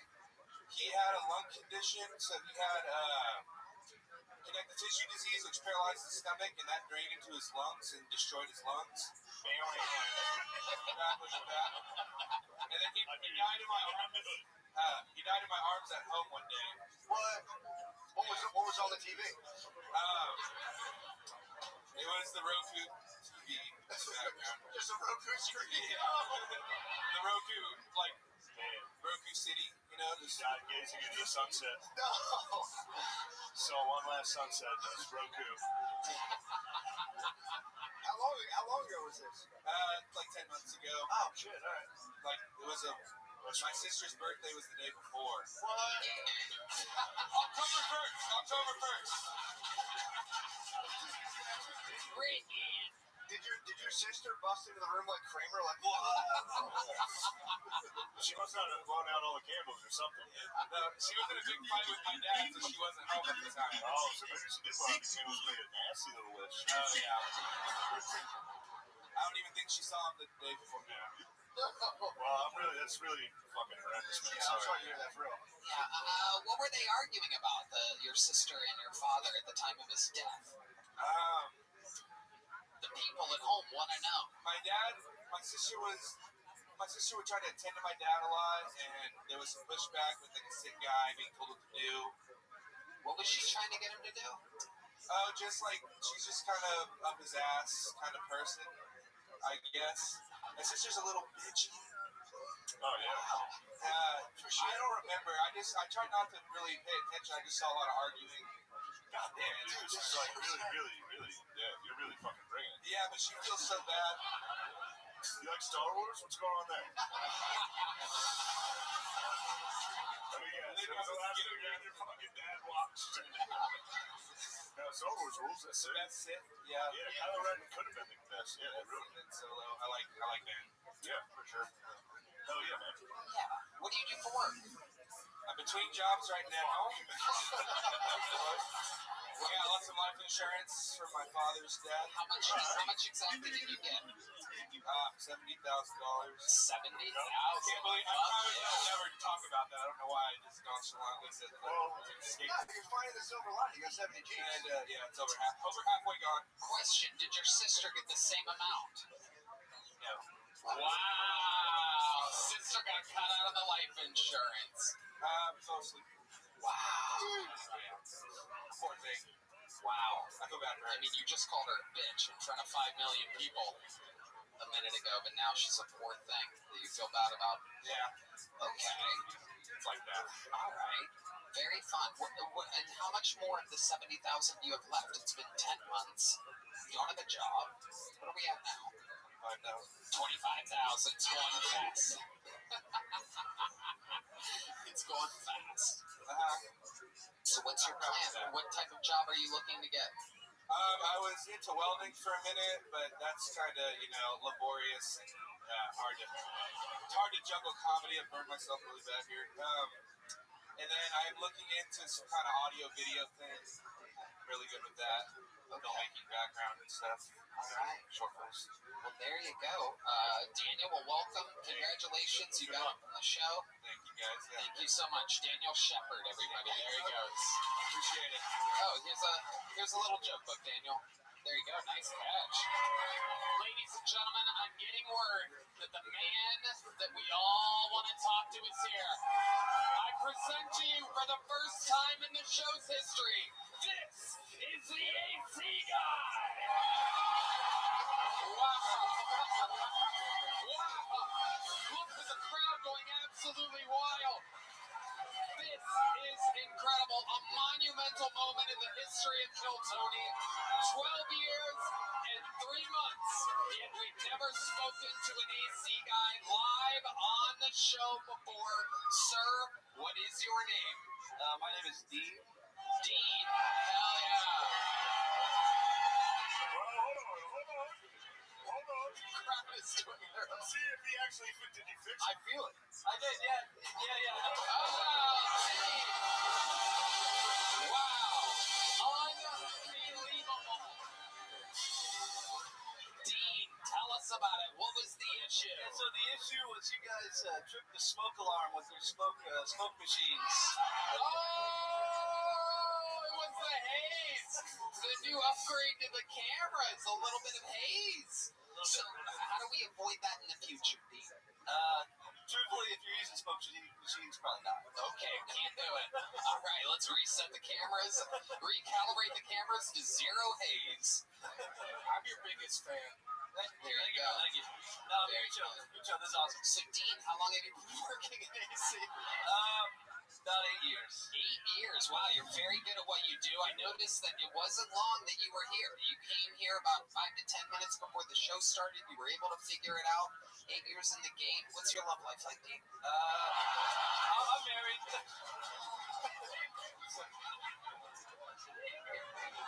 No, I'm married. Nice. Hell yeah.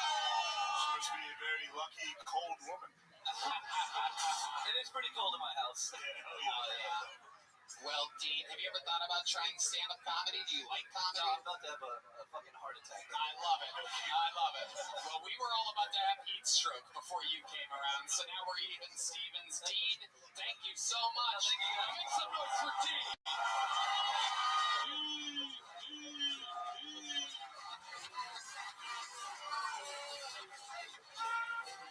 Wow, what a special episode. 82.8 degrees, for those of you wondering. We're hoping that goes down at some point. Dean, why don't you stick around until this thing starts to lower? Yeah. You might want to delete that first guy. He'll be fine. Shout out to Airco Air Conditioning coming in and doing their job. I think that's a great plug for them. Airco, here in Austin, Texas. The trusted air conditioning associates of Kill Tony and the Comedy Mothership. Wow. We'll see. There's a plug. God, I hope Dean doesn't get fired. No, he won't. A free ad for Airco HVAC. You can get Airco yourself just by going to airco.com, I'm guessing. I'm hoping here. Oh, yeah. It's plumbing, heating, and AC. What's the website? Well, there we go. Airco. Yeah, go to aircomechanical.com. Get yourself some AC. All right. Just save Dean's job, everybody.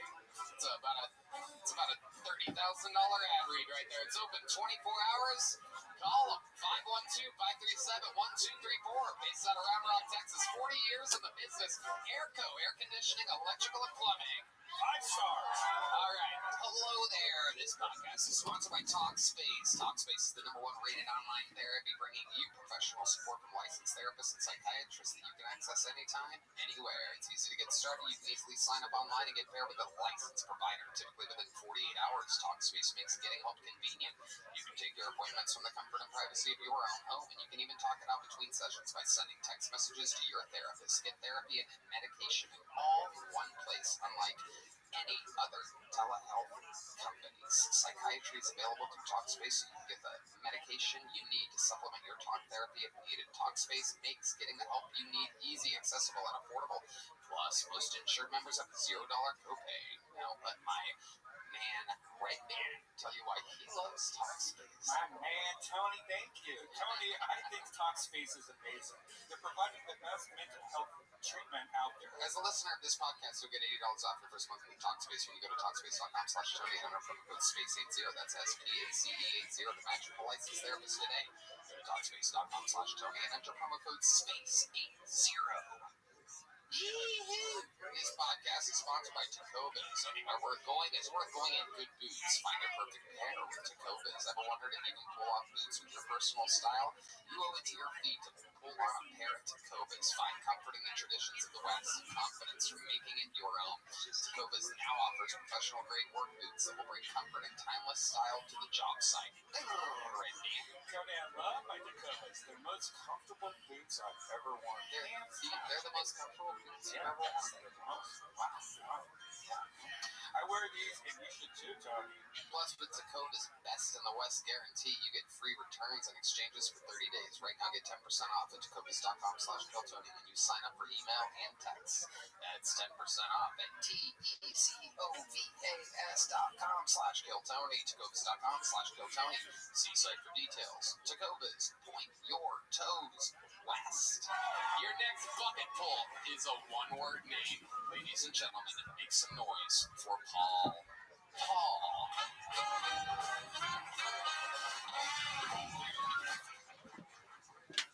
Islamic terrorism.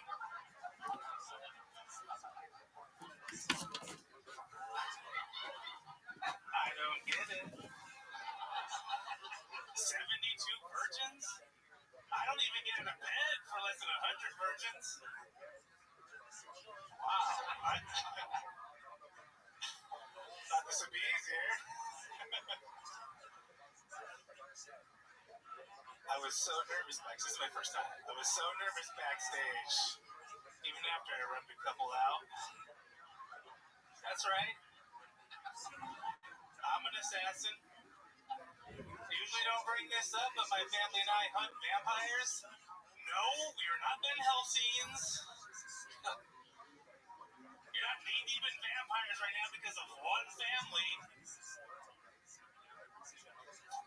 I apologize.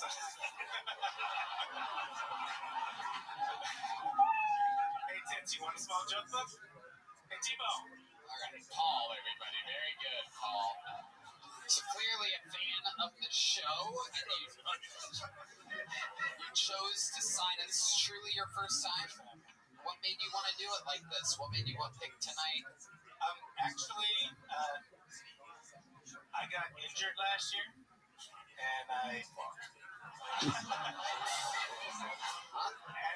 had to have surgery and was off work, and I wrote a screenplay. For William Montgomery. So I'm trying to. I thought it said it was good. Well, if this was a test, we need more. Can I get the elevator pitch? Yeah. No, let's hear the movie. The elevator, not the synopsis. The elevator pitch. Elevator, please. Okay. Shaquille O'Neal and Charles Barkley. Fully. The way you said Shaquille had me. I mean, really. Thinking about saying Shaq, I'm bored. Right. With his full name. They are used to be partners. They were private investigators. But they had a falling out 15 years ago. They hate each other, and they found out their kids kept in touch, and they're going to get married. They have a fight. They lose the ring, and then they got to chase these bikers all across the country and find the ring. They don't want to have the wedding, but they don't want to let their kids go. And they would have considered having them play aliens and basketball. So it's like Wild Hogs with NBA. Yes. Wild Hogs. Yeah. But those are tough gets. They're phenomenal. They're really down. So what was the job that you had before all of this? I'm a construction worker. And you got injured on a construction site? No, I was helping someone move. A total separate injury. Was it a back injury? No, I snapped my distal bicep tendon, so I had to get surgery. What the fuck were you carrying?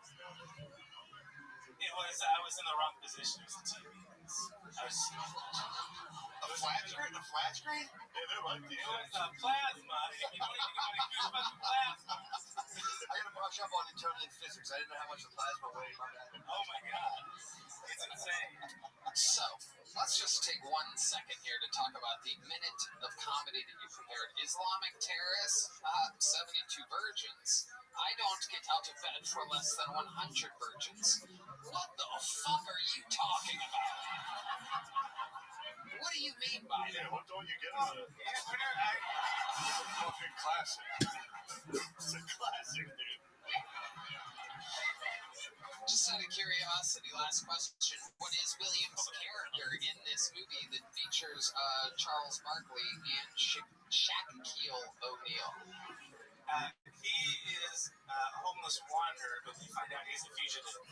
But Shaq and Chuck it. Oh, you call him Chuck now. Wow, you're so close with him. He's fine. They get mugged, and they have to enlist William to help them finish their mission. There you go. Very good. Here's a little joke book. There you go. There goes Paul, everybody. Good luck, Paul. Paul, what's your last name? What is it? All right. There goes Paul, everybody. Want to have that one? Whoa! The lovely Heidi has arrived, ladies and gentlemen. The delicious Bud Light. All right, your next bucket bowl goes by the name of Michael Scott, everyone. Michael Scott. Ooh, we're down to 81.9 degrees. Hey. I know what I look like. I know what I sound like. I hear it too, guys. I got the vibe of, I just got cast as Donatello in Tyler Perry's new Ninja Turtles movie. Yeah, he's the tech guy.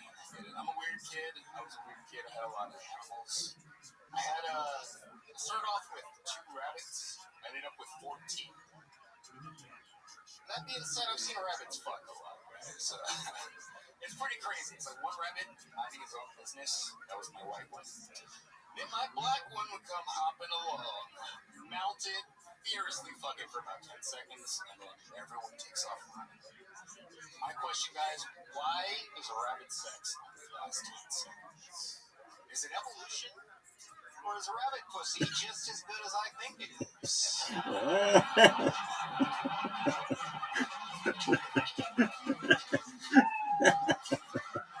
Hell yes, Michael Scott.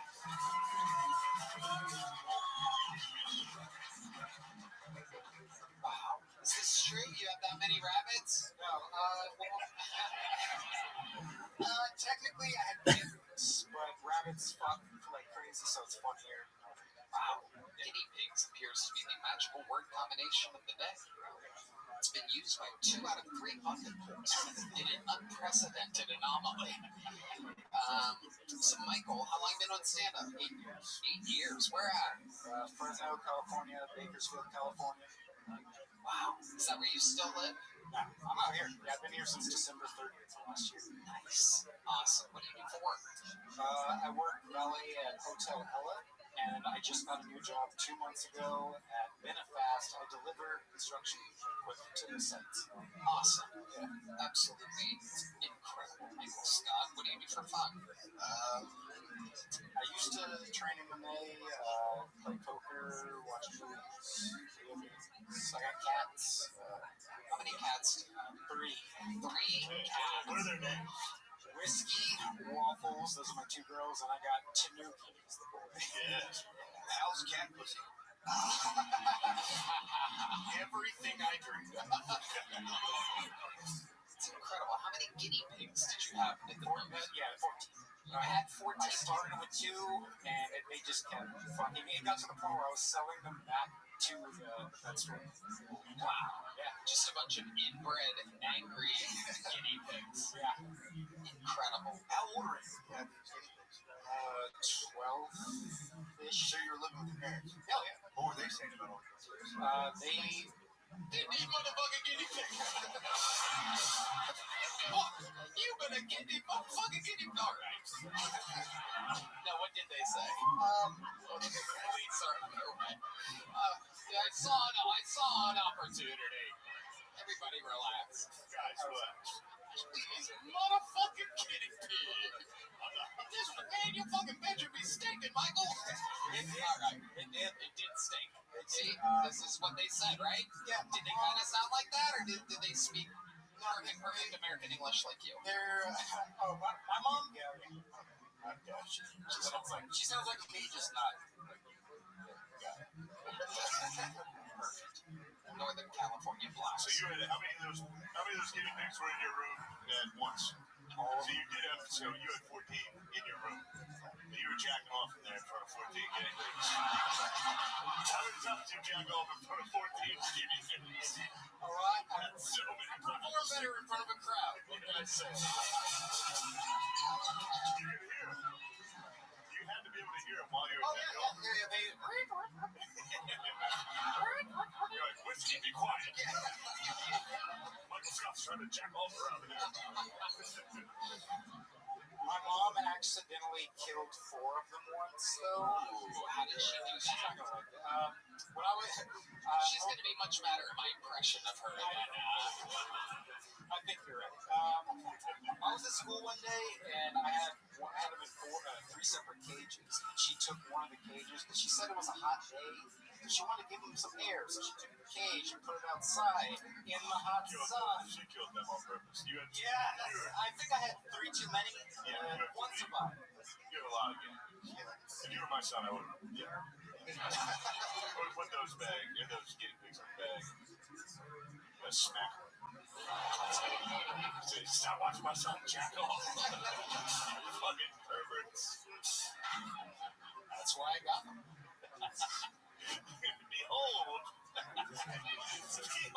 my son, my children. Did you bury the dead? Yeah. Where'd you bury him? Backyard. Nice. What type of, you put up like a monument to them? A shoebox. You put anything above ground? They were like 2 months. You put anything above ground to commemorate? No. Not a lot. You didn't give a fuck about that. I was a kid. I didn't know tombstones were Right. Definitely. The one that survived didn't have any special powers. Or He was the first one. He was the start of the whole thing. His name was Hammy. Hammy. Yeah. Hampton J. Guinea. Wow. What did the J stand for? Jank? Jew? Oh, Jew. I love it, Michael. He was Jewish. What's it? Were the other hamsters Jewish in this mass genocide? I ran a guinea pig concentration camp. They just would not survive the Holocaust. Holocaust. Did she ever explain herself why she really She said it was hot. on the inside? You know what? Honestly, if there were 14 guinea pigs in this room when I got here tonight, I would have said 4 outside in a cage. You know? Thank goodness for Dean from Airco Air Conditioning Company. Well, hold on, let's see. It's so hotter than hell in here. We need to bring Dean back. Kill him. Put him outside. Cage. Michael, I'd love to have you back on The Secret Show, man. Thank you. Here's the big joke book, Michael. Michael Scott. Fantastic. Hello there. This podcast is sponsored by OpenPhone. If you're running a business, you know that every time you miss a call, you're leaving money on the table. When every customer conversation matters, you need a phone system that keeps up and helps you stay connected 24/7. That's why you need OpenPhone. OpenPhone is the #1 business phone system that streamlines and scales your customer communications. It works through an app on your phone or computer, so no more carrying 2 phones or using a landline. With OpenPhone, your team can share one number and collaborate on customer calls and texts, a little like a shared inbox. That way, any teammate can pick up right where the last person left off, keeping response times faster than ever. Antonio loves OpenPhone. It's the best business phone system, hands down. Say goodbye to voicemail. Their AI agent is set up in minutes to handle calls after hours, answer questions, and capture leads, so you never miss a customer. So whether you're a one-person operation, drowning in calls and texts, or have a large team that needs better collaboration tools, OpenPhone is a no-brainer. I love a no-brainer. That's why I've been working with you for so long. OpenPhone is offering our listeners 20% off your first 6 months at openphone.com/Keltoni. That's OpenPhone.com/Keltoni. OneNE.com/KillTony. And new and existing numbers with another service. Open phone will port them over at no extra charge. Open phone. No missed calls, no missed customers. We are moving along smoothly here. Bucket pull number 4. This is definitely a new name, and I'm excited about it. Make some noise for Yoshika Gonzalez. Yoshika Gonzalez. Looks like, oh shit. Okay. One more time for Yoshika, everybody. Hi. A little bit about me or whatever. I'm having a sale on my OnlyFans. Yeah, so for 30 cents a day, you can help a short bitch pay her rent.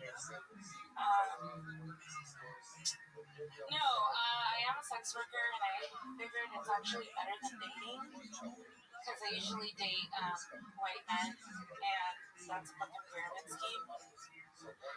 So they just do weird shit, like lie, first of all, drink Mountain Dew, and prioritize themselves. I'm just too Latina for that, you know? Yeah, I'm too Latina for that, because I'm like sucking dick, washing the dishes, and in return they make me keto fucking pancakes. Yoshika Gonzalez. Hell yes. So many questions. Let's begin. One of Mike's cats guinea pigs survived. All the way down to you. Excuse me? No, it's not about you. I have a serious question. When you do your sex work, you get picked up in front of the Home Depot?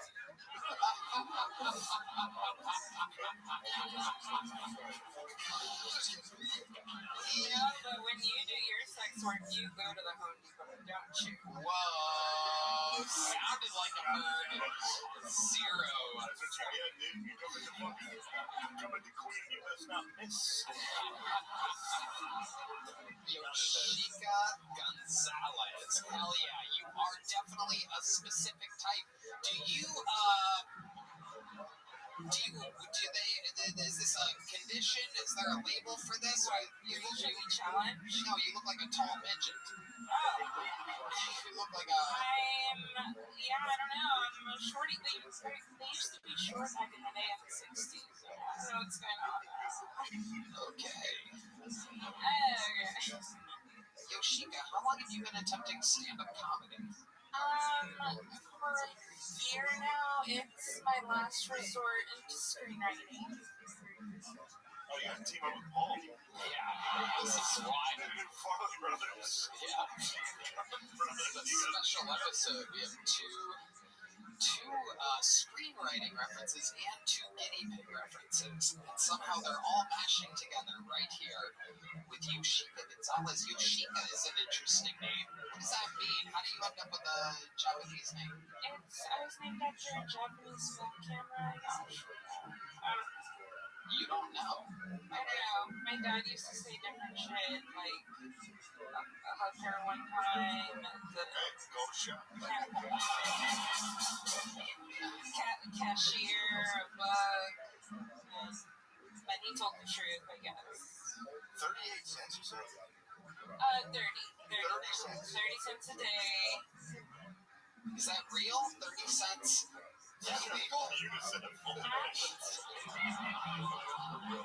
Mathematically, yeah.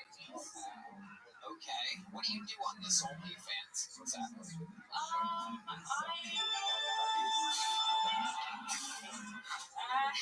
Haunt people's laptops. I don't know. I twerk.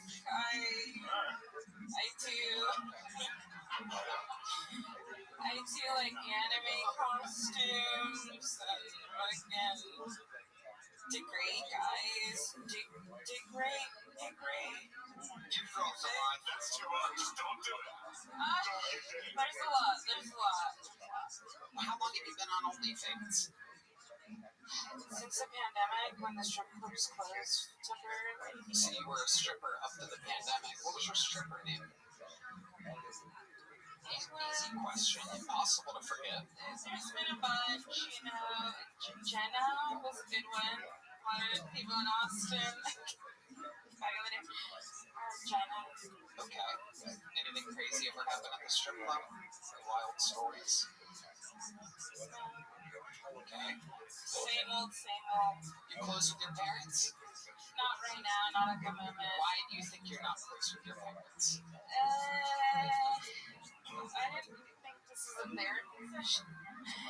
I'm sorry, I'm not trying to be rude. Hey, you're the one with your backstory, lady. Just following up here. Do you think your dad subscribes to your OnlyFans? I mean, 30 cents a day. I need to check in on your little dar-dar, you know what I mean? Okay. It's a real live show, everybody. I don't think so. No.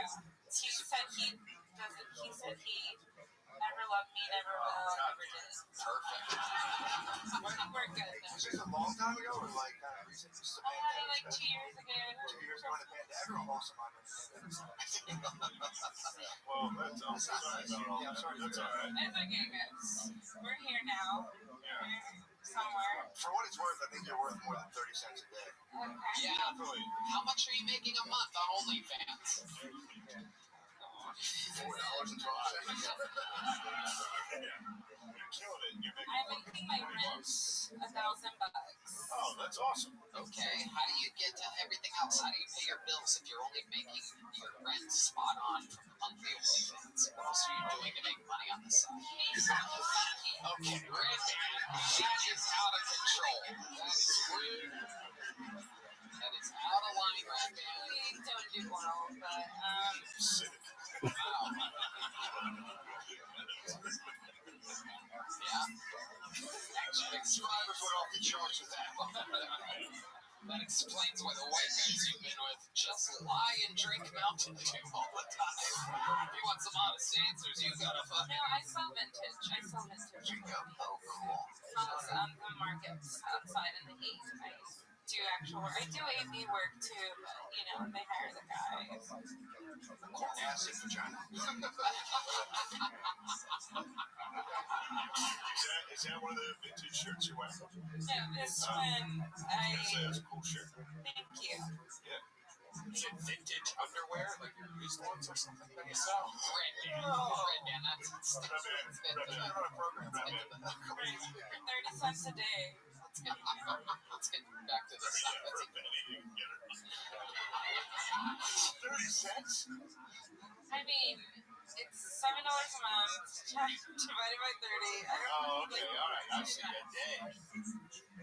Yes. That's how they get you. That's how they get you. That's how they get you. Yeah. I was already subscribed onto the table. It's at 30 cents. Come on. That's a I'd be losing money not doing it. I don't get out of it for 100 cents. What are we talking here?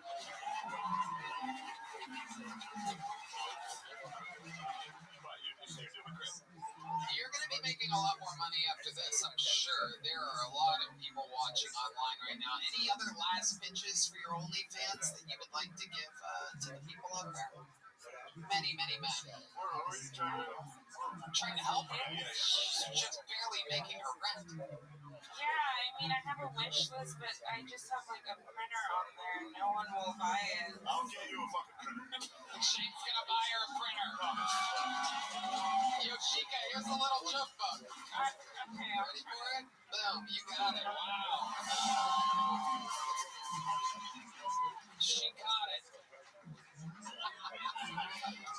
You're going that way. Hey, nice to meet you. There she goes. Yoshika, everybody. Yum, yum, yum.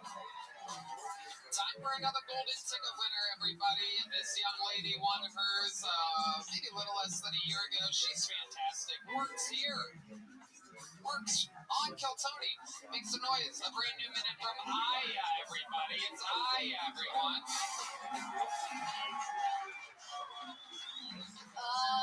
Some people don't trust Muslims. I get it, whatever. Me personally, I don't trust Jehovah's Witnesses. I feel like some Jehovah's Witnesses are just registered sex offenders who got really, really, really nervous at the last second. Like, they were supposed to go out in the neighborhood and tell everyone what they did, which is, it's tough, you know, oh, I molested a child. So, you know, they go, knock, knock, who's there? Have you heard of the child that was touched by God? Jesus Christ? It's like, why is your parole officer here? It's like, don't worry about that. I don't know. I feel like we treat registered sex offenders so interesting in this country. Like, we make them live so far from elementary schools. But distance only makes the heart grow fonder.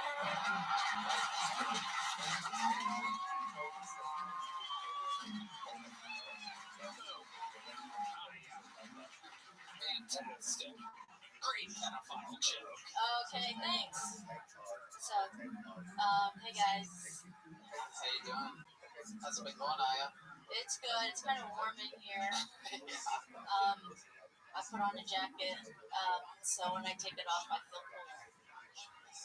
Oh, look at that. A little reverse psychology on pure heat. Yeah. Okay. How are you guys? That's good. I gotta be honest, this is good. Yeah, everything going good? Yeah, everything's good. Yesterday, I talked with my... Huh? No. So, yeah, every single person that's come up here is just... Dad died. Things are bad. Yeah. No, you guys didn't even hear what happened with my dad. Oh, what happened, Ray? Is he good? Die and give you that fucking jacket. Where is he? No. Yesterday, I taught him that you have to boil pasta in water.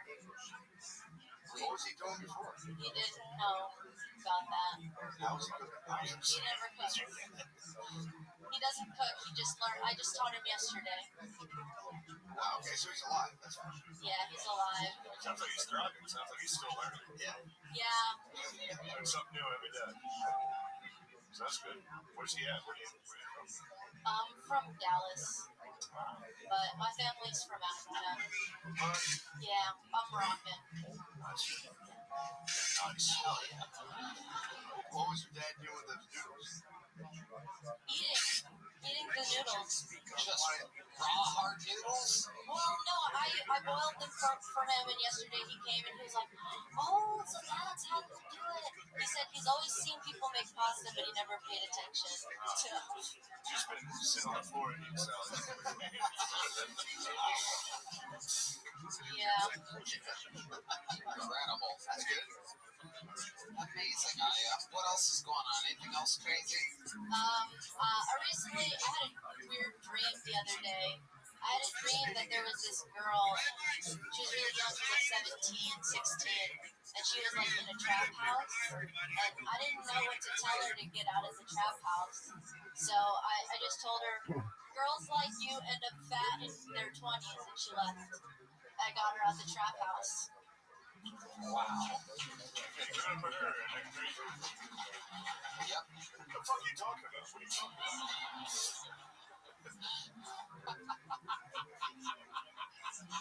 It's just my life. Yep. No doubt about it. It's the truth. Well, great new minute, Aya. Favorite pedophile joke of the day, without a doubt, so far. One more time for Aya, everybody. Back to the bucket we go. 3 ladies in a row. Make some noise to your next comedian. It's Jenny Rodriguez, everyone. Jenny Rodriguez. I just watched this documentary on Netflix recently. It was about a woman who went to jail after she had sex with a man who the courts had deemed mentally incapacitated. This was a man who was intellectually disabled. And that just goes to show that there's hope for all of you guys here tonight. Able-bodied women are having sex with retards. I know I am. I love him. He's my best friend, my partner in crime, my PIC. You guys heard that, partner in crime, PIC. But I'm Mexican, so that would make me his SPIC.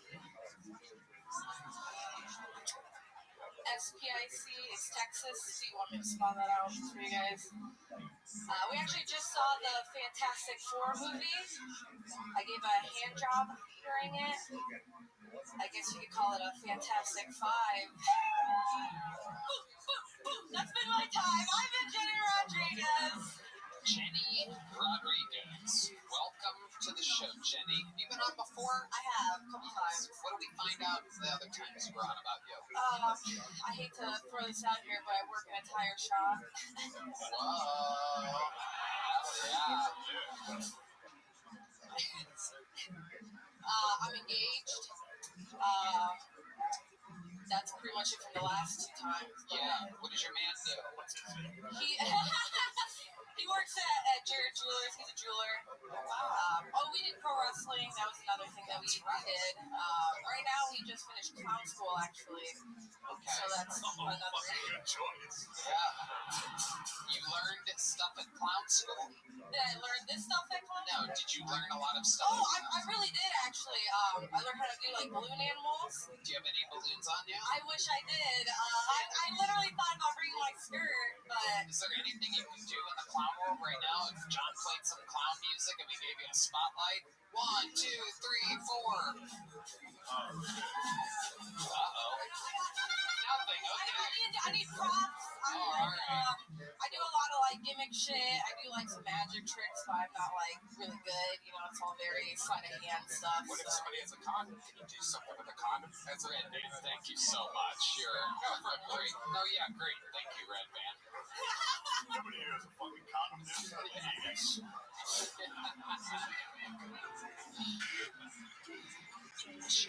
Rodriguez. So how's stand-up been going for you? Stand-up's been going pretty well. The last few months I've been focusing on clown school, ironically. But I've been, hitting my school no shows, just trying to do what I can around here. It is a little more difficult, I think, finding a good clique around here compared to where I was last. Before I came from the South Bend area. No Irish. Are you a fan of the Notre Dame Fighting Irish? Definitely not, bro. Yeah. Notre Dame or like Notre Lame. St. Grandma's sucks dick. Football rules. I love sports. There you go. Well, Jenny, congratulations. You got picked for another minute. You've been on the show multiple times. There she goes, Jenny Rodriguez, everybody. We're going to keep flying through it. Here we go. On to the next one. It's cooling down. We're at 80.4 degrees. We are around the corner from the 70s, everybody. This next fucking bull's from the inside. Makes noise for Truly Joy. Truly Joy from the inside. Is that real? Oh, wow. The furthest possible fucking seat in the entire venue. Literally can't make it up, everyone. How perfect. It's great. Awesome. You would think we would coordinate this better, that someone signs up and they don't sit in the seat that's 97 seconds away from the front.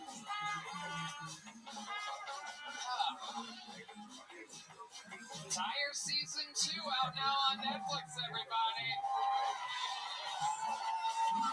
The Madison Square Garden coming up this week. The 15th. We do stand up the 16th. We do Kill Tony. Where the fuck is this fucking inside bucket pool? Thanks for Truly Joy, everyone. So I have pretty bad luck on dating apps. Like, I literally don't get any matches. And I got this buddy who's just bragging about all the matches he has. So one day I was like, let's see him. He's on Grindr.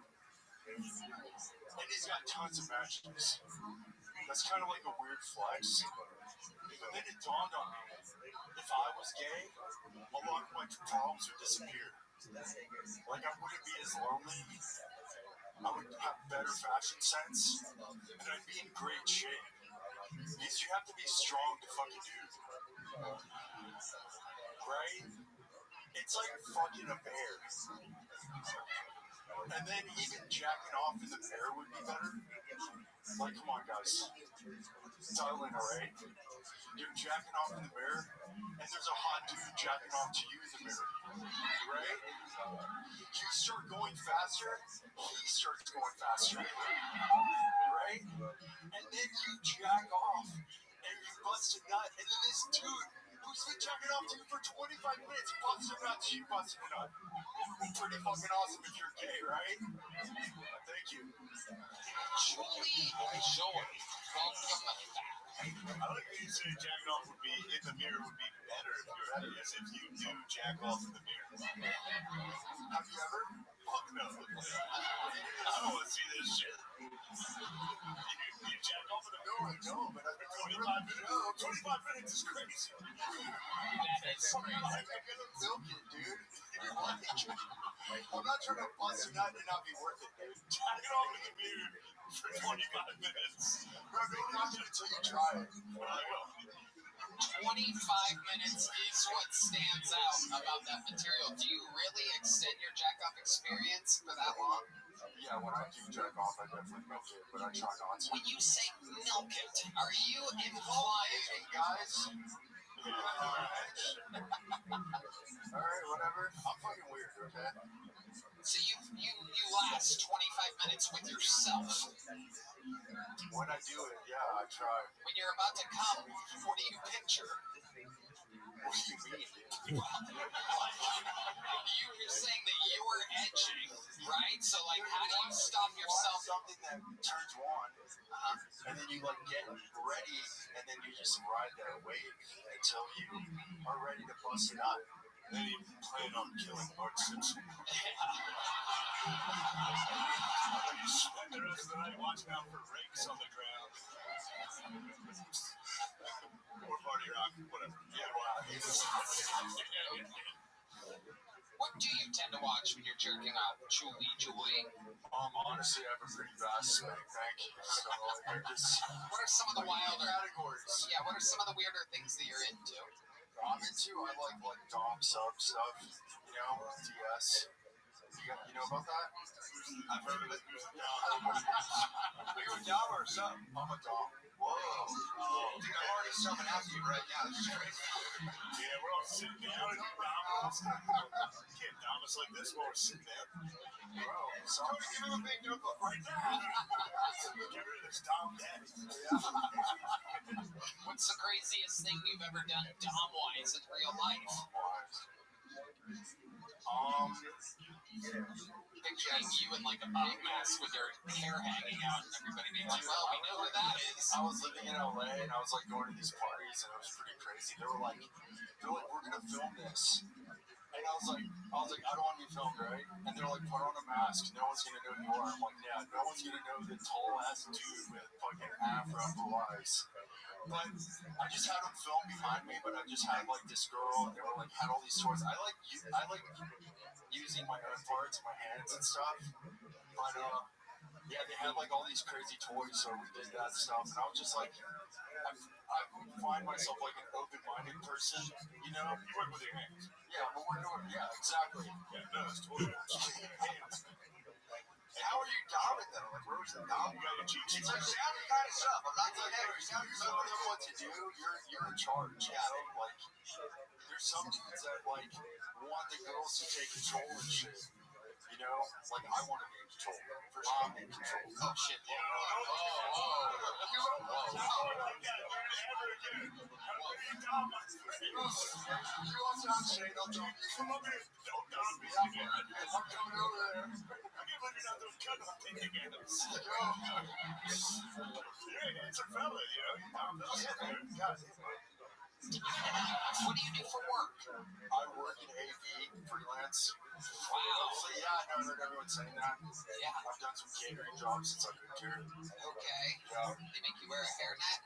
They make me pull my hair back in a ponytail. Yeah. Man, yeah, it looks different.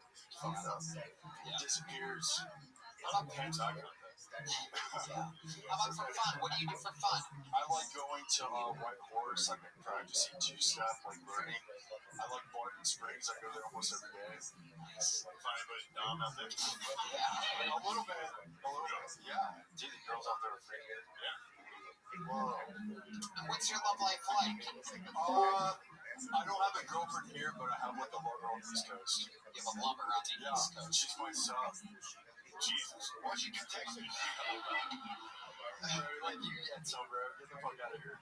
Yo. Oh, sorry. What the fuck, dude? You're so fucking horny and angry. What's his name? I'm like, bro, come on now. He said, what's his name? Hilarious. Hey, what's his name? What's his name? It's a cousin. What's your son doing right now? She's probably sleeping, honestly. Should wake her up. Yeah, a real Tom would wake her up. Yeah, bro. I'm gonna call her after this. Yeah, we're not going to. We're gonna keep it moving along. Truly Joy, there he goes. Thank you, guys. There goes Truly Joy, everybody. Hell yeah. There he goes, everyone. All right, fist bumps from the Tom. Truly Joy. I thought it was pretty funny up there. All right, this looks like a fun name and a new name. Let's see what happens here. Make some noise for Mighty Mike, everyone. Mighty Mike. Okay, all right. Man, that last comment was like Carlito from WWE. What it's like to be cool. Nah, man. Man, I'm about to quit comedy, man. This shit don't make no money in this motherfucker. I'm broke. Man, I'm so broke, man. I can't even be racist with my laundry. That's how broke I am. I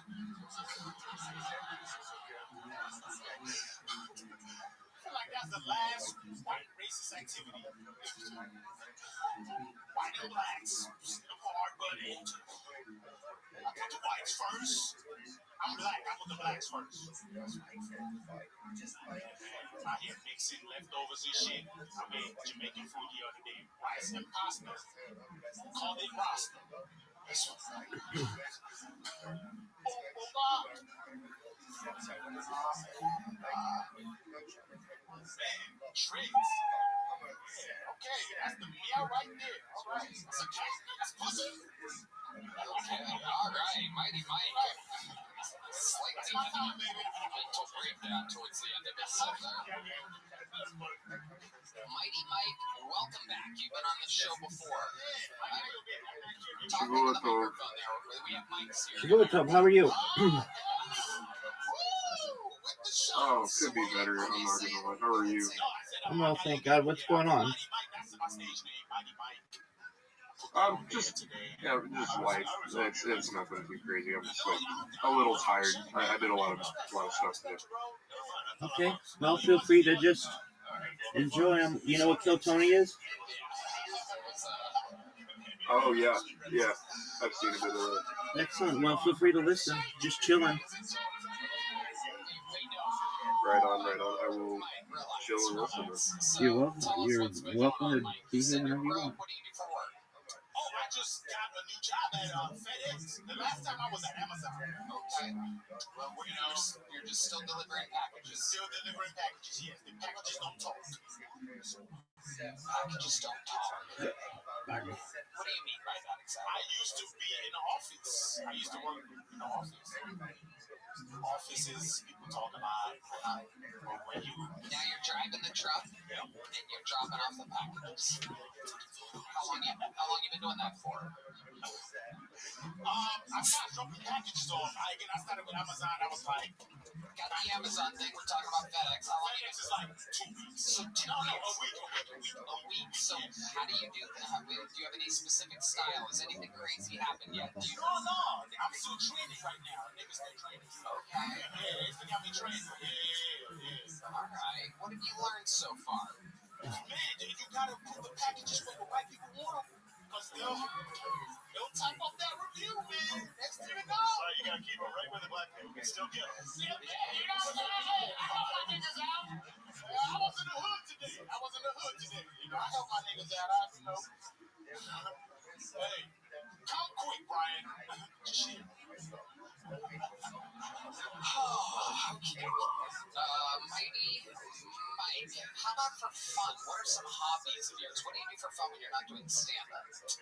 Man, when I'm not doing stand-up, man, think about how black people do that. Think about, What did you come up with exactly? We've been wondering the same things. Go right ahead. I was chilling in my balcony the other day, man, blowing the trees. I was like, man, the head nod thing that I used to do. I need to get rid of that. Oh, it's nice. I mean, fuck, we got to say, speak words, man. Hi. Hi, hello. Well, if you do it like that, that's going to be cool. I was walking by and the black guy was like, hi. Yeah, like that. No, you got to slide. What's up? Yeah, I just did, huh? Exactly. That thing's nice. I am dead traumatized, man. Oh, yeah. You're free. Are you from Nigeria? I was born and raised in Nigeria. You came here and you're telling the black Americans that I'm doing right. What? Tell them to pull their pants up. I get it. You know, I mean, Yeah, what else is on this list? So what else is on your list of how they can do better?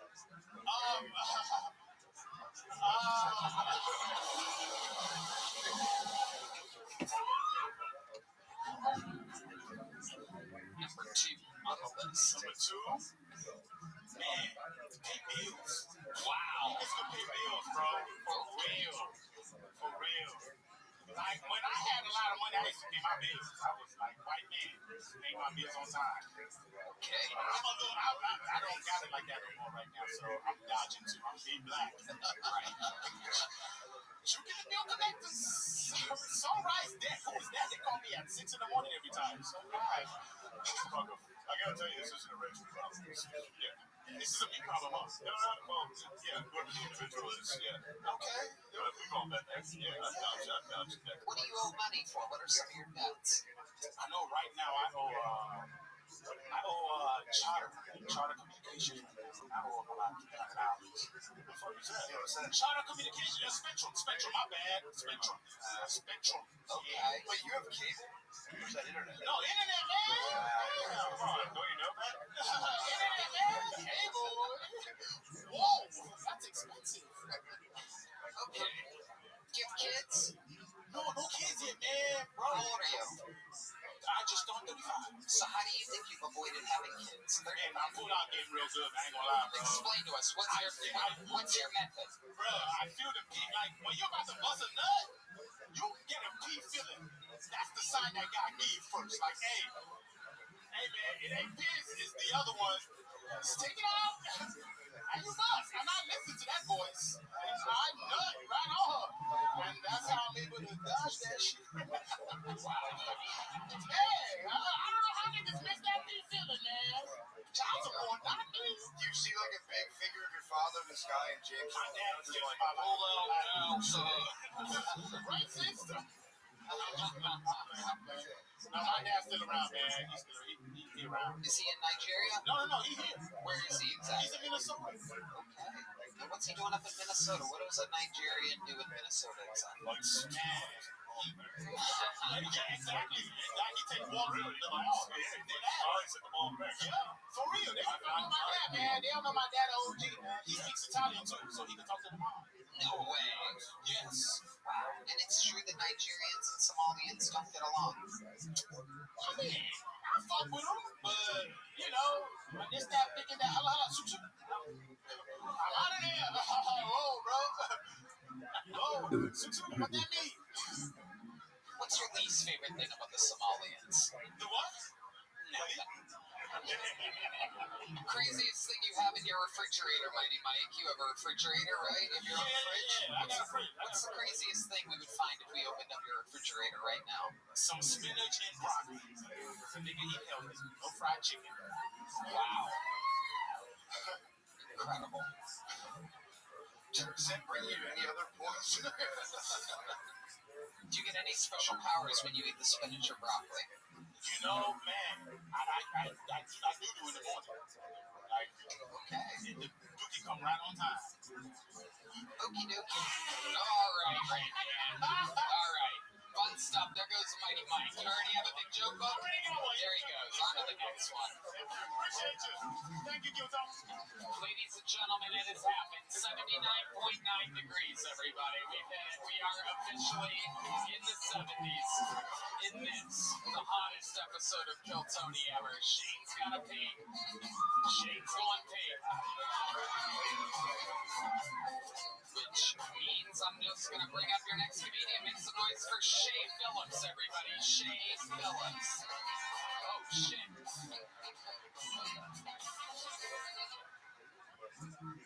So I know what y'all thinking right now. What the fuck is this fake ass Timbo Slice suit up here trying to make me laugh and shit? I'm supposed to be in the cage beating the shit out of people.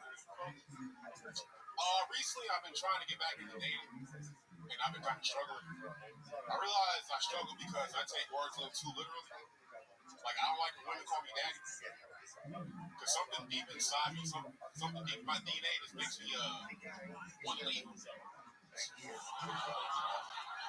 It's like every time she says, "Oh, daddy," I'm like, you know what? We ought to milk. I'll be right back. She's like, "You're lactose intolerant." I'm like, "Shit, man. What you look at that? I'll get some reports. You don't smoke." Listen, bitch, you gonna be on draft day, all right? And go to the NFL. A lot of people get these stupid ass questions sometimes. Ask like, "Hey, what's your favorite workout?" Like shoulder press, chest press, bench press. I'm like, bitch, I'm deep press. The fuck, why you gotta work out so much? Fuck yeah, Shay Phillips, welcome to the show, Shay. This is your first time on? Yes, sir. Welcome. How long you been on stand-up? About 3 or 4 years. 3 or 4 years. Where at? Houston, Texas. Okay, that was what I was gonna guess. Hell yeah. What do you do for work in Houston? I'm a machinist. Whoa. Okay, what kind of machinery are we talking about? My biceps. Wow. Incredible. But seriously, what kind of machines do you work with? CNC. I just press buttons and shit. Okay. Awesome. Sounds professional. It's fun. Hell yeah. And you don't have kids? No. You have a girlfriend? You're just single? Running machines? What do you do for fun? I can choke people like jiu-jitsu. You do jiu-jitsu? Wow. Okay. Yeah? What do you like to eat? Barbecue what? Very good. You just won the game, everybody. You got out of me. Hell yeah. Shay, how often do you come to Austin, Texas to sign up for the show? First time. First time? Look at you. You got lucky. Incredible. Or the dogs. That is. You remember Lemaire?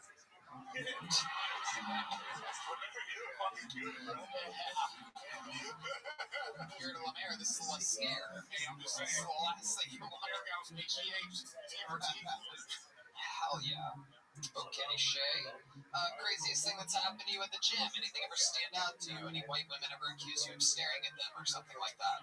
No, but I did have a whole white lady try to kidnap me one time.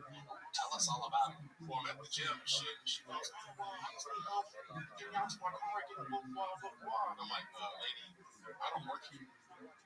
But instead, she started dragging me outside and shit. She's like, "I can't carry this by myself. Get inside the car, motherfucker." I'm like, "Hold up, bitch." You think she was trying to have sex with you? I think she wanted to pick a bunch of heavy shit for her. I'm like, "No. Yeah, you heard you just this. Absolutely. What did she want you to pick up for herself? Yeah, bitch, we expect it. Oh, that's what you think. Yeah. Yeah. Shucks. That's trying to get me. Could have been great. How old? Old enough? Yeah. Old enough that you'd be like, yeah. Old enough for 401k? Yeah. Why'd you hesitate? I'm stupid. I want to see you doing comedy. Yeah, I don't know. I can have a better life, man. Interesting. Shay, what's the craziest thing about your life that you would find interesting about you? You ever save anyone's life, accomplish anything big on that? See, the craziest thing. When I was in the military, there was a kid that was trying to walk home, but it turns out it was island floods like crazy as shit. So if the kid's walking like his face, sticking his face out water and stuff, so they just gotta carry him. We stayed in Toronto. Where was this at? Marshall Islands. Wow. And what branch of the military were you in? I was in the Navy. And what did you do exactly in the Navy? I was in construction forces out in Canada. Okay. Wow. Look at you helping someone else not drown. Absolutely amazing. I had to pass the swim test, dog. Yep. Okay, Shay. 3 or 4 years in Houston. Your first time on. Very fun. And here is, we don't have any mediums. I guess you're getting a new one. There you go, Shay Phillips. Shay Phillips. Yeah, bro. Oh shit, I did that one quick, huh? Oops. Hey, look, it's the lovely Heidi. This episode is brought to you by ExpressVPN. You went close there. Yeah. How many people like it when comedians do good on this show? How many of you like it when comedians do bad on this show? Wow. Are you sure? They do. Almost everyone's doing bad. Yeah. They like it. It's hot. It is hot. Yeah. No doubt about it. For those of you watching on the internet, congratulations. This is the episode to be in the air conditioning. If it was cold, we'd be fucking killing it. Yeah. It would be a whole different episode. It's crazy. But, you know, it happens sometimes. Every once in a great, great while. Okay.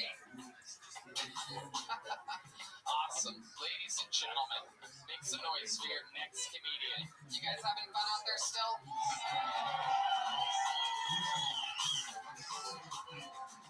Do we care about how hot it is in the room? Make some noise for Nate Ortiz, everyone. Nate Ortiz. I've been on all the apps lately. I've been on Tinder, Bumble, DoorDash.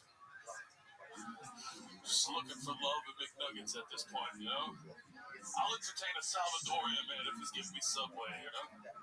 Just want to watch SmackDown, dude. I even paid $20 for that Tinder Premium to find out the 2 women I matched with look just like me. Same facial hair and everything. It got to the point I had to ask my buddies for advice. I'm like, hey man, how do I get better matches? How do I beat this algorithm? They're like, hey, you should start losing some weight, bro. You start looking like a Puerto Rican mom from the back. So I said, what pie, dude? So I updated my Tinder profile. I said from the front, I look like if Hagrid started a Twitch channel. But from the back, dude, looks like I'm washing dishes while salsa dancing. Thank you. Nate Ortiz. This is your first time on this show, right? Yes, for the very first time. Awesome. How long have you been on stand-up? 5 years in Houston. Wow, you're from Houston too, huh? Did you know Shay? I'm sorry? Did you know Shay? I know Shay. We're actually the same weight.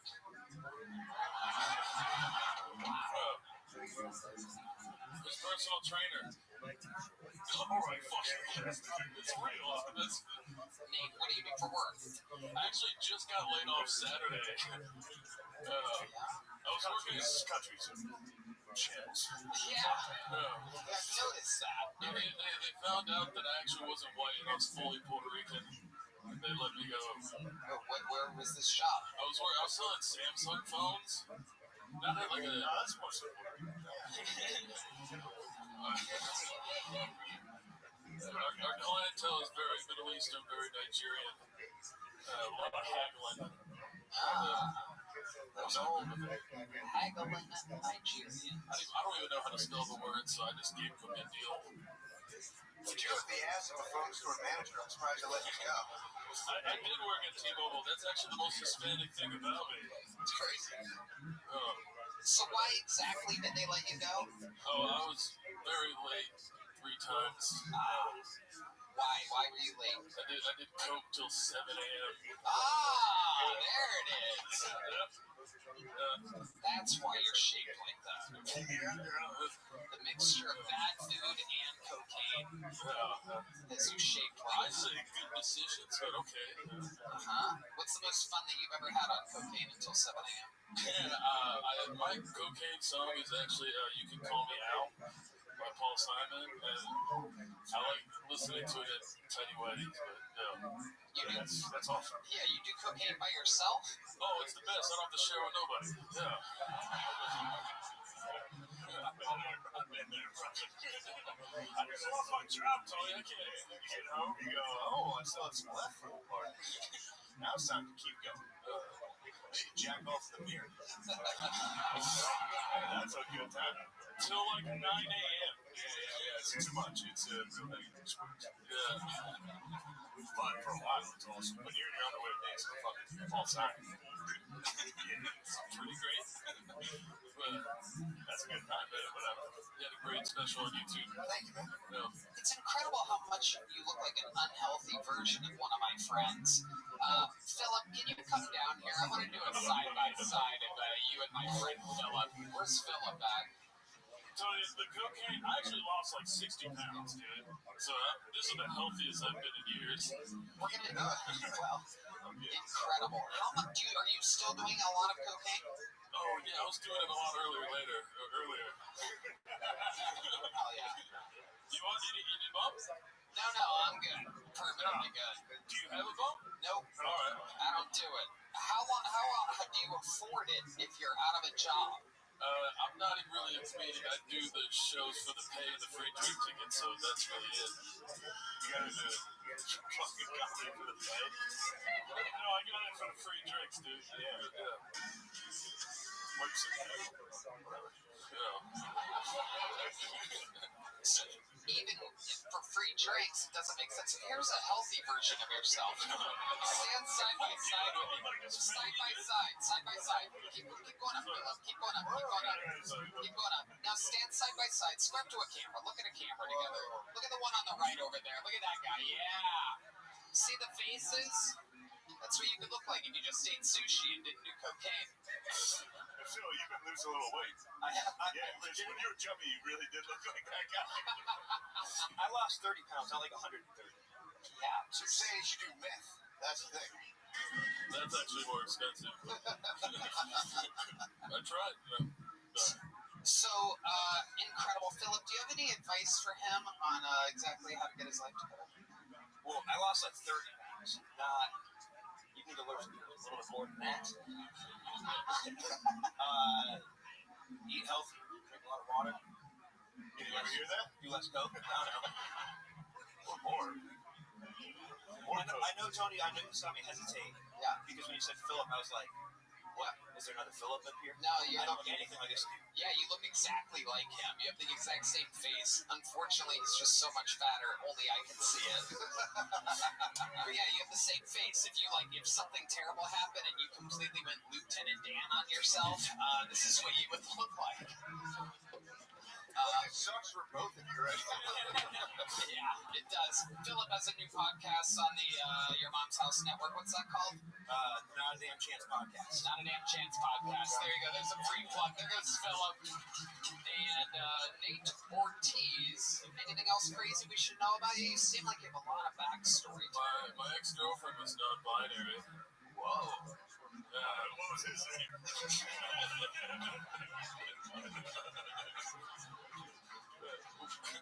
We wore the same bra, yeah. Was it always non-binary? Did that happen when you were dating? I didn't know until we were fucking. And then what did you find out? Yeah, she used the wrong pronoun while you were fucking. She She kept calling covers brother, the like Hulk Hogan. I was like, wait, what? No, I had a lot of hard times with whatever. Because I couldn't figure out words to say during an argument. So I just kept saying shit my dad said. So I was like, hey, calm down, slugger. Yeah.